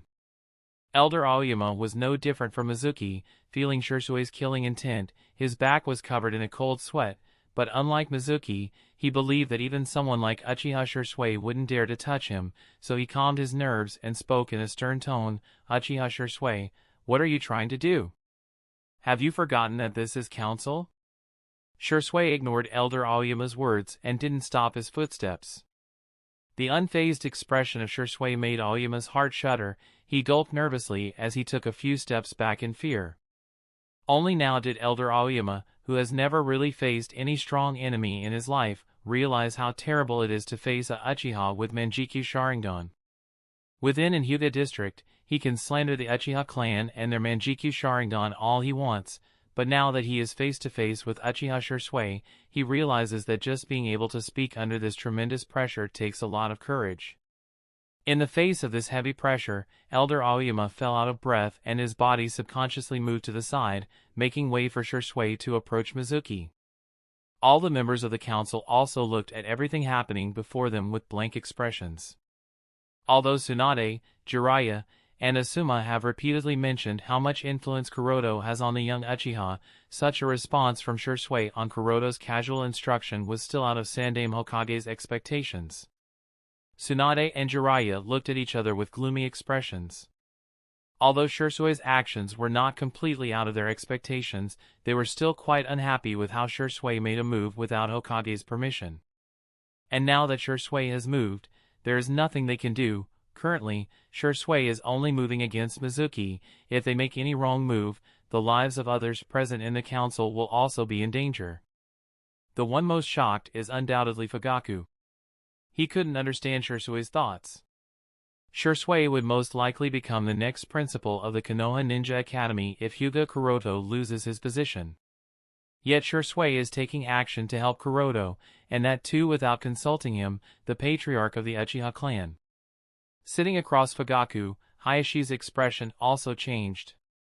Hayashi had considered a lot of emergency scenarios that may arise. Even the chances of Kuroto taking action against Mizuki or Elder Aoyama were also taken into account. However, the possibility of Shisui taking action was not something he thought of. More than shock, Hayashi is confused. This is really absurd. Why would the Mangekyo bearer of the Uchiha clan decide to act upon Kuroto's casual instruction? The patriarchs of Ino Shikacho also felt absurd. They even noticed the desperate expression on the face of Hayashi, but none of them dared to make a sound upon noting the killing intent on Shisui's body. Everyone realized that this was no bluff. Uchiha Shisui was really serious. There is no telling how Shisui will react if someone interferes with his actions.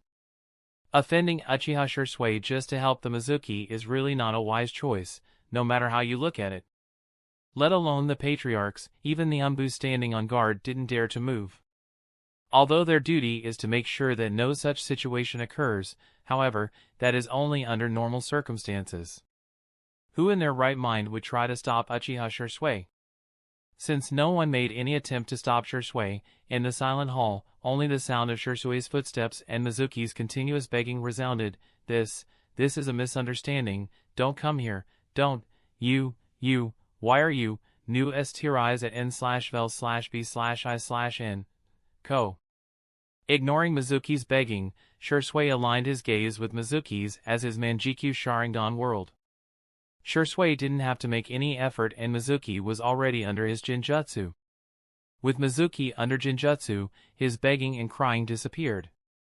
Kuroto looked in the direction of Elder Aoyama and questioned with a scornful smirk, "Answer me, why are you trying to frame me?" Mizuki answered with a blank expression, "In order to get my revenge. Because of you, my reputation was ruined and I lost my job at the Konoha Ninja Academy, so I wanted to do the same to you." "Oh," muttered Kuroto as if surprised, and asked, "And how is Hyuga Aoyama involved in this?" Mizuki answered, "When I was frustrated and resentful towards you, Hyuga Aoyama approached me and convinced me to frame you." Mizuki then explained the entire process of how he got in contact with Elder Hyuga Aoyama and how the two of them made the plan of framing Kuroto. Seeing that Mizuki was confessing everything, Elder Aoyama's face turned livid and he shouted hysterically, He is talking nonsense. This is all a lie. I had no part in whatever his plan was. This had nothing to do with me, I was just trying to protect the village from a traitor." Hizashi lowered his head in shame. Kuroto ignored Elder Aoyama's yelling and asked another question from Mizuki, "Why did you think of using Orochimaru to frame me?" There was no hesitation in Mizuki's tone of voice as he answered, "Orochimaru-sama once mentioned to me that you are a troublesome guy. I have to be especially careful when dealing with you. I wanted to ask Orochimaru-sama for help, however, I couldn't get in touch with him this time because of some reason, so I just decided to use Orochimaru-sama's name. You were his former disciple, so using his name made more sense." Hearing Mizuki's confession, the expression of everyone in the conference once again changed. Based on what he said, it is not difficult to determine that Mizuki often contacts Orochimaru. It turns out that the person who was accusing Kuroto of being a traitor is actually the traitor himself. This confession of Mizuki shocked even the Hyuga elder. Aoyama looked at Mizuki in disbelief as he questioned, You are Orochimaru's eyeliner in Konoha?" Chapter 800, Punishing the Traitor. You are Orochimaru's eyeliner in Konoha?" asked Elder Aoyama. Mizuki nodded with a dull expression, "Yes, Orochimaru-sama instructed me to keep a close eye on Hyuga Kuroto." Listening to Mizuki's confession, the expression of the members of the council became gloomy. Especially Elder Aoyama, he couldn't believe what he just heard. As Mizuki continued to tell all the details about his contact with Orochimaru, the expression of Elder Aoyama became more and more aghast. Other than fear, Elder Aoyama also felt deeply ashamed. He believed that he was in control of the entire situation. He thought that he was taking advantage of Mizuki's ambition and directing the situation as he desired. However, it turns out that it's the exact opposite. The one taking advantage was Mizuki and he was being used by the man who he thought is a foolish man. And since Mizuki confessed everything, the situation has completely changed. Things are completely out of control. Let alone him, even the Hyuga clan cannot do anything in this matter. Until a while ago, this conference was the result of internal conflict among the Hyuga clansmen. However, the sudden changes and development of the matter have exceeded everyone's expectations. This matter is really related to Orochimaru. The only difference is that the one who was accused of being the traitor is actually the victim here, while the one who was accused turns out to be the actual traitor. Although Orochimaru is no longer such a big threat to the village in comparison to the Akatsuki organization, he is still a traitor who knows too many secrets about Konoha. Orochimaru was also responsible for the kidnapping of Uzumaki Naruto and the young lady of the Hyuga clan. Getting involved with Orochimaru and sending him any kind of information is undoubtedly a betrayal to the village. Not to mention, Mizuki didn't just send information about the secrets of the village to Orochimaru, he even falsely accused a member of the council. If both crimes are counted, anything less than the death penalty won't suffice. As someone who worked together with Mizuki, he too cannot escape the responsibility. Knowing this, Elder Aoyama's back turned cold. Seeing Elder Aoyama's fearful expression, Kuroto muttered, "So it turns out that you are a traitor, huh?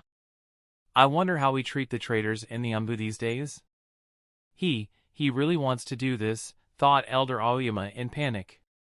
Shisui said tacitly, "I am not sure what is the tradition these days, back when we were in the Umbu at that time." Kuroto smirked, and said, since we don't know the current rules, let's just go along with the rules of our time. You know what to do. Very well. Nodded Shisui as he looked at Mizuki for a moment, then calmly turned around and returned to his seat.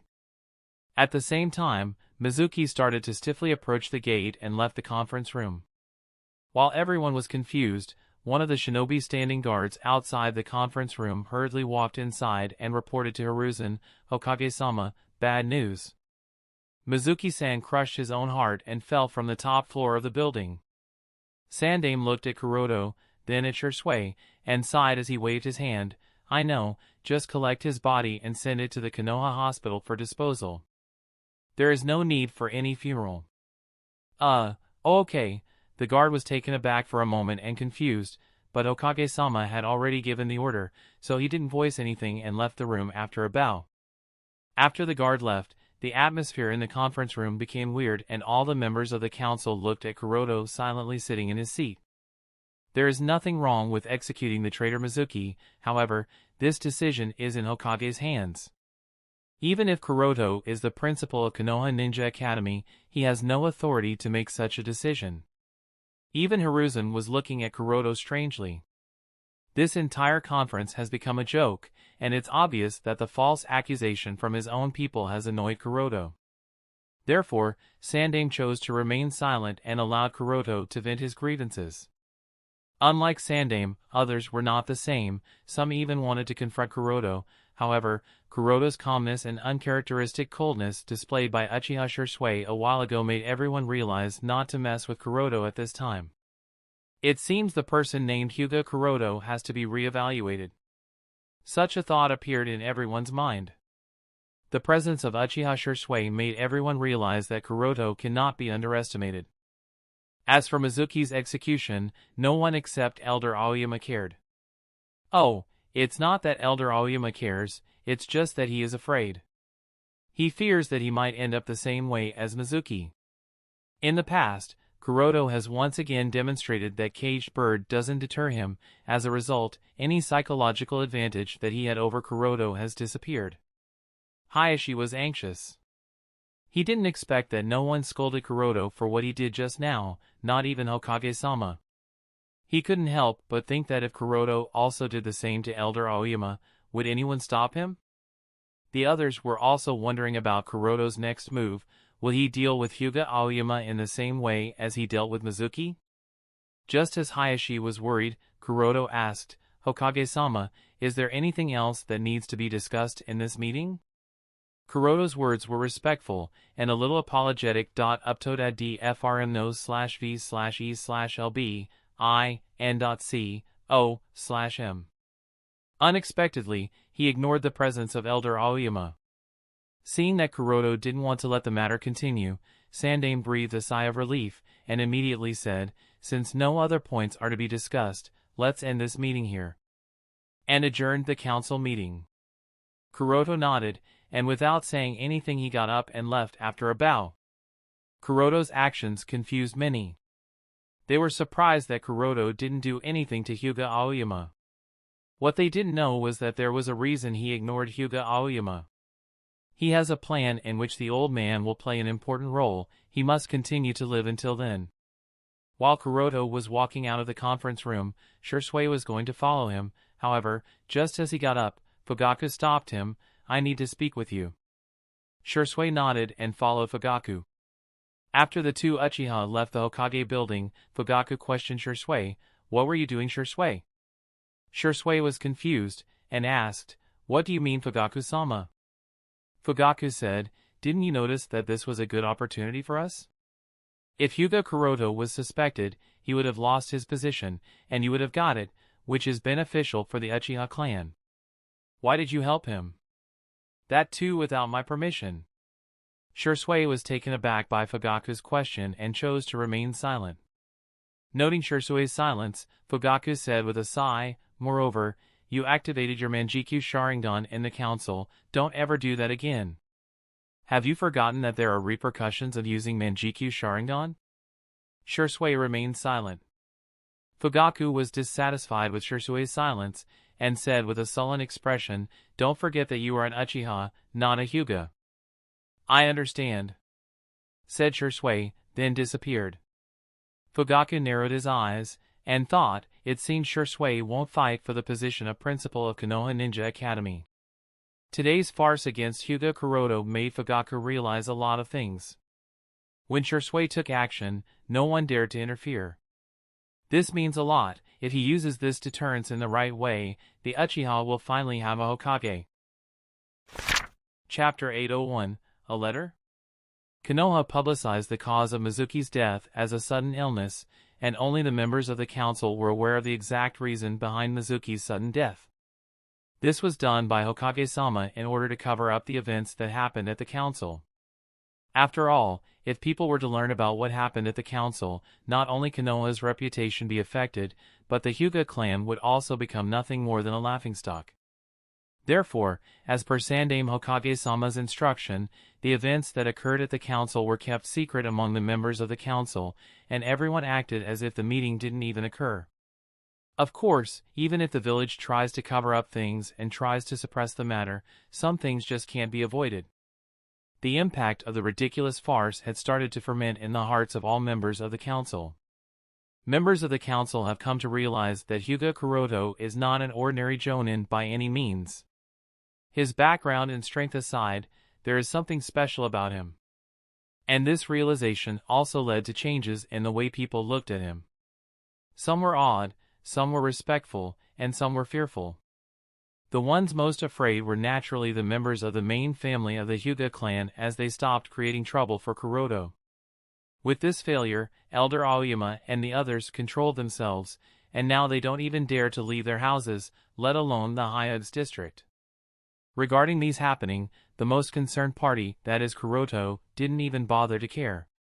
He had no interest in these affairs, so completely delved into optimizing the In Seal and practicing the 8 Inner Gates technique.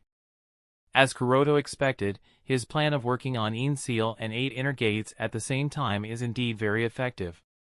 Now, Kuroto begins his day by exhausting himself physically through 8 Inner Gates training. He carries this exhaustion for the entire day as he completes his responsibilities, and then finally at night, he empties his chakra reserves by storing it in the In Seal sealing space and then goes to sleep for mental and physical recovery. This way, he is able to continuously push his limits. The essence of 8 Inner Gates training is surpassing one's limits again and again.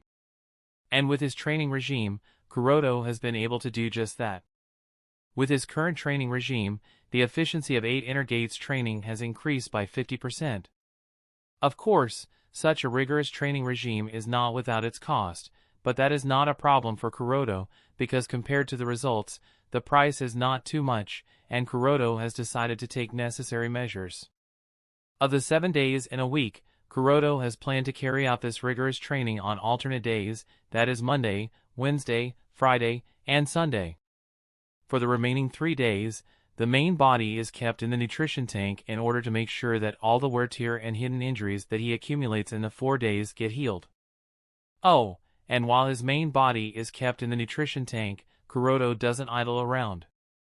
At that time, he transfers his soul into the Earth Chakra Nature clone that has completely healed and works on cultivating it. After all, this clone wasn't fully cultivated, so that needs to be done as well. As Kuroto delved into these tasks, 2 weeks passed by in a flash. During this time, all the matters that didn't need his attention were handed over to Shisui, Itachi, Yagura, and Pakura. And while he was busy with these things, a letter arrived at the house of the patriarch of the Hyuga clan. Patriarch's Mansion, Hyuga District, Konohagakure. After reading the letter, Hizashi put it on the table and asked the people sitting around him, "What do the elders think about this letter? It seems to be sent by them, expressing their intention of meeting us."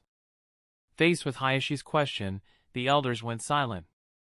"Those people on the moon, so they really do exist, it wasn't just a bedtime story," muttered Elder Sada in surprise.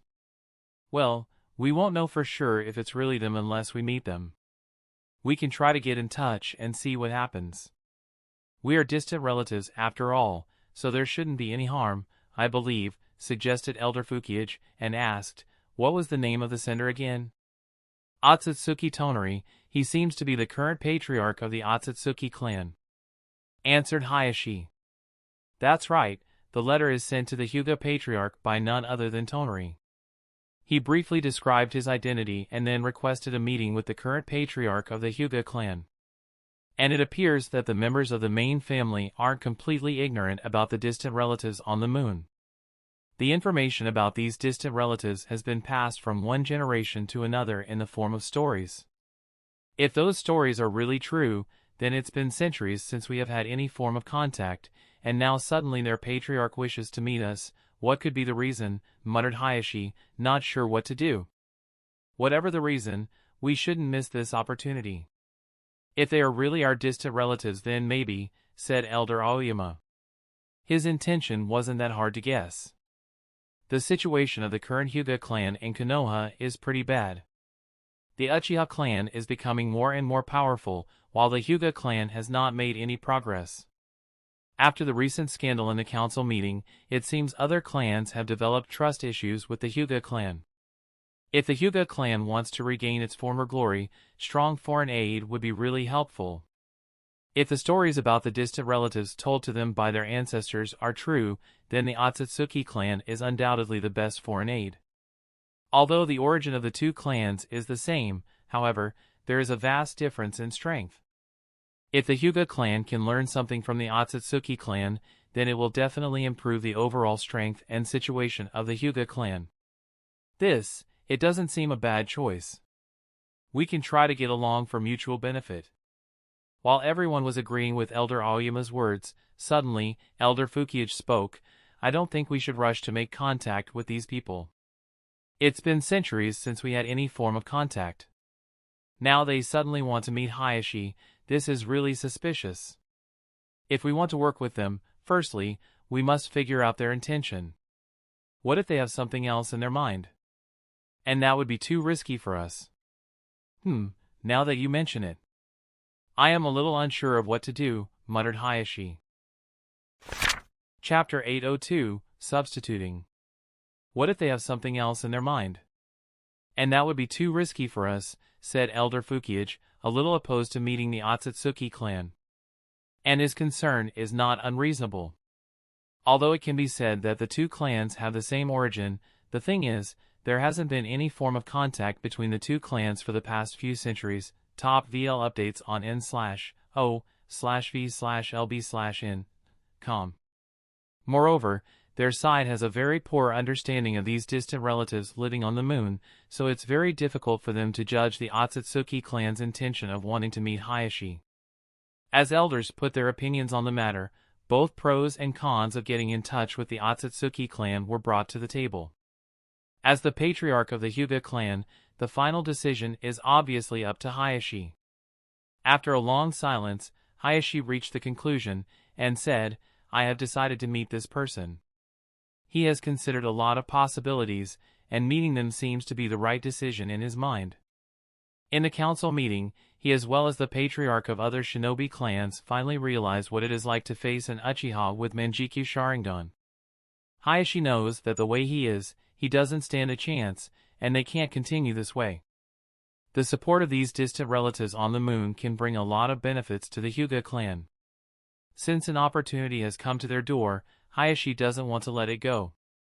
So after weighing up the pros and cons, Hizashi decided that he will meet the patriarch of the Akatsuki clan to understand their intention.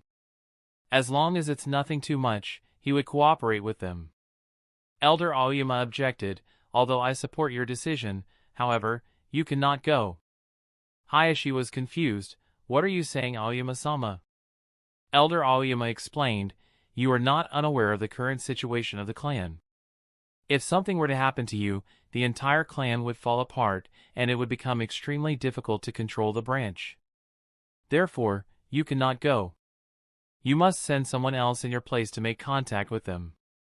Hizashi was more puzzled, but the Akatsuki's have expressed their intention of meeting the patriarch. If I don't go in person, we would leave a bad impression. They might label me as a coward and we might lose our chance. Elder Aoyama nodded, you are right. And suggested, in that case, send Hizashi. What? Send Hizashi. Hizashi was stunned, then shook his head, how can I do that? He is not the patriarch. Elder Fukiage interjected, actually you can. You and Hizashi are twin brothers and it is extremely difficult to differentiate between the two of you. He can portray you to meet the Akatsuki and figure out their intention. This way, even if they have planned something bad, you would still be safe. Hizashi shook his head, this is very dangerous, I won't feel relieved by sending Hizashi. You brothers share the same level of strength. If you can handle it, he would be able to handle it as well, but if he can't handle it, you won't be able to handle it either. Said Elder Sada, and continued in a deeper tone, moreover, this is Hizashi's duty as a member of the branch. Elder Fukiage nodded, yes, this is Hizashi's duty. Hizashi hesitated, but, Hizashi, you can't hesitate. Protecting us is the responsibility of the branch. Said Elder Aoyama. In the face of everyone's opinion, Hizashi had no choice but to nod, all right. Soon a messenger was sent to Hyuga Hizashi's house. Hyuga Hayashi's study, Hyuga district. As Hizashi arrived at the patriarch's study, he noted Hizashi and Elder Aoyama seated. Elder Aoyama spoke, Hizashi, you are here, have a seat. After respectfully bowing to the two, Hizashi took his seat and waited for them to speak. After a while of silence, Elder Aoyama put a scroll on the table and said to Hizashi, read this. As confused Hizashi read the letter, he was taken aback, this is? Being a member of the branch, Hizashi is unaware of these distant relatives on the moon. So, firstly, Elder Aoyama explained the origins of the Hyuga clan and told him that the two clans are distant relatives and share similar features. Although we are distant relatives, we haven't been in contact for the past few centuries. Now that they have suddenly expressed their intention of wanting to meet us, we must determine their intent before anything. So, we hope that you can represent the Hyuga clan and meet them to figure out their purpose. Hearing Elder Aoyama's words, Hizashi subconsciously looked at Hizashi. However, Hizashi looked down, avoiding Hizashi's gaze, and stayed silent. From Hayashi's behavior, Hizashi understood that his brother didn't oppose Elder Aoyama's decision. So he had no choice but to nod, if that's what the clan wants from me, then this is what I must do. Elder Aoyama nodded with a smile, very good. After rereading the contents of the letter, Hizashi couldn't figure out anything, so after thinking a little, he suggested, should I inform Kuroto-kun? He was in the Umbu and has a lot of experience with similar situations. He may be able to help us. Bang! As soon as Kuroto's name was mentioned, Elder Aoyama banged the table in rage and shouted, don't mention his name. Why do you want to inform him of this? Are we nothing without that disrespectful brat? Do we have to rely on him for everything? In Elder Aoyama's heart, this is not only the opportunity to restore the reputation of the Hyuga clan but also a chance to suppress the branch. And Hyuga Kuroto is obviously one of the targets. So, even if he doesn't take his personal grievances into account, he wouldn't agree to Hyuga Kuroto's participation in this matter. Hizashi didn't expect that Elder Aoyama would react so violently at the mention of Kuroto's name, and quickly explained, Aoyama-sama, I don't mean that. I just thought that Kuroto-kun was in the Umbu and he is an elite jonin with the highest combat power in the clan. His participation can provide us with a lot of help. But if the family doesn't want that, then... Elder Aoyama realized that he lost his composure, and said, listen clearly Hizashi, this matter is a top secret within the clan, and it is related to the future of the clan, no one should learn of this without our permission. And Hyuga Kuroto is no exception, do you understand? Seeing that Elder Aoyama rejected the idea of involving Kuroto in the matter, and Hizashi also didn't give it much thought, Hizashi didn't mention it again, and nodded, I understand. Elder Aoyama nodded, and said, very well, now go and start the preparation. Hizashi nodded, all right. He then looked at Hizashi and said with a smile, don't worry brother, I will take care of things. And left the study. Chapter 803, Hizashi on a mission. Hizashi's house, Hyuga district. After returning home, Hizashi began to make preparations for the meeting with the Akatsuki. In the past few years, although has continued his gentle fist training. However, because he is mostly involved in the internal matters of the Hyuga clan, he rarely participates in actual combat, therefore, he has no doubt become a little dull. For a shinobi about to engage in life and death, this is very dangerous. Even a little negligence can become the cause of death. Hizashi understands this very well, so the first thing he did after returning home was to gather his shinobi tools and enter the training hall. Just as he opened the door, he saw Niji coming out of the training hall and asked, "Niji, you were training at this hour?" "Well," muttered Niji, then he noted the shinobi bag around Hizashi's waist and asked, "Oda-sama, you are?" As far as Niji can remember, it's been a few years since his father last used those shinobi tools, so seeing Hizashi carry the shinobi bag, Niji couldn't help but get curious. Hizashi noticed Niji's gaze, and explained, "I have to perform an important mission tomorrow. It's nothing too dangerous, but I still need to be very careful, so I am going to train for a while to make sure that I don't mess up." "Enough about me, what are doing so late? You should be resting at this hour." "Oh, this," muttered Niji, and explained, "this month's assessment is a taijutsu battle. I want to sharpen my skills and make sure that I don't mess up this time and lose to Sasuke like last time." "I see," nodded Hizashi and encouraged Niji, "I believe you can definitely defeat the Uchiha boy."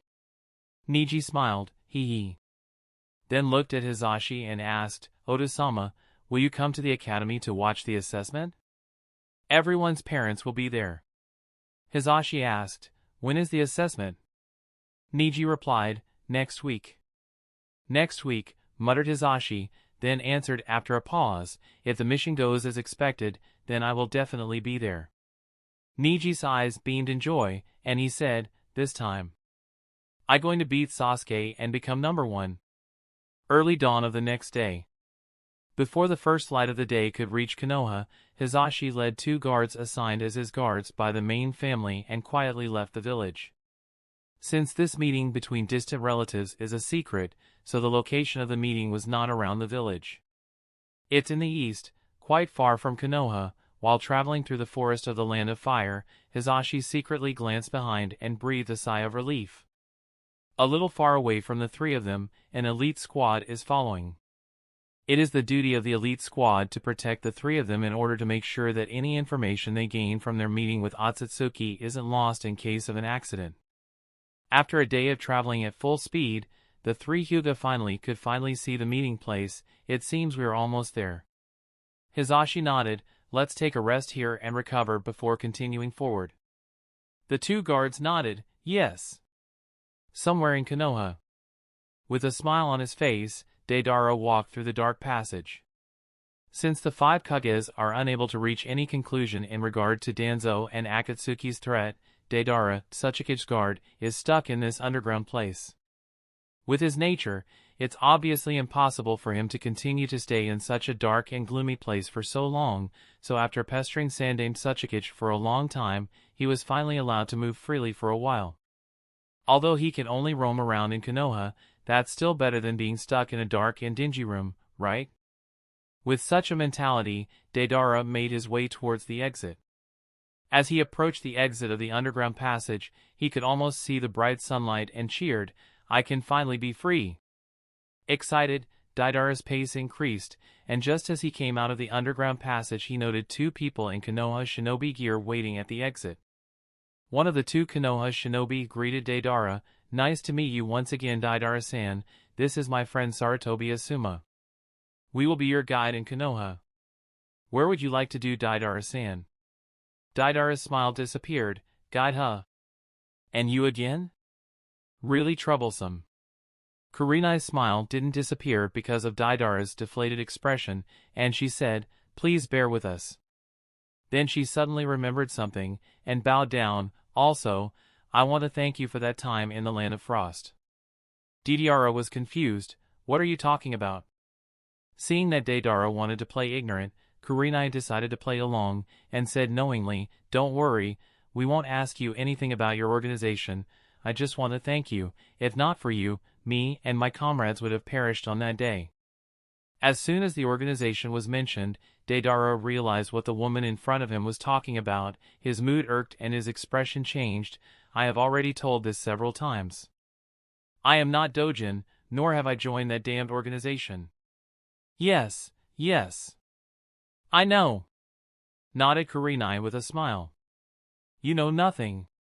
You aren't even listening, complained Deidara in annoyance, and added, Humph, if I ever meet those people, I am going to teach them a lesson.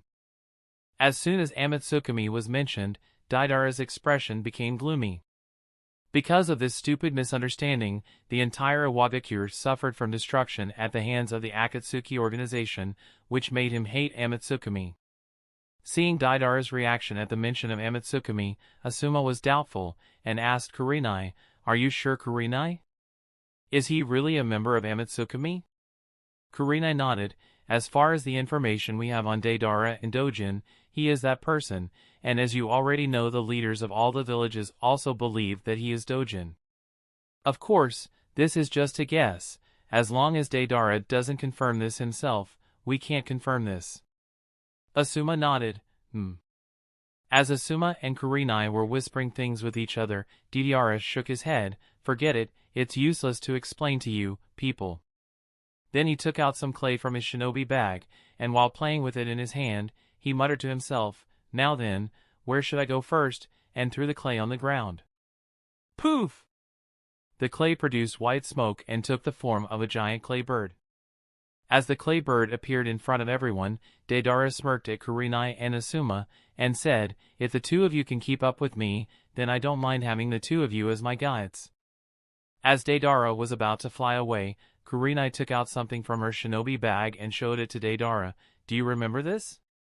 Seeing the clay figurine in Kurenai's hands, Deidara frowned. That is? He immediately appeared beside Kurenai, snatched the clay figurine, and while observing it, he asked, Where did you get this? Well, since you want to play this way, then I will be happy to oblige. It was Dojin who gave this to us in the Land of Frost. Deidara clicked his tongue in annoyance. TCH, that fake. The clay appears quite similar to the one he uses, and the design is fine too. However, that person has not worked on the finishing. Therefore, Deidara is annoyed. If someone is going to copy him, they should at least put in all the effort. Doing half-heartedly just ruins everything. Of course, Deidara doesn't believe that anyone is capable of copying his art. Read latest CH pictures at n/VELBI.co/m. Putting that aside, Deidara injected chakra into the clay figurine as he tossed it on the ground. Poof! As Kurenai and Asuma stood on the back of this white clay bird, Deidara returned to his clay bird, and while the two birds took to the sky, he asked Kurenai, You say that Dojin saved you? Tell me what kind of person that guy is. Chapter 804, Hyuga meets the Otsutsuki. Looking at the mountain before them, Hizashi nodded. This is it. He took a deep breath, and ordered, Since we're early, map the area, and check the surroundings. The two guards nodded in unison, As you command, Hizashi-sama. And with a flash, both of them disappeared in different directions. Hizashi didn't laze around. He too disappeared from his place and rushed to the top of the mountain. Updates TNDL/by. Com. Scouting the terrain, eliminating all the possible traps, and confirming the safety of the surroundings is very important for a shinobi. A shinobi must ensure in advance that if things turn south, they have a possible retreat. The location of the meeting is close to the eastern border of the Land of Fire. The sea is close by. The top of the mountain is a good vantage point. On normal days, if the weather is clear, it is possible to see the sea. With such intention, Hizashi arrived at the top of the mountain. Just one look and Hizashi was able to clearly observe the surroundings of the mountain. Hizashi has to agree that this is a very good meeting place since there are no enemy nations on this side of the Land of Fire, so the number of Konoha outposts on this border of the Land of Fire is not too many. Additionally, there are no villages close by, so there is no way information about this meeting will be leaked. After making sure that everything was fine, Hizashi disappeared and came to the meeting point. Whoosh! Whoosh! It didn't take long for the two Hyuga guards to return as well. Hizashi-sama, I didn't find anything unusual on my side, reported one of the two guards. Same on my side. There was nothing unusual. The Hyuga guard gave a similar report. Hearing the two, Hizashi had a thoughtful expression. I didn't find anything unusual either. This can mean two things. Either they have enough confidence in their abilities that they don't need to rely on traps, or they don't have any ill intentions and they genuinely want to make a connection with us. I just hope that it's the latter. Although Hizashi hopes that it's the latter, however, he can't shake the feeling that something is off here. Although distant relatives, the two sides haven't been in contact for several centuries. And now all of a sudden, they want to make contact with the Hyuga clan? No matter how you think about it, this is odd. Hizashi shook his head and took a deep breath, as he muttered, now is not the time to think these things. Time passed minute by minute, and before they knew it, the sun had set and it was night. Several hours passed and there was no sign of anyone showing up. One of the two guards couldn't help but ask, Hizashi-sama, no one has come till now. Are they really coming?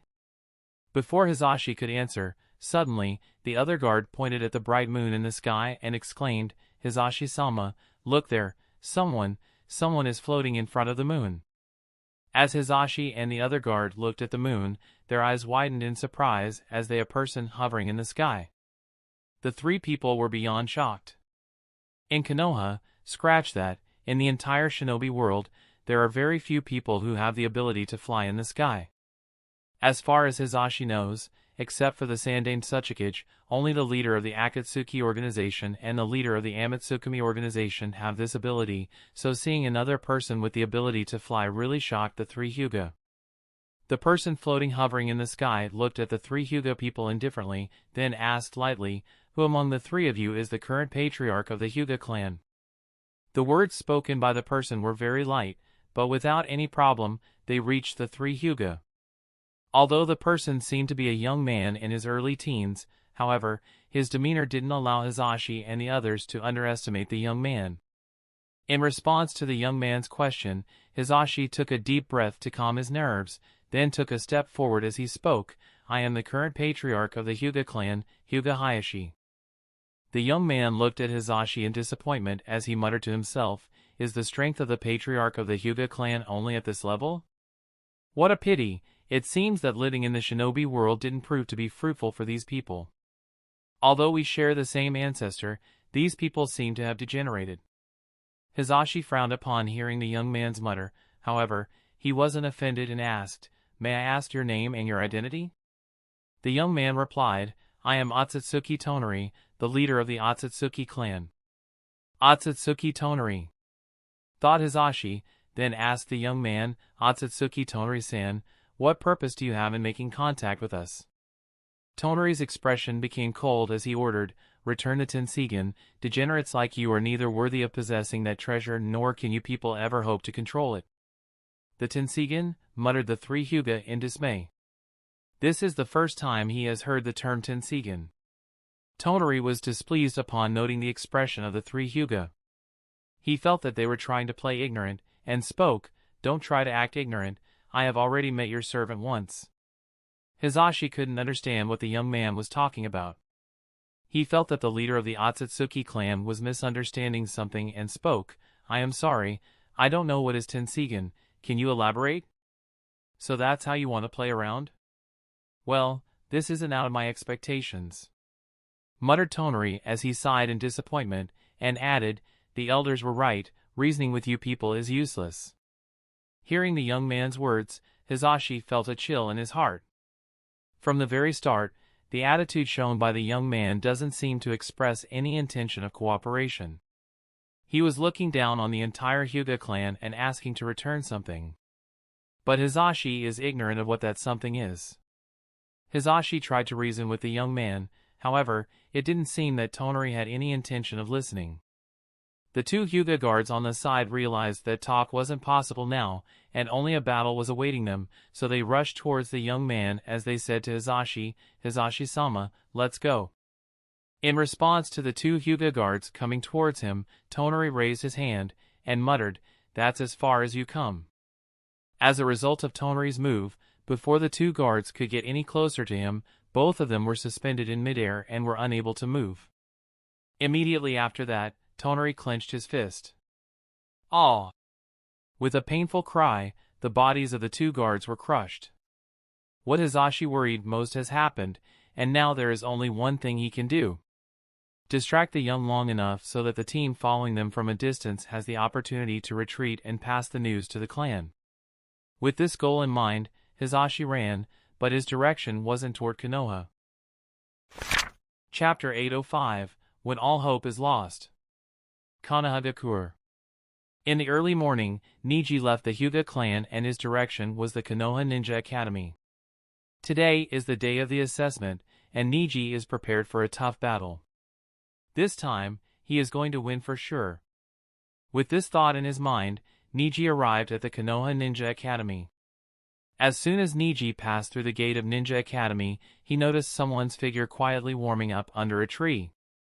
Upon getting closer, he found out that this was none other than Sasuke, and greeted him. "Sasuke, you came so early?" Sasuke shook his head and pointed to the other side. "That guy is earlier than me." Neji looked over and found a kid his age taking laps of the ground. It wasn't hard to realize that he had been running for quite a while. Seeing him, Neji was surprised. "Rock Lee too?" "Correct, this is none other than Rock Lee." Although Lee is unable to use ninjutsu and jinjutsu when it comes to taijutsu, Rock Lee is very strong, and from his determined expression, it's obvious that he is going to go all out in today's assessment. And this wasn't it. Next, Sasuke looked in the direction of Hokage Rock, and said solemnly, "I heard someone say that Naruto didn't sleep the entire night. He went there yesterday evening, and has stayed like since then." Neji followed Sasuke's gaze and looked on top of the Hokage Rock. Although the distance is large, Neji noticed the outline of a figure sitting on top of the head of Yondaime Hokage. Doubtful, Neji activated his Byakugan and looked there once again. This time the outline of Naruto's figure was clearer, and considering the way Naruto was sitting, Neji guessed what he was doing there. Is he absorbing natural energy? Neji may have failed to sign a contract at Mount Myaboku, but he gained enough knowledge to be able to figure out Naruto's purpose. Nodded Sasuke, "Yes." And said with a smirk, "I hope that Naruto can show me the power of Senjutsu." Seeing Sasuke, Rock Lee, and Naruto working so hard, Neji had to sigh. It's quite obvious that he isn't the only one who is diligently training.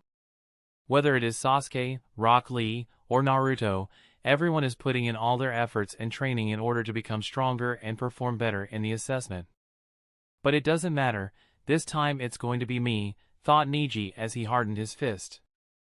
At this time, Sasuke looked at Neji and asked, "What about you, Neji?" "I'll warn you in advance, recently I have learned a new jutsu. If you don't have anything new, you won't stand a chance against my new jutsu. You will know when we face each other in battle," said Neji with a chuckle, and added, "Since Oda-sama will be coming to watch the battle, I can't afford to lose. Get the LTest vlsa.o/the/e/l/by co. On the other edge the mainland." Boom! Boom! Boom! Violent roars and explosive noise resounded through the forest as Hizashi held his injured left shoulder and ran. His steps were messy and he didn't have much chakra reserves left. All the kunais, shuriken, and other tools were also used, so he didn't have anything left to resist. At this stage, all he could do was run away, and that's what he was doing. Looking back at the fire, he muttered, "By now, the news must have reached them." Passing the news back to the main family is what Hizashi cares about most at this time. From the brief contact he had with the young man, he was able to feel the young man's contempt for the Hyuga clan. The young man's attitude towards the Hyuga clan, coupled with his strength and techniques, frightened Hizashi. Hizashi knows that he is not a Kage-level shinobi, but in the Jonin rank, his strength is among the best. And such a shinobi is completely helpless against Akatsuki Toneri. The kind of strength that the young Akatsuki has is way above his level, perhaps even a character with Kage-level strength will be helpless against Toneri. That's why, let alone killing or injuring him, just being able to escape this long from his has consumed every ounce of his strength. All this while, there has been something on Hizashi's mind. Why, if we are descendants of the same ancestors, why is he treating the Hyugas in this manner? And what is this Tenseigan that he speaks of? I have never even heard of this term before. Hizashi couldn't figure out the reason and continued to run. He looked at the distant horizon and muttered with a bitter smile, "It's already past dawn, huh?" The only good thing is that the young man doesn't seem to be very well versed in chasing and escaping. This has allowed Hizashi to use his experience and throw him off guard several times. If not for that, he would have been long dead by now. However, the problem is, Toneri is learning and adapting at an extremely fast speed, and it won't be long before Toneri catches him. Despite knowing this, Hizashi didn't panic. His job was completed. Now even if he were to die, it wouldn't matter that much. In fact, this kind of death is better. At least he would die the way he wants to. The only regret in his heart is his son Niji and the promise he made to Niji. Thinking of his son, Hizashi couldn't help but cry lightly, "I am sorry, son. I may have to break the promise, but I know you will forgive me. After all, you are such a kind soul." Floating in the air, Toneri indifferently looked at the staggering figure of Hizashi and muttered to himself, "Does he really think that he can escape? No one can save him. Persisting and resisting is futile." And Toneri increased his effort. After a while of chasing and running, the two arrived at the edge of the forest. It was near a beach, and the smell of the sea reached Hizashi's nostrils, clearing his mind as he realized that there is a cliff in front of him and he no longer has any place left to escape. Toneri landed in front of Hizashi and said, "Your resistance was futile, and now I have nowhere left to run." Kneeling at the edge of the cliff, Hizashi sighed, "I guess this is the end for me," as he spotted a figure from the corner of his eyes. Toneri also noted that figure, but it wasn't someone he recognized, so he said, "No one can save you." Then he raised his hand and used Bansho Tenin on Hizashi. Toneri wanted to retrieve Hizashi's memory before killing him. Chapter 806, When All Hope is Lost 2. Hyuga District, Kanahagakure. The Hyuga clansmen who were on a mission to observe Hizashi returned back to the village in panic and reported everything they witnessed to the patriarch. As Hizashi learned the proceedings of the meeting, he became speechless. Elder Fukiage frowned. What exactly did Hizashi say to them? "We couldn't hear their conversation," replied one of the Hyuga shinobi, and added, "But what's important is that they didn't talk more than a minute." Hizashi-sama also ran in the opposite direction of Konoha. Hizashi probably intended to divert their attention so that your team could return back to the village and report whatever you people witnessed, muttered Elder Sada, and added, "It's clear that this was a trap for us." Knowing this, the elders were quite glad that they selected Hizashi. If Hizashi personally went to meet them, things would have become very bad for them. Hizashi asked, "What about Hizashi? We have to." "The chances are very low." Although they observed from a distance, knowing that person's strength, the possibility of Hizashi still being alive is very small.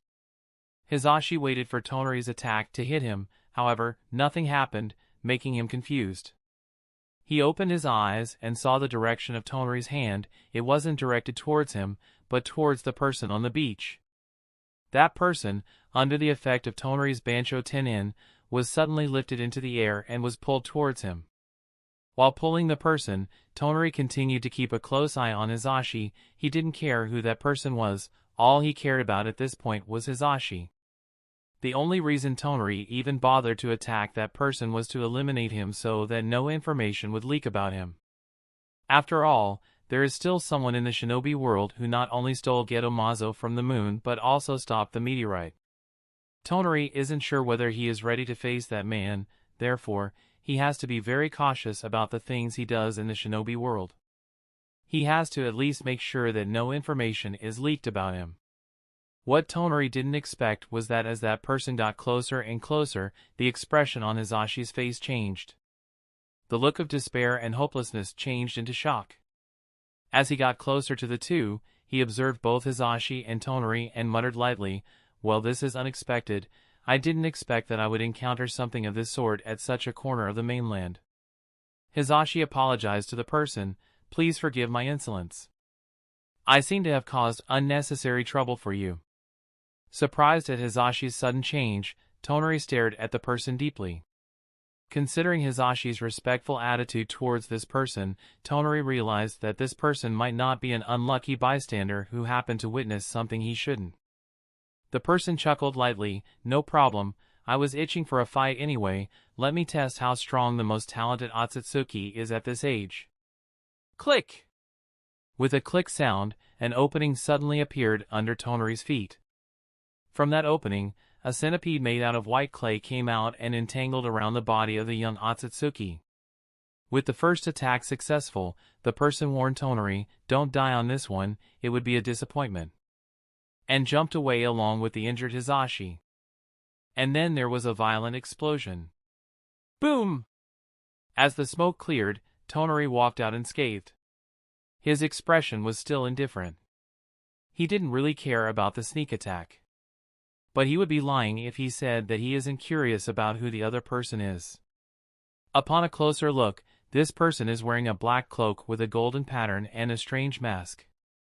Considering his aura, it's quite obvious that he isn't an ordinary shinobi. What's more surprising is that this person seems to know something about him and the Akatsuki clan. Toneri wants all the information that this person may have. Perhaps he might learn something about the person who stole Geto from the moon and find a way to retrieve it. On Hizashi's side.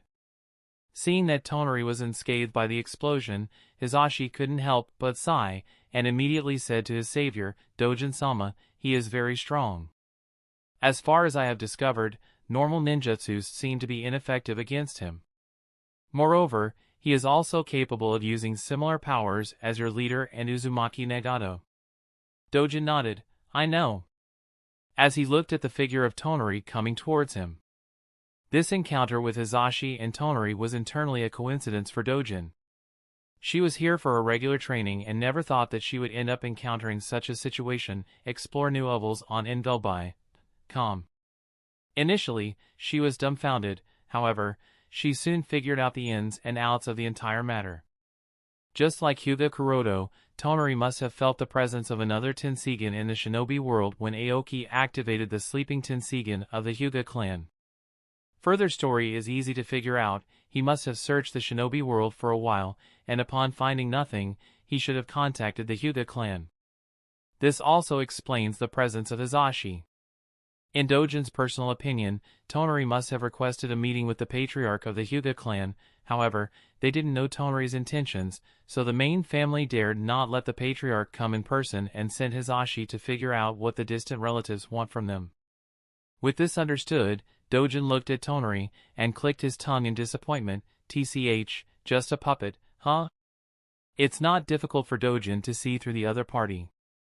Being someone who constantly uses puppets and clone bodies, Dojin was able to instantly see through Toneri's disguise and realize that this is just a puppet. And as she figured out that the opposite Toneri is just a puppet, she lost interest in the fight, because there won't be any benefits from this fight. If it was the real Toneri, she would have used everything at her disposal to either kill him or subdue him, because that would allow her to find a way to go to the moon and take control of the giant Tenseigan there.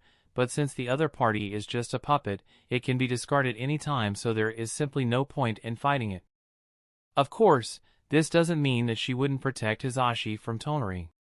With such intention, she put her hands inside her cloak, ready to start the next wave of attacks. Chapter 807, Dojin vs. Toneri.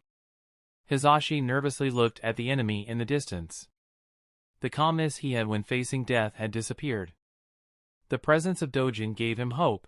Perhaps I will be able to survive this time.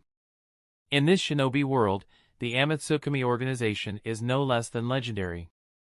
Each and every member of this organization is extremely powerful. That's why the presence of Dojin means a lot.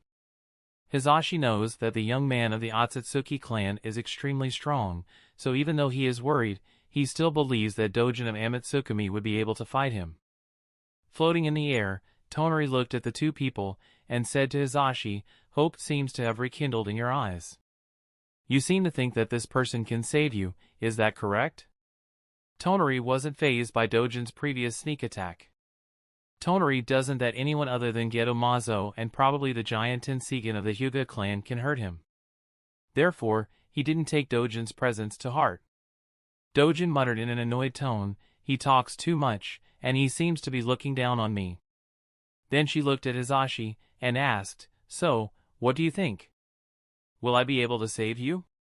This, maybe, Hizashi answered in a hesitant tone. To be honest, this was the first time he had met a member of Amatsukami, so he didn't know how to interact with them. All the members of Amatsukami are highly respected, and they don't make any move unless a large amount of money is involved. So, he is not sure whether Dojin would be willing to save him. Dojin said with a smile, don't worry, you'll be fine, your luck is very good that you stumbled on this island while in distress. Since I am a generous person, I will save you. Initially, she was excited and a bit nervous when facing Toneri, but the moment she realized that this is just a puppet, not Toneri in person, she became calm. Although she can't kill or subdue Toneri, Toneri won't be able to hurt her either. Hizashi thanked Dojin, thank you very much, and, please be careful, he is. He also wanted to give the details of Toneri's identity to Dojin but finally chose not to. The connection with these distant relatives living on the moon is a secret of the Hyuga clan. He can't reveal their details without the permission of the main family. Besides, Hizashi doesn't think that Dojin needs any information from him because based on what he has observed so far, Dojin seems to know a lot more about the Akatsuki clan than he does. As Hizashi was thinking about these things, suddenly Dojin appeared before him. Hizashi interrupted his thoughts and looked at Toneri. At this moment, the young Akatsuki raised his hands in the direction of the two people and once again used Bansho Tenin. Instantly, a pulling force acted on Hizashi and Dojin's bodies, lifting their feet off the ground and dragging both of them towards Toneri. Hizashi panicked and screamed, no, my body. I can't control it. Unlike Hizashi, this was within Dojin's expectations and exactly what she wanted. As her body was pulled by Toneri, she took her hands out of her cloak and threw a few figurines of explosive clay at Toneri. Her throwing speed wasn't less, and under the strong pulling force of Bansho Tenin, the speed of the figurines further increased, and those figures were close to Toneri in an instant. Even if the previous explosion didn't cause him any significant damage, he still remembers their effect and knows that he can't take too many attacks head-on, so the moment he saw clay figures around him, he immediately changed Bansho Tenin to Shinra Tensei in an attempt to repel the explosions. Katsu! It didn't even take a full second, and all the clay figures had exploded in a chain reaction. Boom! Boom! Boom! It's a pity that the explosions were unable to hurt Toneri as they were blown away by his Shinra Tensei. And it wasn't just the explosions, even Dojin and Hizashi as well as the surrounding forest were swept away. As if rooted off the ground by a powerful tornado and fell a few hundred meters away.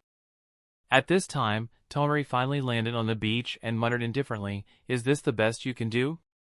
Click!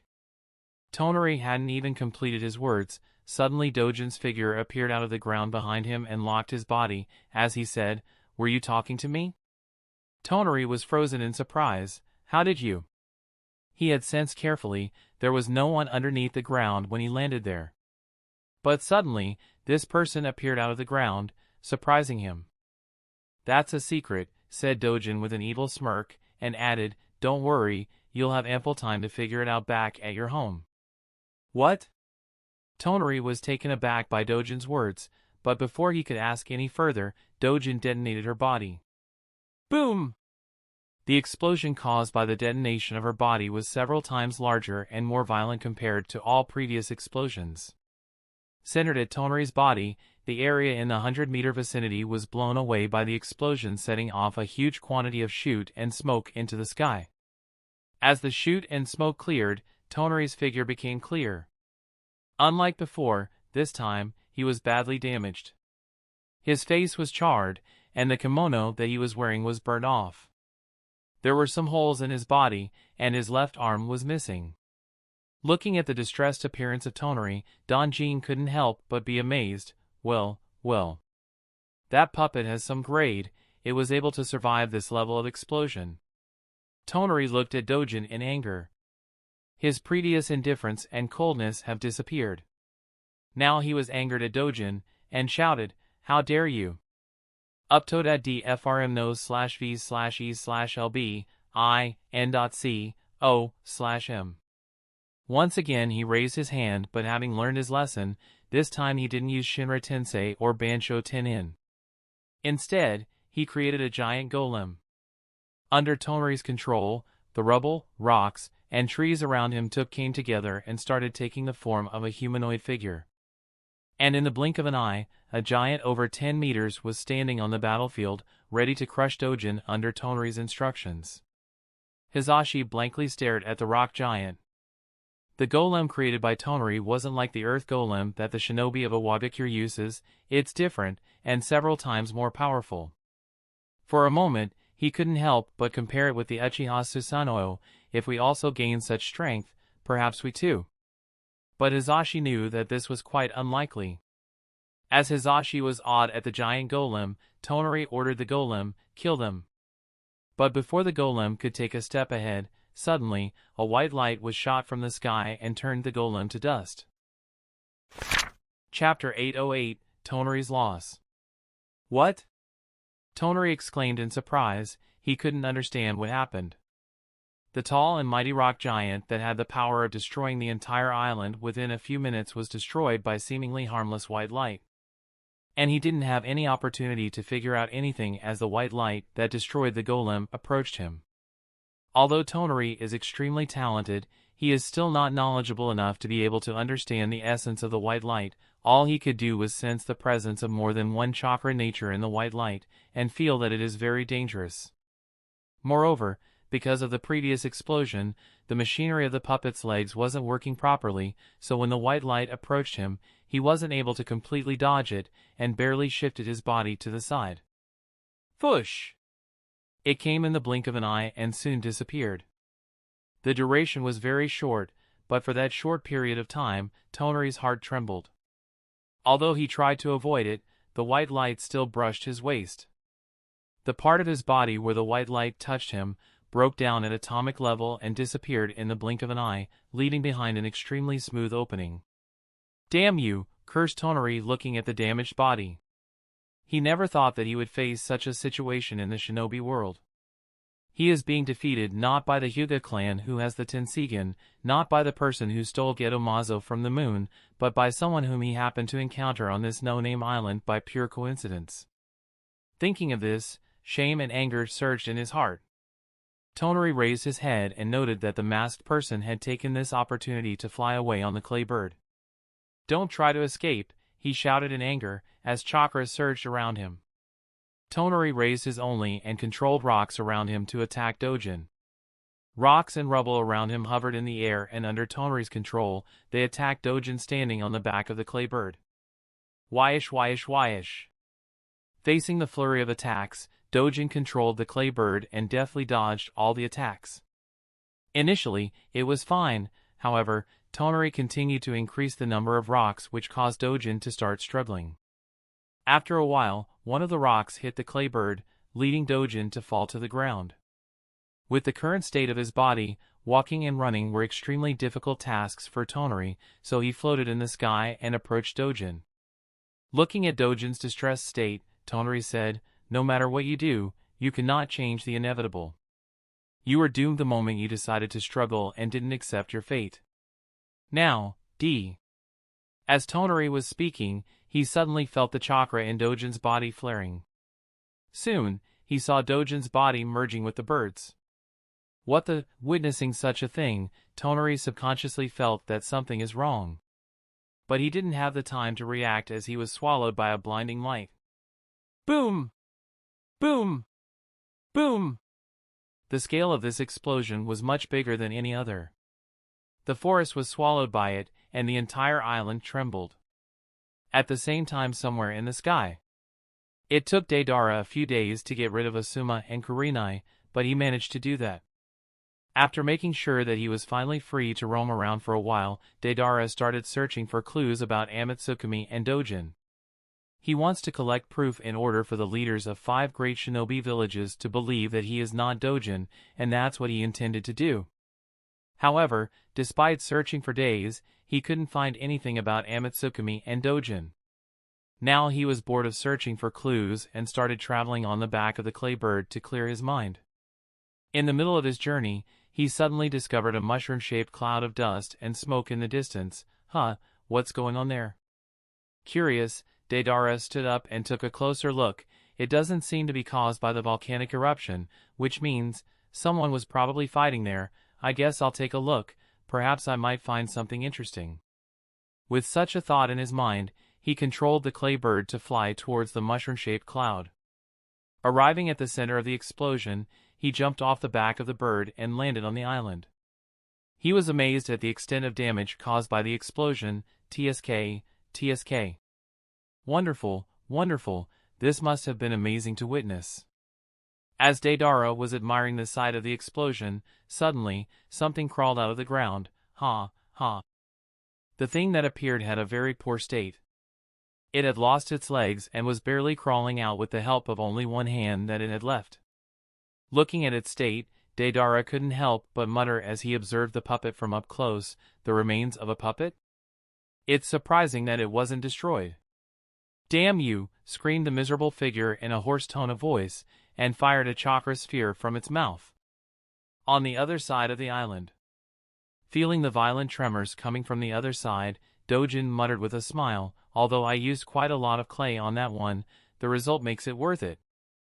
Hizashi asked, won't he find us here? Don't worry, that puppet wouldn't be in the state that it would try to search for us, and even if it is, it won't be able to spot us here considering all the chakra dispersed on the island after that explosion. Besides, I have another thing coming up for him, answered Dojin, and added, just wait for a while, you will soon figure it out. I see, nodded Hizashi. The two people didn't have to wait for long, and suddenly the island trembled once again. Boom! Boom! Boom! It has begun, said Dojin, as a smile appeared on her face. The arrival of Deidara was a pure coincidence that Dojin hadn't predicted, but since that person has also appeared here, then why not put him to good use? With such intentions, she chose to hide with Hizashi, while Deidara was forced to fight the remains of Toneri's puppets. Hearing the sounds of explosion, Hizashi asked, are you still fighting him? Dojin giggled lightly and said in a sly tone, I suppose you can say that it's me. Then changed the topic, anyway, we can go now. Okay, nodded Hizashi. Dojin nodded, and then she looked closely at Hizashi. It's quite obvious that he is badly injured, and wouldn't be able to return to Konoha on his own. So after thinking for a while, she took out a healing potion from her cloak, and gave it to Hizashi. Drink this, it will help with the clotting of blood. Thank you. After thanking Dojin, he drank the potion handed over by Dojin. The possibility that Dojin might be giving him something dangerous didn't cross his mind, because there is no need for Dojin to use roundabout ways. With his current state, Hizashi isn't capable of putting up any form of resistance against someone like Dojin. So, without any worry, Hizashi drank the potion handed over by Dojin. With that done, Dojin created a clay bird, and instructed Hizashi, sit on that, it will take you back to Konoha. Read latest T chapters at no.v.el.bin/.c/o/m only. Hizashi nodded, okay. And did what Dojin instructed him to do. As the bird took to the sky, Dojin advised Hizashi, next time be more careful, your luck won't always be as good as it was today. I will keep your words in my heart, thank you for everything you have done for me Dojin-sama. I will never forget this favor, said Hizashi as the clay bird flew towards Konoha. He didn't know why Dojin was so kind to him, however, he is going to repay that kindness one day. Dojin nodded lightly and waved her hand as she too disappeared. Chapter 809, Karin's Final Decision. After sending off Hizashi, Dojin didn't wander off either and quietly returned to anchorvantien.ead new chapters on no/v/e/ln.com. On her way, she tried to estimate Toneri's current strength. Since she was fighting only a puppet, accurately estimating Toneri's true strength is quite difficult.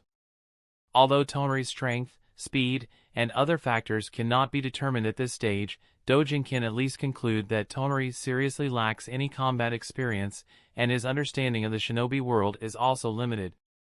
Of course, this is a major weakness that anyone with good experience can take advantage of, but this is still not the biggest problem as he can gain enough experience with time. Toneri's biggest flaw is his arrogance. Toneri tends to think that the people of the shinobi world are inferior creatures compared to him, believing that no one will be able to match him, and this habit of his will come to bite him in the back sooner or later.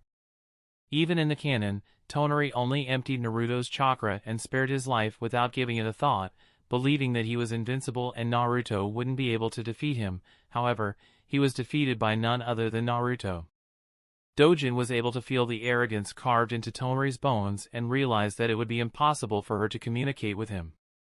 But I suppose I can't blame the boy, the ones who raised him are at fault. Perhaps in the future, I will have the opportunity, muttered Dojin with a thoughtful expression. Anchor Vantien. As soon as Dojin returned to the flying fortress, Karin and Gaara came to meet Kuroto in the laboratory.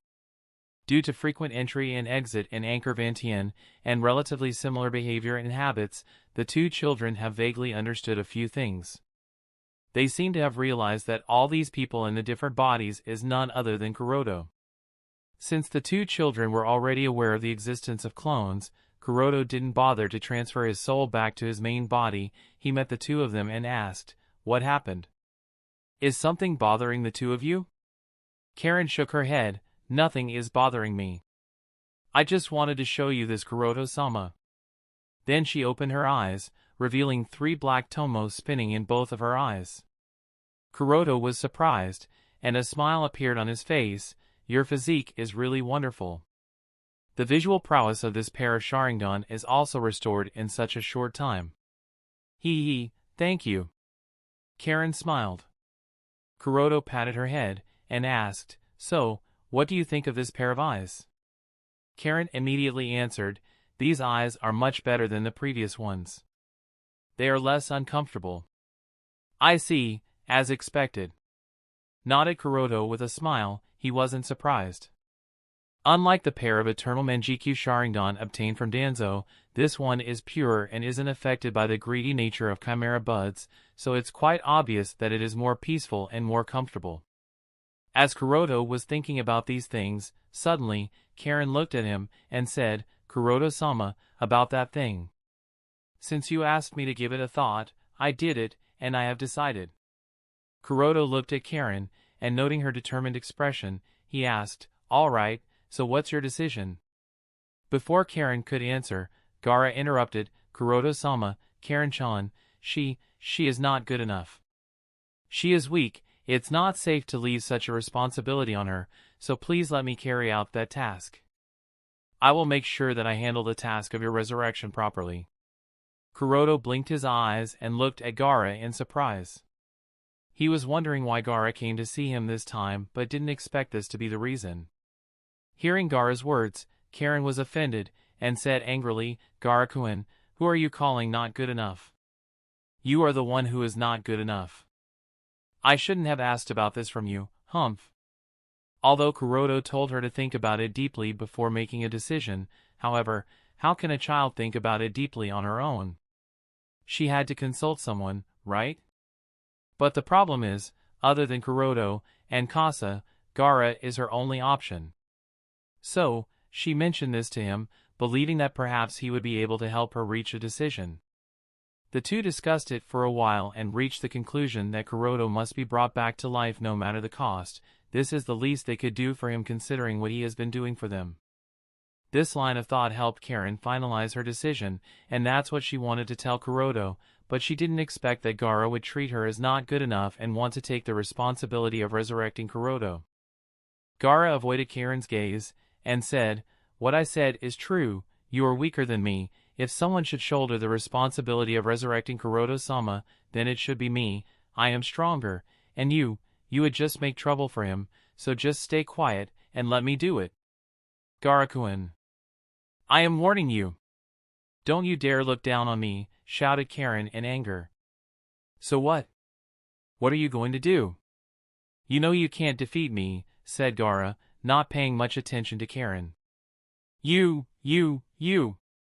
Seeing the two children bickering, Kuroto shook his head with a smile. It's quite obvious that Gaara is not looking down on Karin, he is actually trying to protect her. As far as the two understand, resurrecting Kuroto would require the sacrifice of Karin, and Gaara doesn't want that. Therefore, he wants to take the task on his shoulders, believing that he will be the one sacrificed, not Karin. His intentions are pure, but it's a pity that it won't work. After seeing through Gaara's intentions, Kuroto shook his head. First of all, stop arguing. The two children stopped immediately and looked at Kuroto. Kuroto nodded and looked at Gaara. I am really happy that you want to carry out this task, however, you are not suitable for this. But, Kuroto-sama, I am stronger than Karin-chan. I know I can do it. Gaara tried to reason. Kuroto shook his head. No, that won't work. And explained, you may be stronger than her, however, strength is not the factor here, the descent is. To resurrect me, you would have to bear the Rinnegan, which is not something that anyone can do. In order to be able to bear the Rinnegan, you need to be a true descendant of Rakuto Sennin, and only the people of the Uchiha clan, Senju clan, and Uzumaki clan are the true descendants of Rakuto Sennin, which Karin is and you are not. There's just no way around it. Of course, this doesn't mean that the ones who aren't the true descendants of Rakuto Sennin won't be able to bear the Rinnegan, it's just that the probability of such a thing happening is very low, and Kuroto won't take chances. Hearing Kuroto's explanation, Karin snorted, Humph, so you still want to do it? You would only mess up things. Gaara looked away in disappointment. Kuroto patted Gaara's head, and said, you don't have to worry too much. Karin's physique is extraordinary. If it is someone else, they will definitely die when resurrecting me, however, this might not happen in the case of Karin. There is a strong possibility that she might survive. Not only Gaara, but even Karin was surprised, and asked, really? Kuroto nodded, yes. If appropriate measures are taken, then might survive, this is Kuroto's calculation. Hearing Kuroto's response, Karin showed a brighter smile, and Gaara also breathed a sigh of relief. Both children have unconditional trust in Kuroto. If Kuroto says that Karin might survive, then she will. They don't need any explanation. Chapter 810, for the Rinnegan. After Gaara was convinced, Kuroto sent him back and brought Karin to his laboratory. While making preparations for the surgery, Kuroto once again asked Karin, have you really thought it through? Because once we start there is no going back. Karin nodded, yes. You have given me another life. Currently, whatever I am, you are the reason, Kuroto-sama. Being useful to you is my dream, even if that means death for me. Hearing Karin's words, Kuroto stopped what he was doing and looked at the girl for a while. Her expression was clearly telling that she was dead serious. Since that's the case, I won't question her determination. He thought, and nodded, in that case, let's start. Yes, said Karin as she lay down on the operating table.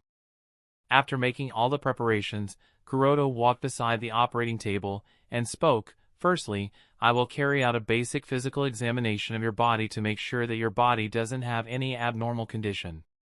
Once I make sure that everything is fine, I will conduct an eye implantation surgery. Eye implantation? Muttered Karin, and asked, does that mean today you are going to start the fusion of eyes? That's correct. Nodded Kuroto, and explained, I have chosen an orthodox method of fusion, and this method requires a lot of time. The sooner the operation is performed, the better. Based on Kuroto's understanding, there are several methods that he can choose, but in his opinion, in those methods, there are too many uncertainties, and currently, Kuroto is not looking for uncertainties, so the most orthodox method is the best, and the safest. Besides, Karin doesn't have any experience using the eternal Mangekyo Sharingan, so asking her to use the other methods will be very dangerous for her. I see, muttered Karin. Kuroto continued, As per my calculations, this entire fusion process should take several months at the very least. But considering your special physique, this time may be shortened. Regardless, you'll have to be very careful the entire time, because a little carelessness might lead to the destruction of these eyes and your death. Karin became a little nervous, and asked, "What do I need to take care of?" Kuroto answered, "For one, your daily training will stop, and even movement will be restricted. Second, you won't be seeing anything until the fusion is completed. And thirdly, you might have to endure severe pain for the next few months." Karin said with a smile, "As long as I can eat and sleep, I will be able to endure anything." "Since you are prepared, we will start," said Kuroto as he approached the operation table. While carrying out a comprehensive physical examination, Kuroto asked Karin, "By the way, do you know why Gaara wanted to take your place?" Karin nodded with a smile, "He wants to protect me." "So you know the reason?" muttered Kuroto, not so surprised. Karin snorted, "Gaara is stupid. And his intentions are easy to see through." "And what do you think about his intentions?" asked Kuroto. "His intention of wanting to protect me makes me happy, however, nothing would have changed my mind," answered Karin. Kuroto was slightly surprised by Karin's response but chose to remain silent. After the physical examination was completed, Kuroto confirmed that Karin's physical state was perfectly all right. Her body seems to be ready to act as the facilitator for the fusion of the two pairs of eternal Mangekyo Sharingan into the Rinnegan. Since everything appeared to be perfectly fine, without any hesitation, Kuroto took out the other pair of eternal Mangekyo Sharingan and said, "Now, I will place the other pair of eyes in your eye sockets, be ready." Karin nodded, and trying to appear normal, but it was obvious that she was extremely nervous. Kuroto caressed her head, to comfort her, and said, "Take deep breaths, you'll be all right." She took a few deep breaths as per his instruction, then said, "I am fine now, please start Kuroto-sama." Kuroto nodded with a smile, "All right," and began the operation. Since he had done something similar a long time ago, doing it again wasn't so difficult for him, and soon, both the pair of eyes were layered over each other. Feeling that her eye sockets were too crowded, Karin said in discomfort, "My eyes are swollen, I feel that they might tear apart." Kuroto reassured, "Don't worry, they won't." Then he injected the fusion agent into her eye sockets while explaining, "I have injected the fusion agent to start the fusion. You'll have to endure this state for the next few days as the fusion agent acts. Visit no. v3lb/n cm for new OVL. I see." As she was about to nod, suddenly, her body started to shake. She curled up, and said in a painful tone, "Kuroto-sama, my head is hurting too much." Kuroto immediately activated his Byakugan and observed Karin's head. As he looked at Karin with his Byakugan, he saw her chakra draining rapidly. And it wasn't just draining, it was reacting violently and distorting. Kuroto knew that this was bad, and immediately injected more fusion agents. With the assistance of the fusion agent, Karin's state stabilized to some extent, and she started taking deep breaths. Kuroto asked, "How do you feel now?" Karin replied weakly, "I feel like my head is burning, it's too painful." Kuroto had predicted that such a situation may arise, however, he didn't think that it would be so bad. "Now it seems that even if it's Karin, things will not be easy," muttered Kuroto and started to think of a solution that he could use. Soon, he had a solution in mind. "I suppose that is the only solution." The solution is derived from Nagato's example. Initially, Rinnegan drained Nagato to the point that he had become shriveled and old. However, this all changed when Nagato implanted Shodame Hokage's cells. Not only did Nagato return to normal, but he managed to gain better control over Rinnegan. So, the solution is Hashirama's cells. Kuroto will have to use first Hokage's cells. However, the problem is that Karin's situation is somewhat different from Nagato's. When Nagato implanted the Hashirama cells, he already had Rinnegan and Gedomazo as well, so he was able to suppress those cells and fully fuse them in his body. Unlike Nagato, Karin can't do this, as she is constantly drained by the 2 pairs of eternal Mangekyo Sharingan. It's not impossible, however, it's incredibly difficult, so Kuroto has to think of a way around it. What to do, he muttered, a little unsure of what approach he could use. After a while of racking his brain, Kuroto suddenly had an idea. That's it. Chapter 811, Development of Biological Armor. The answer is Tobi, muttered Kuroto in realization, and added, Tobi can help Karin. As for how will Tobi help Karin? The answer is pretty simple, just think of the time Obito relied on Tobi. After being rescued and healed by Madara, Obito wasn't in any condition to help out Kakashi and Rin. He may have wanted to immediately rush to them, but considering his physical condition, let alone helping them, even reaching there would have been impossible for Obito. At that time, a special Zetsu avatar, Tobi helped Obito. Tobi covered Obito's body like armor and provided him with the chakra supply. With the help of that chakra supply, not only Obito was able to break through the cement wall, he was able to bear the evolution of his Sharingan into Mangekyo Sharingan and cause the annihilation he performed after that.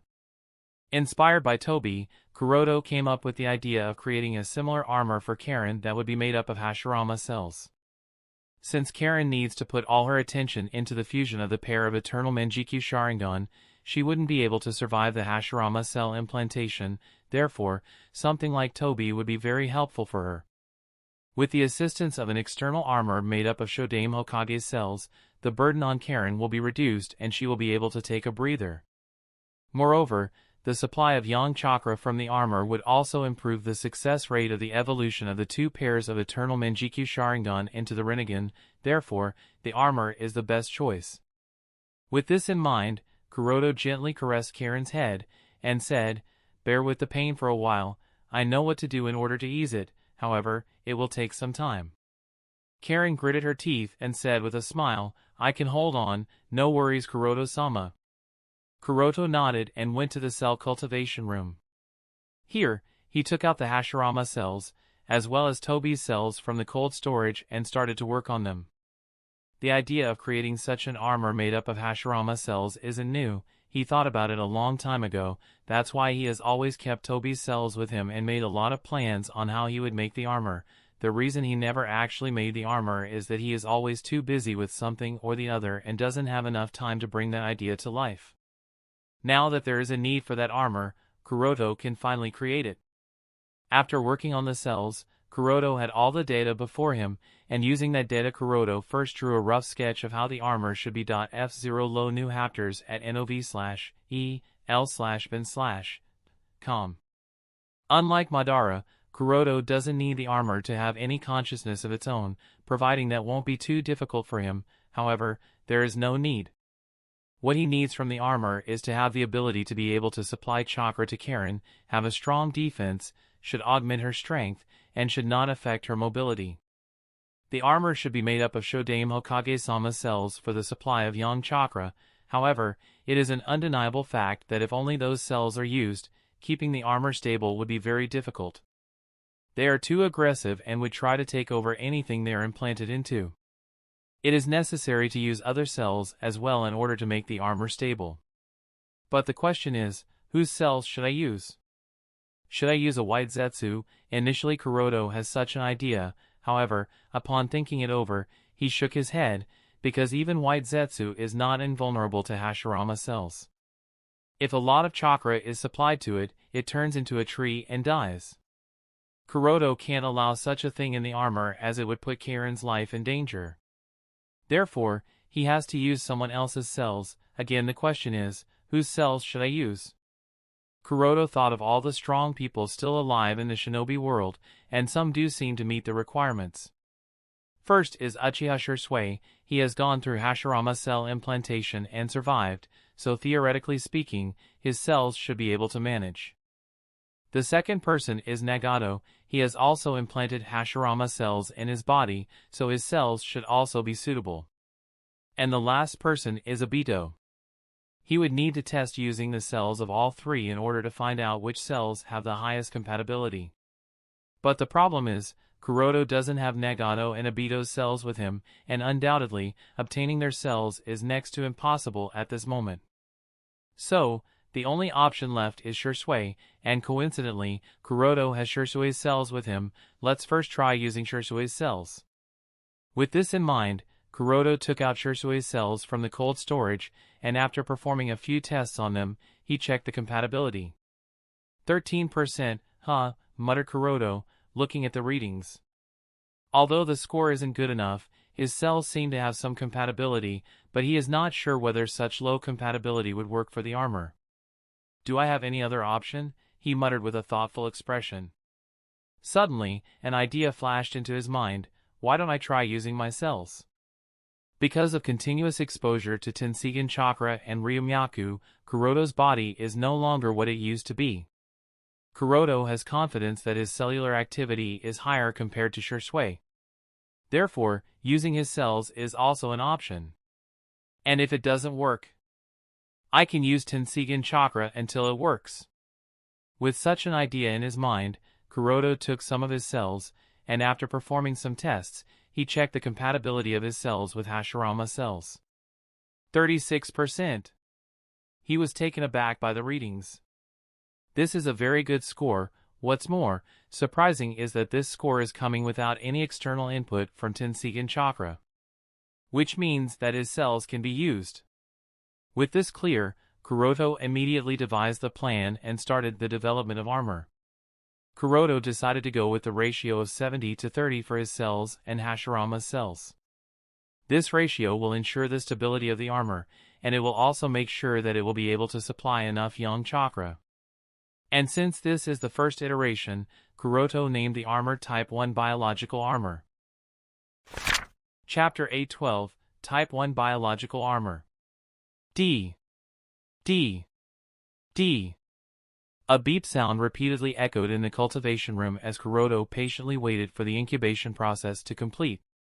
After a while, the beeping stopped, and the lights on the incubators turned red one by one. This is a sign that the cells placed into the incubator for fusion have not survived. The failure didn't affect Kuroto all that much. He understands the cancerous nature of Hashirama cells, so this was well within his expectations. Unaffected by failure, Kuroto emptied all 500 incubators and placed a new batch of petri dishes inside them for incubation. His current focus is the manufacturing of the Type 1 biological armor as soon as possible. For this, Kuroto is not paying attention to the cost of manufacturing. Regardless of how much it would cost, Kuroto is using all the resources accessible to him, because the cost of not using all the resources would be too much. Karin's life would be at stake, and there is a possibility that even the 2 pairs of eternal Mangekyo Sharingan will also be destroyed. Putting aside how important Karin's life is for his future goals, the loss of a pair of eternal Mangekyo Sharingan alone would be too much. Each pair of eternal Mangekyo Sharingan is an invaluable treasure in the shinobi world, not to mention 2 different pairs that are close to evolving into the Rinnegan. No matter how rich he is, even Kuroto can't afford to bear such a loss, so here time is of the essence. With this in mind, Kuroto continued to change the batch of petri dishes after repeated failures and stopped only after the incubation of the 23rd batch was completed. As for why he stopped, the reason is that in the 23rd batch, one of the incubators flashed a green light instead of a red light. This meant that finally, this set of cells survived the incubation process. Noting this, a gleam of joy appeared on Kuroto's face. Awesome! To be honest, Kuroto hadn't expected to succeed so early.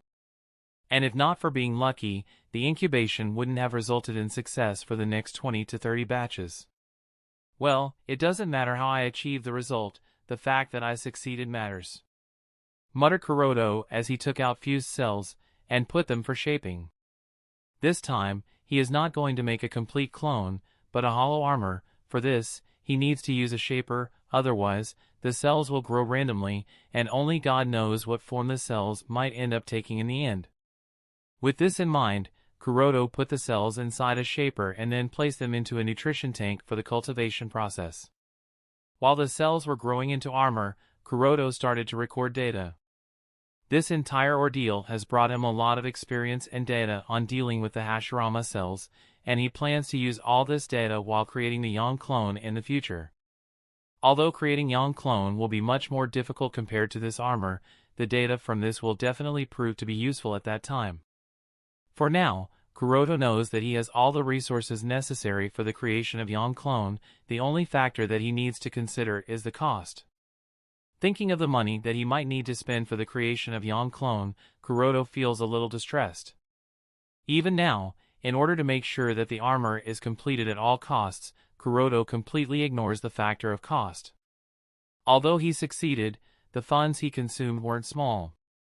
Moreover, not long ago, he accidentally created a hole in Anchor Vantien while trying out Dust Release. Although the defense of the fortress isn't compromised, the hole still exists and he would have to repair that. Get your Avrite Ovals at no/v/e/lbn.com.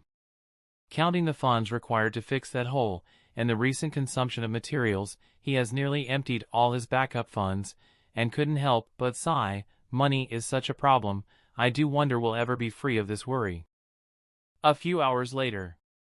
After a few hours of hard work, the Type 1 biological armor was finally completed. As soon as the armor was completed, Kuroto took it out from the nutrition tank and went to the operation room. Here, Karin was curled up in pain. However, she wasn't screaming or crying. Instead, she clenched her teeth and trembled.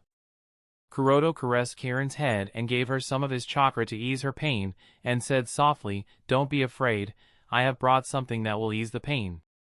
Karin said, "I am not afraid." Kuroto nodded and instructed her, "For now stand up and remove your clothes." Karin did as asked. After getting up, she removed all her clothes. After she had removed all the clothes, Kuroto put the Type 1 biological armor on her body from her back and attached an extension that looked like an umbilical cord at her navel. After she had put on the armor, Kuroto explained, "This is a temporary armor I created for you. It is made up of my cells and the cells of Shodame Hokage. This armor has a lot of young chakra and it will ease the pain." Since Karin had bandages wrapped over her eyes, so she couldn't see the appearance of the armor, and asked, "Kuroto-sama, what does the armor look like?" Well, Kuroto scratched his cheek awkwardly. Because he was too hasty in creating this armor, he didn't pay much attention to its appearance. This armor was designed to fulfill its purpose, which is why it still has several flaws in its design. It looks a lot like your typical white Zetsu clone. But if you consider that this is just a temporary model created in an emergency, and Kuroto didn't have enough time to pay attention to details, then this armor is very good. Just as he was planning to explain that this is just a temporary design, and he will create a better one for her in the future, Karin suddenly exclaimed, "Kuroto-sama, the pain, it has gone, my head doesn't hurt anymore." Kuroto activated his Byakugan and looked at Karin. Through his Byakugan, Kuroto could see Karin absorbing chakra from the clone through the umbilical cord. The absorbed chakra continuously towards her eyes. Because of the external chakra supply, the draining of chakra from her body stopped. At the same time, the violent reaction also subsided. "Thankfully this worked," muttered Kuroto in relief. Although this armor doesn't have many features, it saved Karin's life. So, Kuroto can say that the funds weren't wasted. Chapter 813 Type 1 Biological Armor 2. After repeatedly confirming that the violent chakra reaction in her body had subsided, Kuroto breathed a sigh of relief and started to test the changes in her body after wearing the Type 1 biological armor. For one, because of the external supply from the Type 1 biological armor, the young chakra in her body has enhanced, which is the reason the discomfort caused by the 2 pairs of eternal Mangekyo Sharingan also subsided. Although just a piece of external layer, the effects of the Type 1 biological armor are still so amazing. The cells of Shodame Hokage-sama are really a treasure trove of wonder. These results were well within his expectations. However, expectations and reality are generally quite different. However, here, the data he obtained from Karin's body clearly surprised him. It seems the results are this good because Karin is an Uzumaki, thought Kuroto as he looked at Karin's red hair.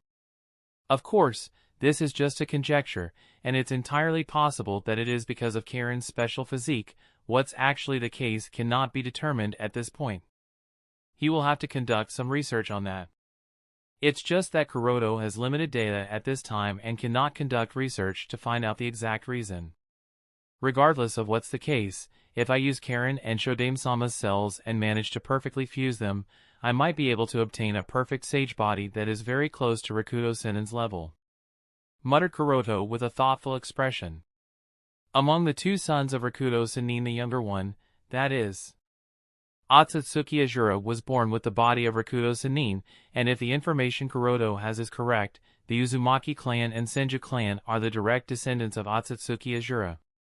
So, theoretically speaking, as long as the physical traits of the Uzumaki clan and the Senju clan can be fused into a single body, then it is possible that that body will have the traits of Akatsuki Azura.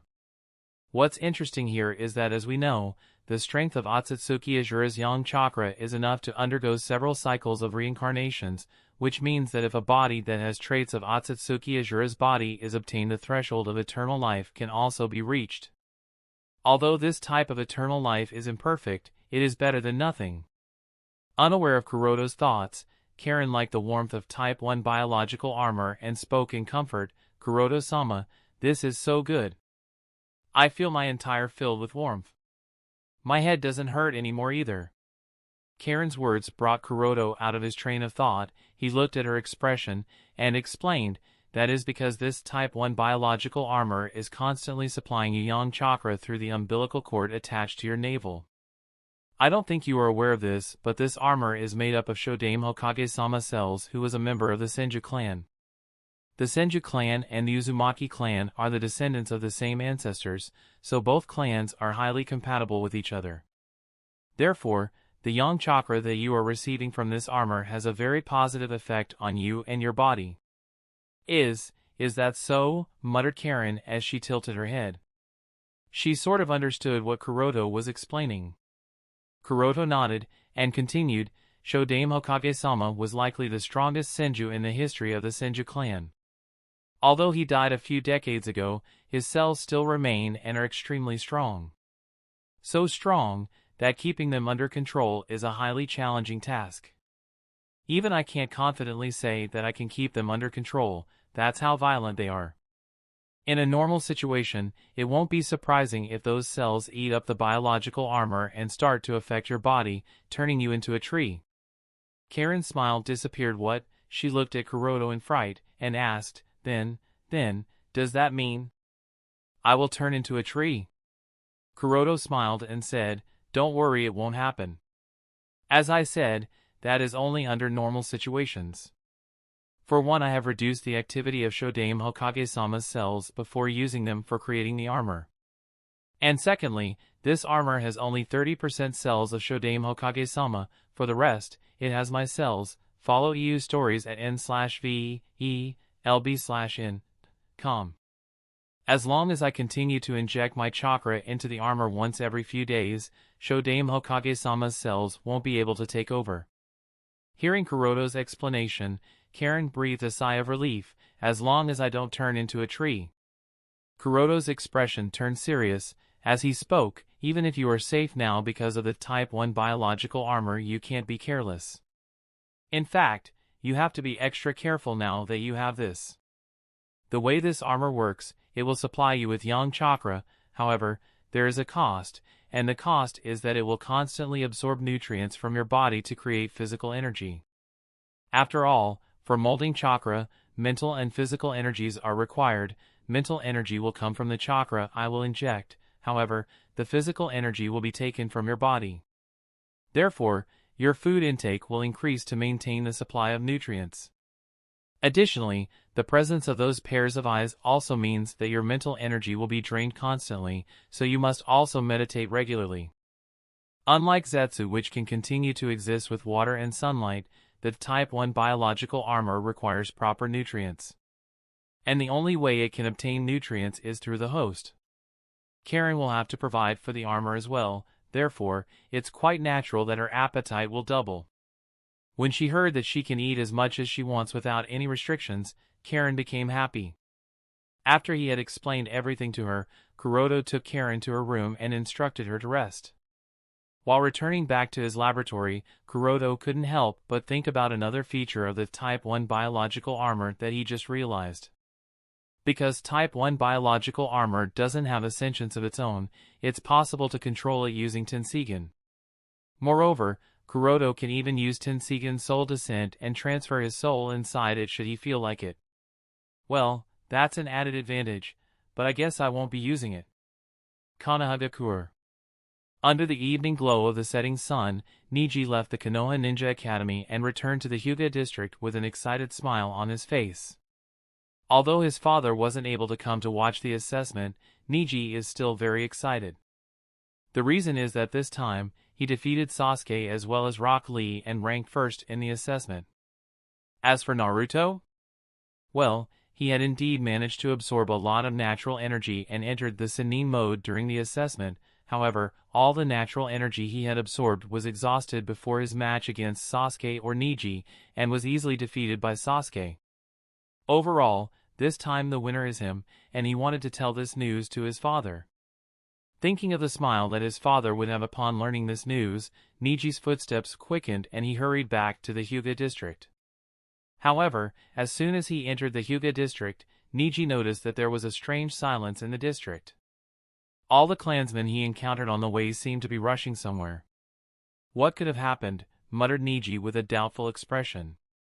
Remembering that his father had gone on a mission, and didn't even come to attend the assessment despite the promise he made, Niji couldn't help but feel a little uneasy and his pace quickened. Chapter 8:14 Meeting Akatsuki. After returning home, Niji learned that his father had returned back to the village in the early morning. However, he was injured and couldn't return home and was kept in Konoha Hospital for treatment and questioning purposes. Treatment is kind of obvious considering Hizashi's injuries, however, questioning was unexpected. Normally, he wouldn't be put under such serious questioning considering his identity, but because there is the involvement of the Amatsuki organization that the village cares about, Hizashi had no other choice.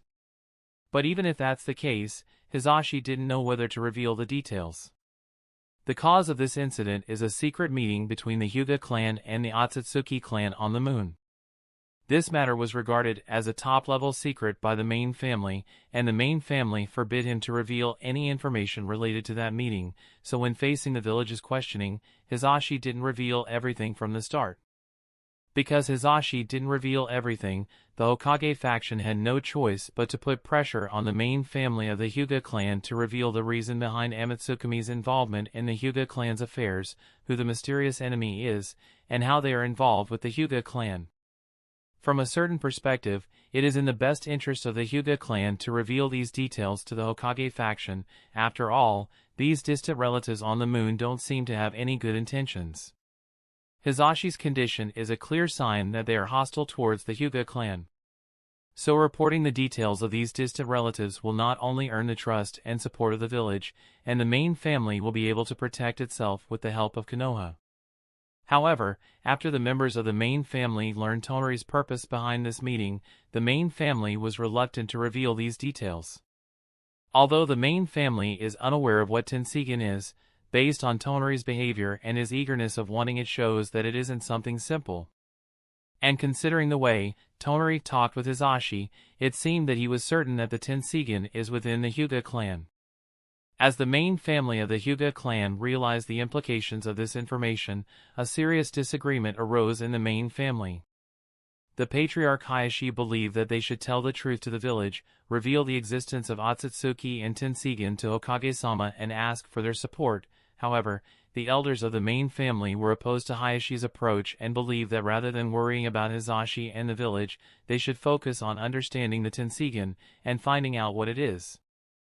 The elders of the main family believed that if someone as powerful as the Akatsuki also wants to obtain the Tenseigan, then it must be something extraordinary, and as long as they managed to find it, the pressure from the village would mean nothing. This disagreement within the main family caused them to remain indecisive and they didn't reveal anything. The attitude of the main family wasn't hidden from the eyes of Sandaime Hokage.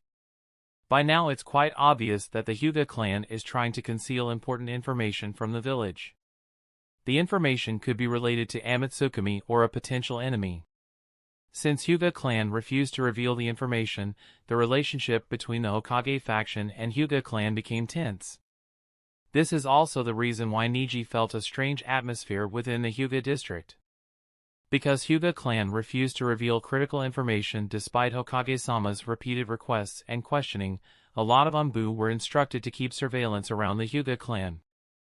The presence of Anbus around the Hyuga district couldn't be hidden from the eyes of the Hyuga clansmen, and this caused the Hyuga clansmen to feel nervous and uneasy. On the other hand, as Deidara returned to Konoha, he was also left speechless upon being put under questioning. Firstly, it was just casual questioning from Inoki about where he went and what he did, however as Deidara revealed details, things changed. The next set of questions that he faced was the identity of the person he fought, what were his name and his origin. Deidara had no answer, and the reason is also obvious, he didn't know these details, to begin with. However, everyone refused to believe him, even Inoki was a little doubtful this time, and couldn't help but consider the possibility that Deidara might really be Dojin of Amatsukami. Hizashi insisted that it was Dojin who saved him. Coincidentally, Deidara was also present in that place around the same time. This can't be a simple coincidence, everyone thought this. And no matter what Deidara said, everyone refused to believe him. Meanwhile, everyone started to use their own resources and network to carry out their own investigation. Somewhere in the land of T. Ka. With an ear-piercing mechanical sound, a puppet walked through a dark passage. The puppet was alone, and it didn't seem anyone was controlling it. Still, it was moving orderly and walking deeper into the cave. After a minute of walking, the puppet stopped and spoke apologetically, "Sorry to keep you guys waiting." At this moment, several figures walked out of the shadows and revealed themselves. "What took you so long?" "We almost thought that you got a cold feet," said one of the figures sarcastically.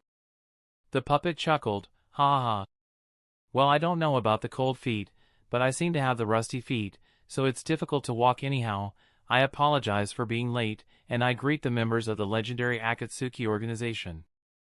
That's right, these people are members of the Akatsuki organization, and all of them are dressed in Akatsuki's turtleneck cloak. At the center is Tendo Pain, and beside him is Conan. Then there is Uchiha Shinichi and Sasori. Sasori curiously looked at the guy and said, "A puppet, huh? Interesting guy. Are you sure you want to send this puppet and not come in person?" Shinichi also added, "You have been inquiring about us for a while now, and repeatedly expressed your intention of wanting to meet us, and now that we are finally here, you send this puppet. Are you looking down on us?" The puppet glanced at Shinobi for a while, then it looked at Tendo Pain, and said, "I wish to make a deal with the Akatsuki organization." Shinichi muttered in annoyance, "You got some nerve ignoring me." The puppet remained silent and continued to look at Tendo. At this time Conan asked, "What do you want from us?"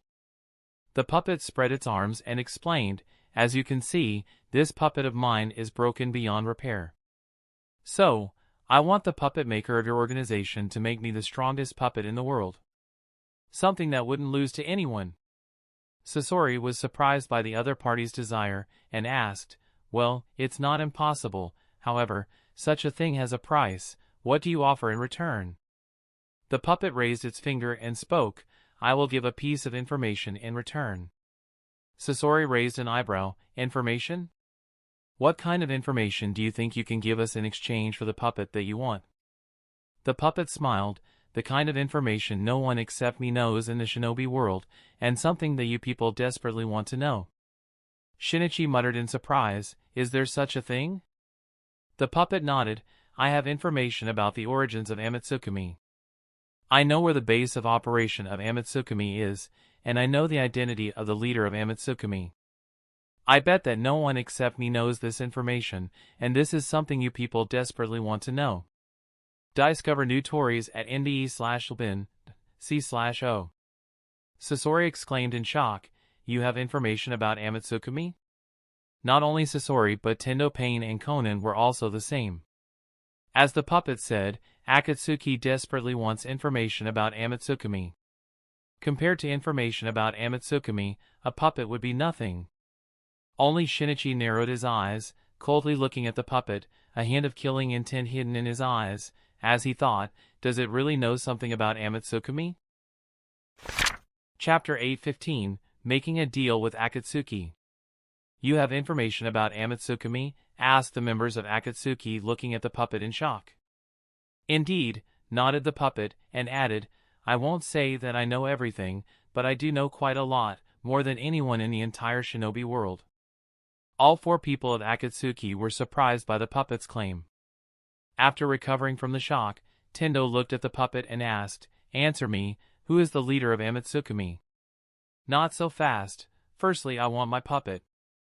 So, as long as the Akatsuki organization creates the kind of puppet I want, I will give all the information that I have. The puppet added, Trust me when I say this, without the information I give you, you won't ever be able to guess who the leader of Amatsukami is, and where their base of operation is. Conan spoke in a sharp tone, and why should we trust your words? Ha ha ha, right, I need to at least show that I am credible enough.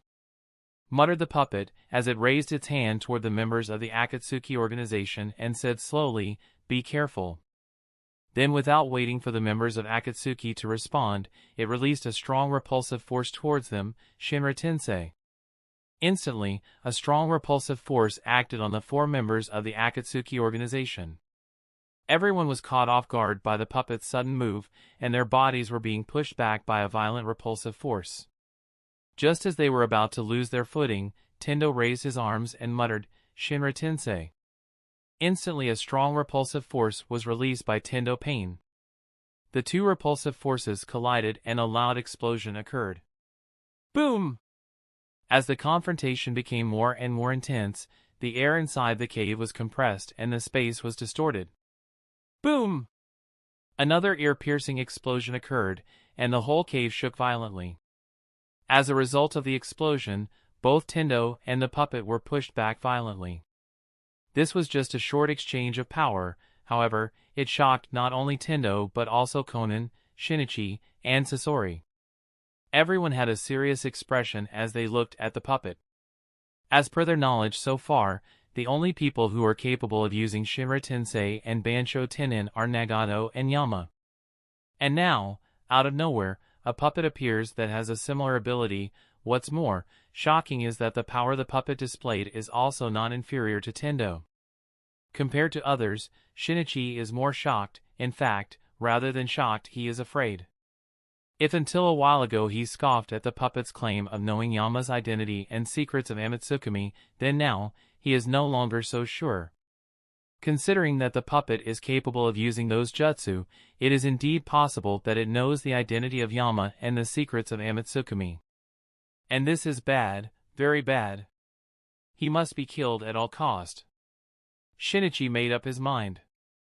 In order to keep Kuroto's identity a secret and to make sure that the secrets of Amatsukami remain protected, he made up his mind to destroy the puppet and kill the master of this puppet before he can give out any information. The puppet and its master, unaware of Uchiha Shinichi's thoughts, smiled at the members of Akatsuki and asked, I think, you should be able to trust me now, right? Conan asked sharply, just who are you? Well, I guess I can say that we have a common enemy, that is Amatsukami. And since the enemy of an enemy is a friend, so I am a friend for you guys, said the puppet, and added, trust me when I say this, without knowing the information that I have, it is impossible for me or your Akatsuki to defeat Amatsukami. And even if we know this information, we would need to work together if we want to defeat them because their full strength is beyond anyone's imagination. Tendo pondered over the puppet's words. He could sense that the puppet wasn't lying, so after a while of thinking, he spoke in a deep tone of voice, All right, I agree to this deal of yours. A very wise decision, responded the puppet as its master sighed in relief. Earlier, the master of the puppet planned to teach Tendo a lesson in order to get the upper hand in their cooperation. However, from that short confrontation with him, the master of puppets realized how terrifying this person is, and as if that's not enough, this is just one of the 6 puppets that Uzumaki Nagato controls. If the information he has on Nagato is correct, then these puppets even when combined don't hold a candle to Nagato, so it's really hard to imagine just how strong Nagato is. Fortunately, this was just a test of strength and none of them had any plans of killing the other party, so it went all right. Otherwise, even with the massive chakra support that the puppet has, it wouldn't be able to suppress Tendo. Unaware of the puppet's thoughts, Sasori looked at Tendo, then shifted his gaze to the puppet, and asked, "So, what kind of puppet do you want?" "The strongest," replied the puppet. "Huh?" Sasori looked weirdly at the puppet, and said, "Even if you say that strength is of various forms. What qualities do you want the puppet to have? Do you want it to be speed type, strength type, or overall type? What is your preference and what is your standard?"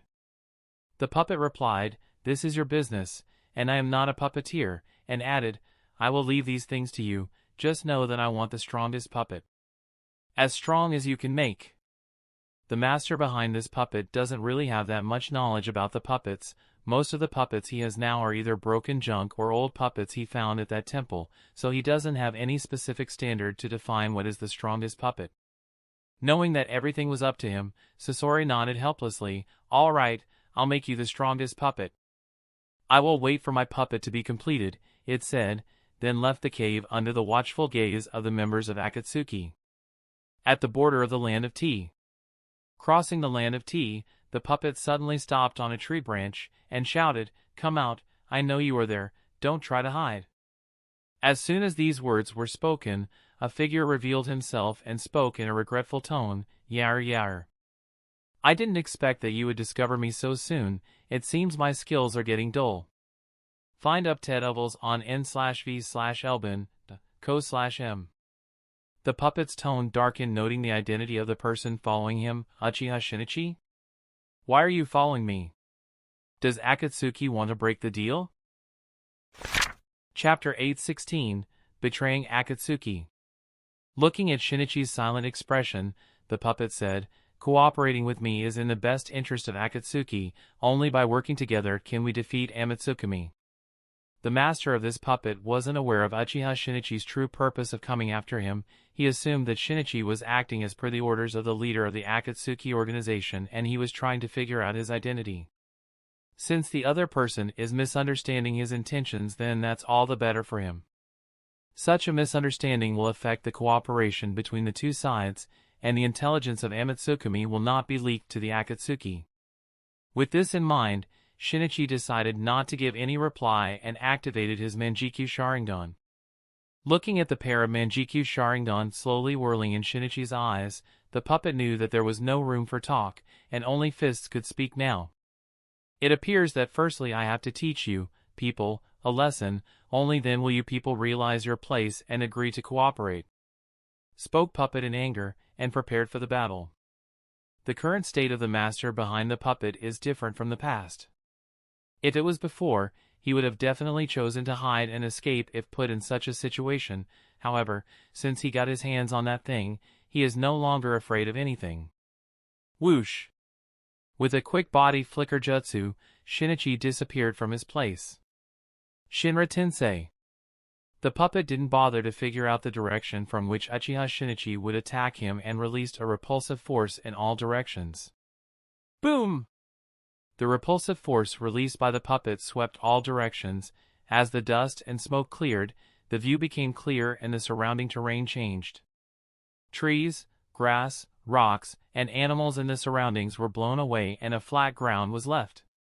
Shinichi was naturally not exempted from suffering. His movement was intercepted by the repulsive force and he was thrown backwards. Standing in the center of the messy battlefield, the puppet looked at the pathetic state of Shinichi and mocked him. "Is this level of Uchiha's legendary Mangekyo Sharingan, just like your patriarch? You two are vulnerable in front of me." Embarrassed, Shinichi got up from the ground and said, "So, my guess was correct. Are indeed someone from Kanagakur, EAD new chapter RS on no/v/e/ln.com. It's nothing to be surprised about," muttered puppet, and said, "If Akatsuki wanted to figure out my background, then you have done that, so can we stop already?" The master controlling the puppet didn't want to turn against Akatsuki yet, especially when he was in urgent need of a puppet. "Bah, damn it! I got mud in my mouth." Shinichi spit out the mud in his mouth, then looked at the puppet and asked, "You are a member of the Hyuga clan, right?" The master of the puppet was taken aback. Since the other party had already guessed it, so he didn't bother to hide it and nodded, yes. Then asked, how did you figure it out? Damn, so, he really is a member of the Hyuga clan.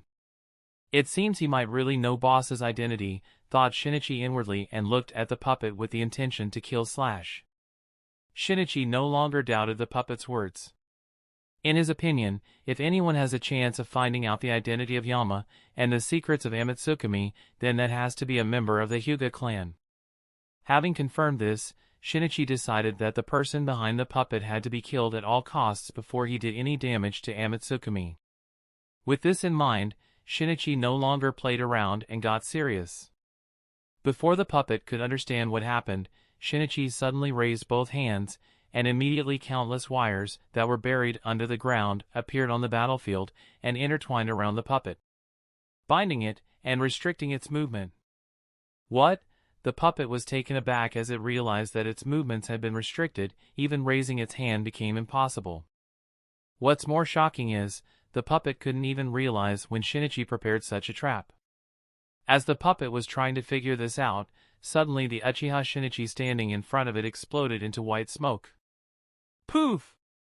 What, that was a shadow clone all along? The puppet was startled. And before he could figure out anything, suddenly a murderous voice came from its back. So, you are someone only with raw power, and no battle experience, it makes sense. Now, although I do have guesses about your identity, I want to confirm it. Let's see, who are you? Just as Shinichi prepared to use Jinjutsu, the puppet lost its strings, metaphorically, and broke into several pieces. It seemed that the master of the puppet cut the connection as soon as he realized that his secrets would be seen through by Uchiha Shinichi. Obviously, he didn't want his secrets to be discovered, because that would put him at a serious disadvantage. So, the master cut the strings of the puppet and disappeared. Seeing that the person seemed to have escaped, Shinichi was disappointed and looked around, trying to see if he could find any trail of chakra that would lead him to the puppeteer behind the puppet. TCH, so this was a miss, huh? He muttered in an annoyed tone of voice as he realized that he couldn't find anything. After a while, Shinichi looked at the puppet fallen on the ground and muttered to himself, still, what kind of ninjutsu is it that allows him to control puppets from a long distance? What's more surprising is that I can't even see the connection. Sigh, this is really annoying. Being unable to figure out the method the puppeteer used, Shinichi looked helpless. Although he was mentally prepared for the failure, this type of ending is still a bit unacceptable for him, especially when he was so close to it. Forget it, I will figure this out later. For now, I have to deal with what's coming. He shook his head with such a thought in his mind and turned around. Whoosh! Whoosh! Whoosh! Whoosh! At this time, 5 figures, each one wearing the turtleneck cloak of Akatsuki organization, were rushing towards him. These 5 are none other than the Kiri squad of Akatsuki, comprising Biwa Juzo, Hashigaki Kisame, Chino Ike Majida, Kagaya Takashi, and Kahayo. It didn't take long for the 5 to surround Shinichi. Standing at the center, Juzo looked at Shinichi helplessly and said, I am not really surprised. I had expected that this day would come, still, it came sooner than I predicted. There was no need for questioning and trying to figure out what happened. Without Nagato or Madara's permission, Shinichi attacked the puppet, and this act of attacking someone who would cooperate with Akatsuki and help them fight their biggest enemy is clearly betrayal. Before coming after the puppet, Shinichi was prepared for this to happen, therefore, he was neither worried nor scared, and said with a smirk, I guess. But still, I thought that it would be Sasori coming after me, didn't expect that it would be you, Juzo. Chapter 817, Consequences of Betraying Akatsuki. Juzo held the hilt of his Kubikiri Bocho, and said while pointing at Shinichi, Shinichi, I told you several times that nothing good will come to you if you do this. The only place you have left will also disappear. You should understand that Akatsuki won't forgive traitors unless you have a proper explanation. There is no going back now. Shinichi smirked. Akatsuki was never the place I wanted to be. This was just a means to me, but I do consider you my friend, but that's that, and this is this. I did what I wanted to do and I have no intention of explaining anything to anyone. If you want to stop me, then fight already, else step aside and let me go. I have no time for chit-chat. Hearing Shinichi's words, Juzo understood that Shinichi had no intention of going back with them. Shaking his head in sadness, he drew his sword and pointed at Shinichi. The hesitation and struggle were clearly apparent on his face as he pointed Kubikuribocho at Shinichi. To Juzo, Shinichi is a close friend, and they have worked together for several years. To a certain extent, their team was the only team that developed into a close friendship over the years, and both watched out for each other's back when facing any enemy. Now having to face someone he has trusted his back with, it's obvious that Juzo is hesitant. In fact, Juzo is not at all surprised by Shinichi's betrayal. Shinichi stopped pretending in front of him long ago, therefore, Juzo was very well aware of the fact that Shinichi was not loyal to Akatsuki and would one day betray them. But out of friendship, Juzo kept this a secret and never reported anything about Shinichi's attitude/intention to anyone. Juzo had also prepared himself to fight Shinichi on that day. And now that that day has really come, Juzo realizes that it's really difficult for him to fight the only remaining friend he has left in Shinobi World. Knowing that he really can't fight Shinichi, Juzo put down Kubikuribocho and sighed, "I hope you know what you are doing." Shinichi understood Juzo's hesitation. He smiled lightly and muttered lightly, "I know what I'm doing." "Thanks, Juzo." Then he disappeared with a quick body flicker. Seeing Juzo allowing Shinichi's retreat, Kisame said with a smile, "Juzo-san, I didn't expect that you would be soft-hearted with him. But, that aside, we allowed him to retreat despite having a numeric advantage. How are we going to explain this?" Takeshi said in a regretful tone, "Here I thought that I would be able to face him and see how strong his Mangekyo Sharingan is. What a shame." Majida shook his head. "Rather than shame, I will call this a blessing. I don't think anyone except Kisame and Kahayo would have managed to survive if we actually faced him, and even then, we couldn't have stopped him. This result is much better." Takeshi retorted, "We are more people, we could have defeated him." Majida shook his head. "He has that weird Mangekyo Sharingan ability and Susanoo. There is no fighting against these two powers, we would be dead." Having been a descendant of the Chinoite clan, Majida is aware of the danger of the Uchiha clan. As per the history he has read, their entire clan was crushed and exiled by the Uchiha clan.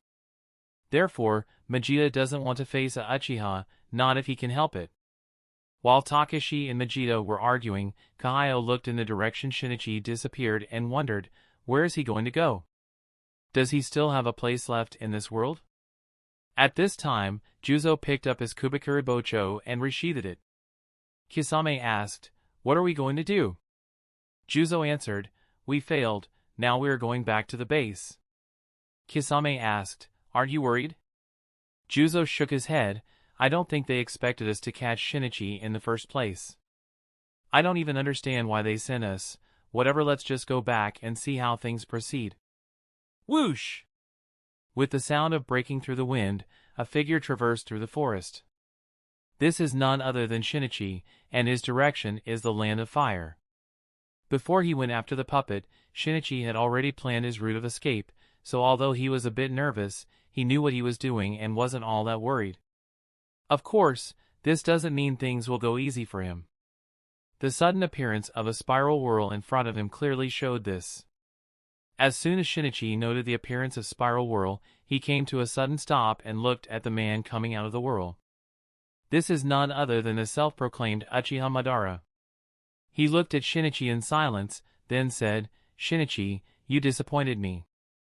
People might be wondering why Madara appeared here so fast, and the reason the Kiri squad of Akatsuki was able to intercept Shinichi so early. The answer is quite simple, and that's Zetsu. Similar to Shinichi, Zetsu was also tailing Shinichi, and in doing so, Zetsu discovered Shinichi's act of betrayal and relayed the information back. Shinichi looked at the self-proclaimed Madara with a gloomy expression. In Akatsuki, there are only two people who have a chance of defeating him. The first is obviously Nagato, and the second is the self-proclaimed Madara. Shinichi had expected this man to come after him, however, he appeared a little too fast. The self-proclaimed Madara leaned against a tree and asked calmly, "So, it really was you who leaked the intelligence about our base in Mangekyo at that time, right?" The War of the Best occurred at Mangekyo. At that time, he and Nagato suspected the presence of a spy, but they didn't have any proof and concluded that it must have been the work of Orochimaru. After all, Orochimaru had betrayed the organization not long ago, so it wouldn't have been strange if it was him. But now that Shinichi's identity as the traitor is exposed, they realized that it wasn't Orochimaru who leaked these details, but Shinichi who was personally recruited by him. Shinichi didn't care if the secret was exposed, "It doesn't really matter now," and snorted, "Even if you know this, it doesn't change a thing." "That is true," nodded the masked man, and said, "However, you couldn't have been working alone all this time," then asked, "Answer me, whom are you working for? Is it Konoha or the Uchiha?" The masked man didn't consider the possibility of the involvement of Akatsuki. To him, it doesn't make any sense. If Shinichi had been sent by Akatsuki, then Akatsuki would have been finished by now. Using the intelligence sent by Shinichi, Akatsuki could have prepared a solid trap for Akatsuki. In the presence of Yama, both Homusubi, Fujin, Suijin, and Dojin, Akatsuki would have been done by now. Therefore, Shinichi couldn't have been working for Akatsuki. There are only two possibilities left, and that is either Konoha or Uchiha. In the face of the masked man's question, Shinichi shrugged, "Why don't you try to make a guess?" "Guess?" muttered the masked man, then shook his head, "Forget it, there is no need. Once I am done with you, I can have all the information extracted from your brain." Ariad updated stiris at n//vel/bin.com. Shinichi wasn't afraid of the masked man's genjutsu, however, Nagato's ability to read memories worried him. It wouldn't matter if he died, but the intelligence on Akatsuki cannot be revealed at any cost. With this in mind, Shinichi took a deep breath, and said, "Do your worst."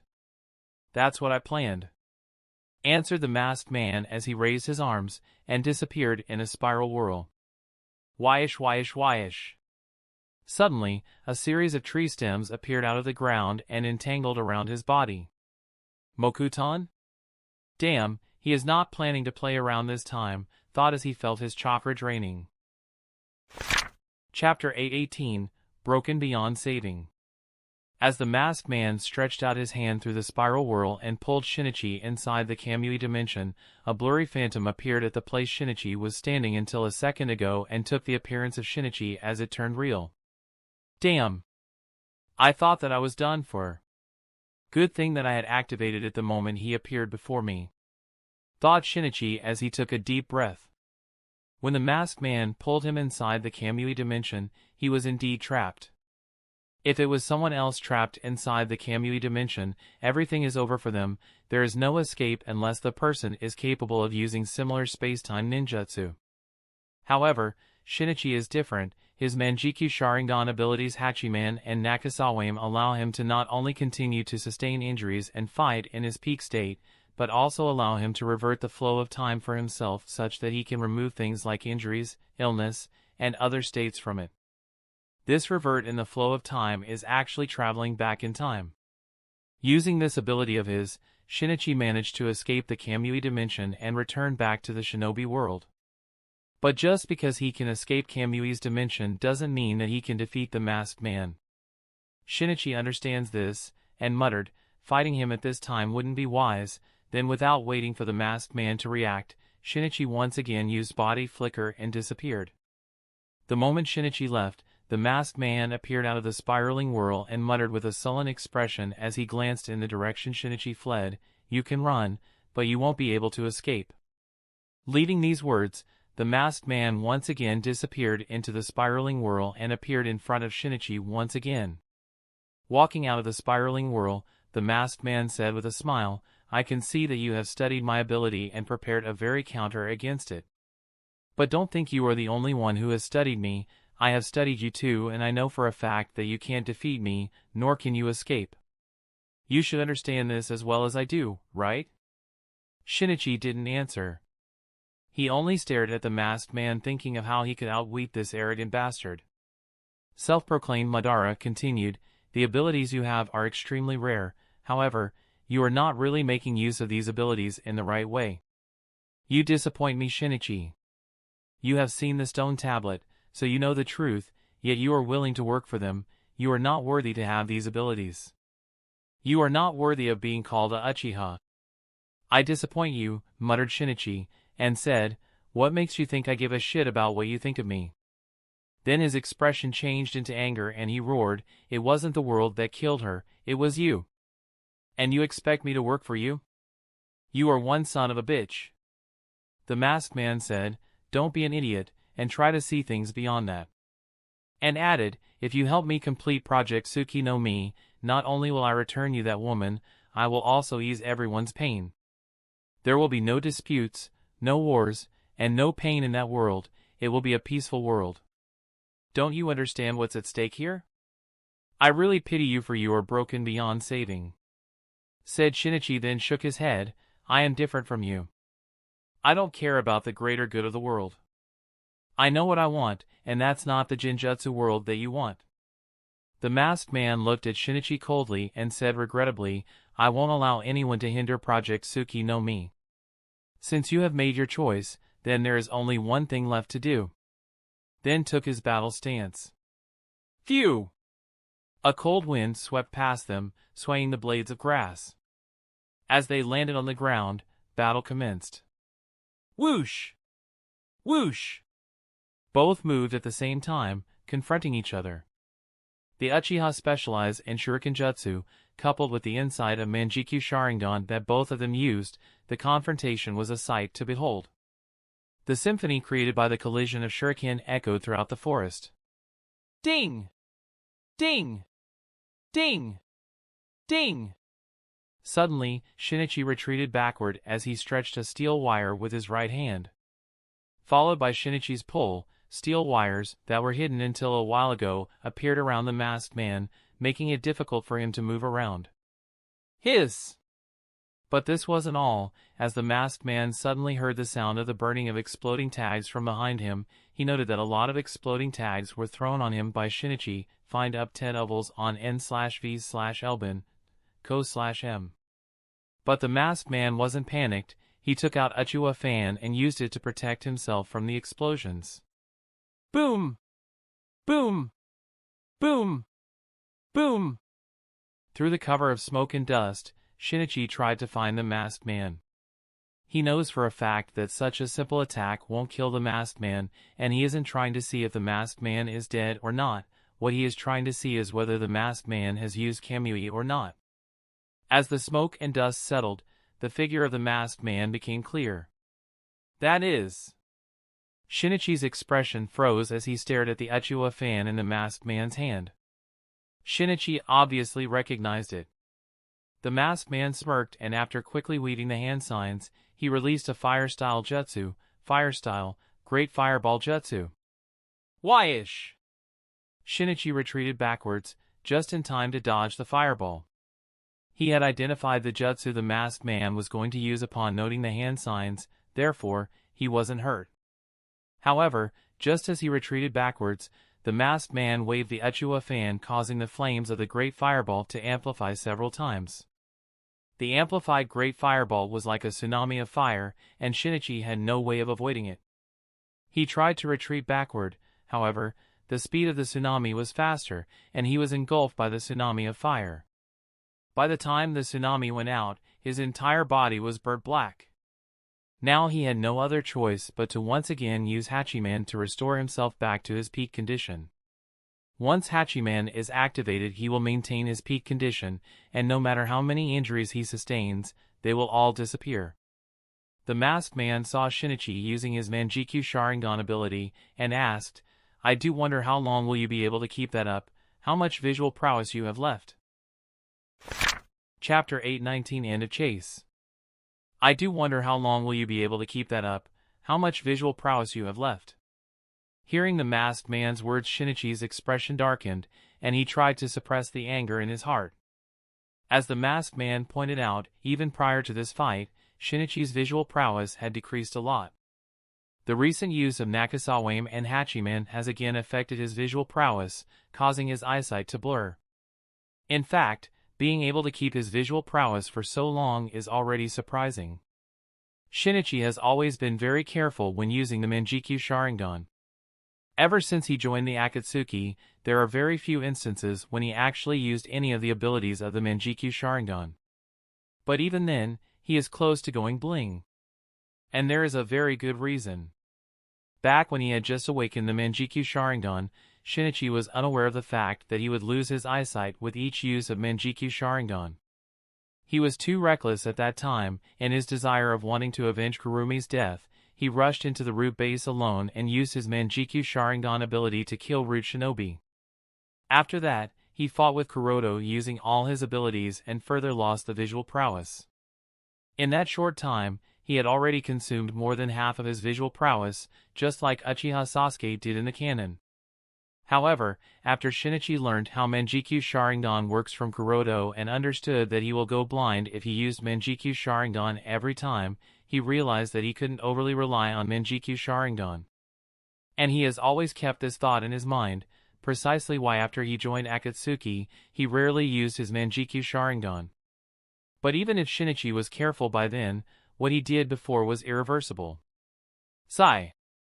I can't continue to fight him, this is exactly what he wants, thought Shinichi as he looked at the masked man. If Shinichi continues to fight him, not only will he lose and die, but he will also be giving away important information that is something Shinichi can't afford at all costs. Making up his mind to retreat at all costs, Shinichi took a deep breath and then disappeared with a body flicker. Looking at Shinichi's back from a distance, the masked man chuckled, "Are you that desperate?" and added, "A while ago you stated that you wanted to kill me, and now you are trying to run away like a coward. Have you given up on the idea of revenge? Did you not love her?" Shinichi was burning with anger and wanted to fight, however, he knew that if he did he would be playing in the masked man's hands. So, he kept himself shut and ran.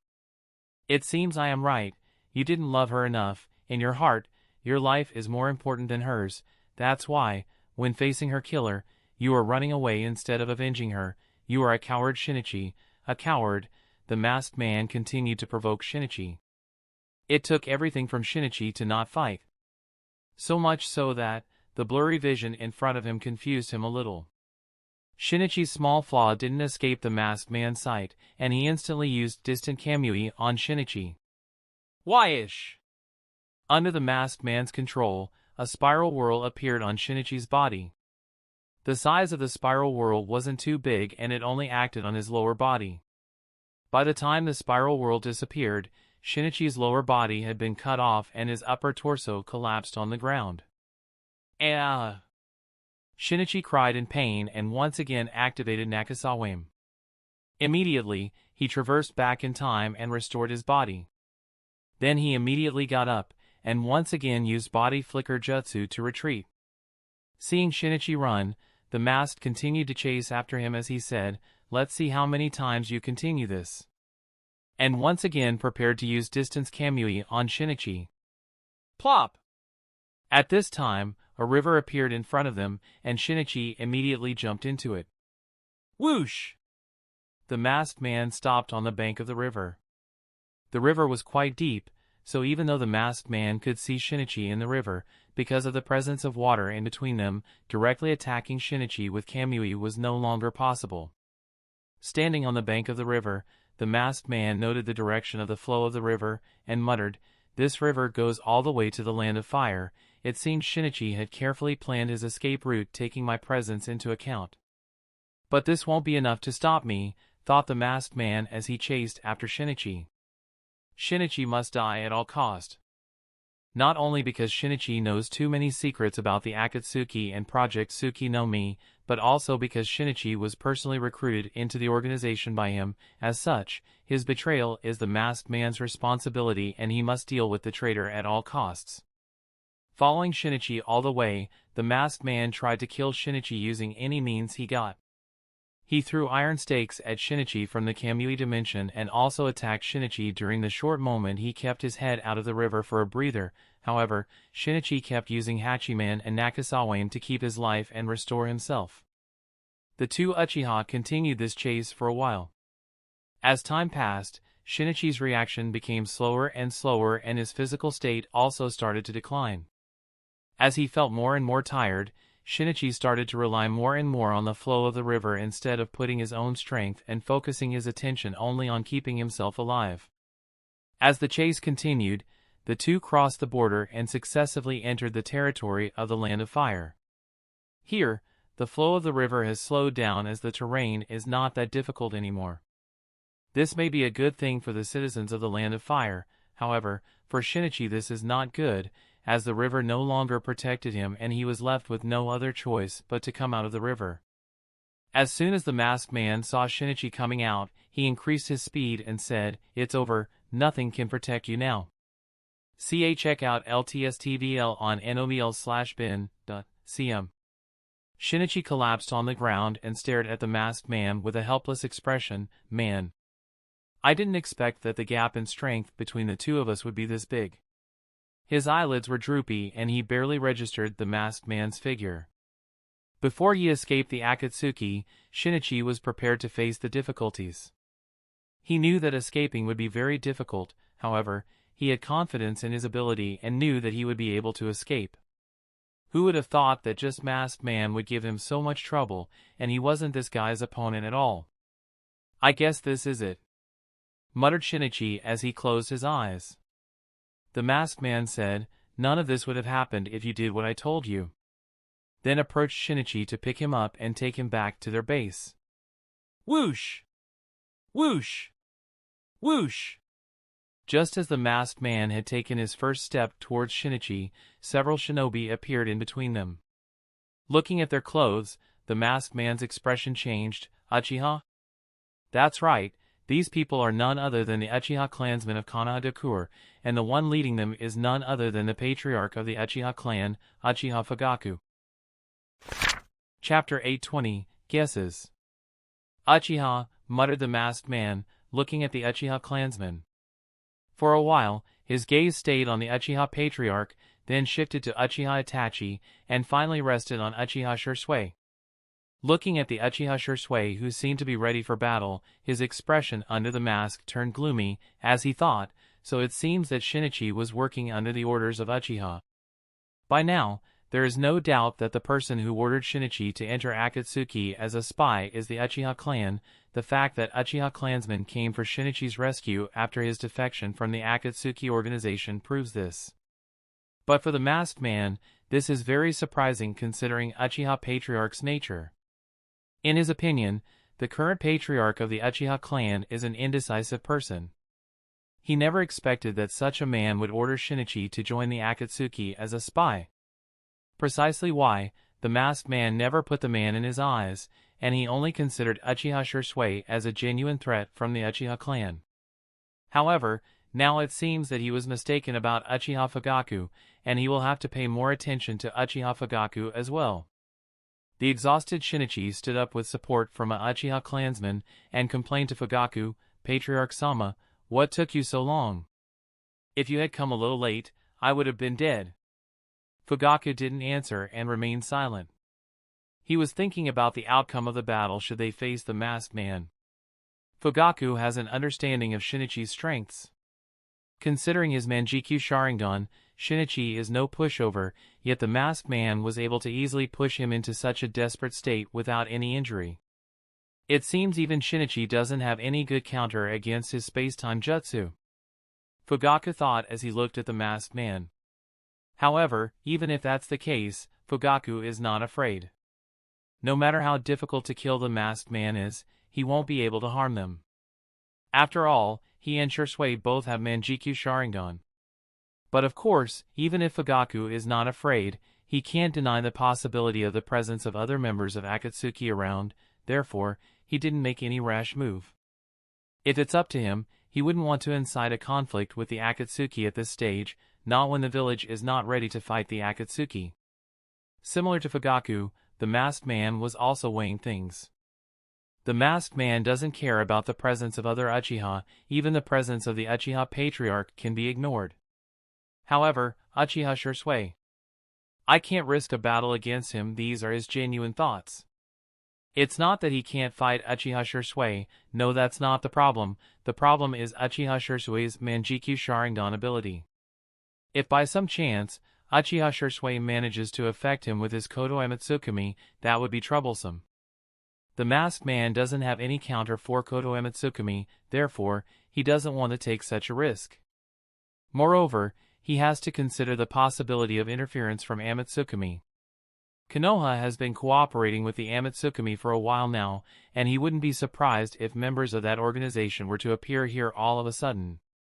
No, I can't risk it, thought the masked man as he took one last glance at Shinichi. You get to live, and then disappeared.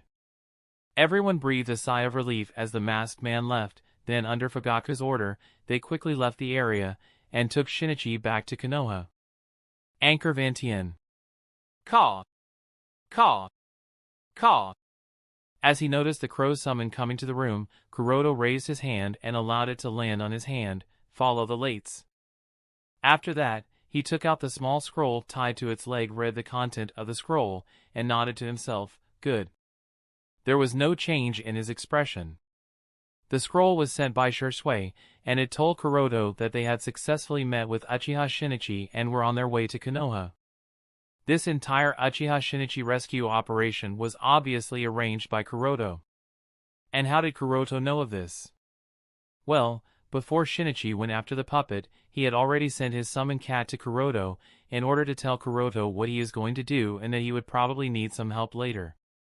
Along with that, he also informed Kuroto about his current situation at the organization and told him that leading it would be better since he is useless there. Kuroto didn't oppose Shinichi's actions and allowed him to do what he was doing. As for helping him, although he could have gone, he was busy with something very important. Therefore, he told Shisui and instructed him to disclose this information to the Uchiha Patriarch. Fugaku has been seeking Shinichi's return to the Uchiha clan, so upon learning this news from Shinichi, he immediately leads an elite unit out of Konoha in order to make sure that Shinichi is safely brought back to the village. Putting the matter of Shinichi to the side for a while, Kuroto thought about the person who approached the Akatsuki. He didn't have to guess too much, it was obvious that the person was Hyuga Aoki. However, this confused Kuroto. The information that Aoki is exchanging with Akatsuki, Kuroto is not worried about that. It's quite obvious that Aoki doesn't know the identity of the leader of Amatsukami, nor does he know any secret about the Amatsukami. Why is Kuroto so sure? The answer is simple. If Aoki really knew the identity of the leader of Amatsukami, he wouldn't try to recruit Kuroto as a subordinate. That's why Kuroto believes that Aoki is either trying to fool the Akatsuki or has made some misjudgment about the identity of the leader of Amatsukami. Rather than the misjudgment that Aoki has made about the identity of the leader of Amatsukami, what concerns Kuroto more is Aoki's intention to cooperate with the Akatsuki. Based on Kuroto's judgment of Aoki's attitude after he obtained the giant Tenseigan of the Hyuga clan, unless exposed to a stronger threat, he wouldn't try to cooperate with the Akatsuki. And what's important here is that Aoki has labeled Amatsukami as the common enemy of both Akatsuki and, which is quite interesting.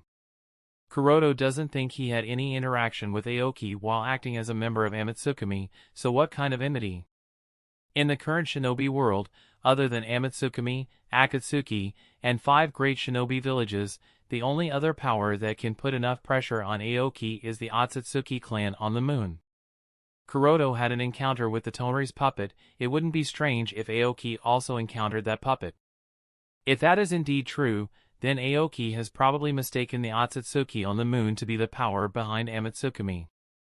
This also explains why he and Amatsukami have enmity. I guess this is a good development for me, thought Kuroto as he thought of how to use this misjudgment to his advantage. I suppose I will wait until I have the opportunity to make those moves, muttered Kuroto with a smile as he put his attention back on the biological armor he had been working on. That's the end of this tale for now. We've caught up to the story so far, so the next installment will be whenever 50 chapters are available for me to make the next part. Thank you for watching, and I'll see you in part 19. Peace.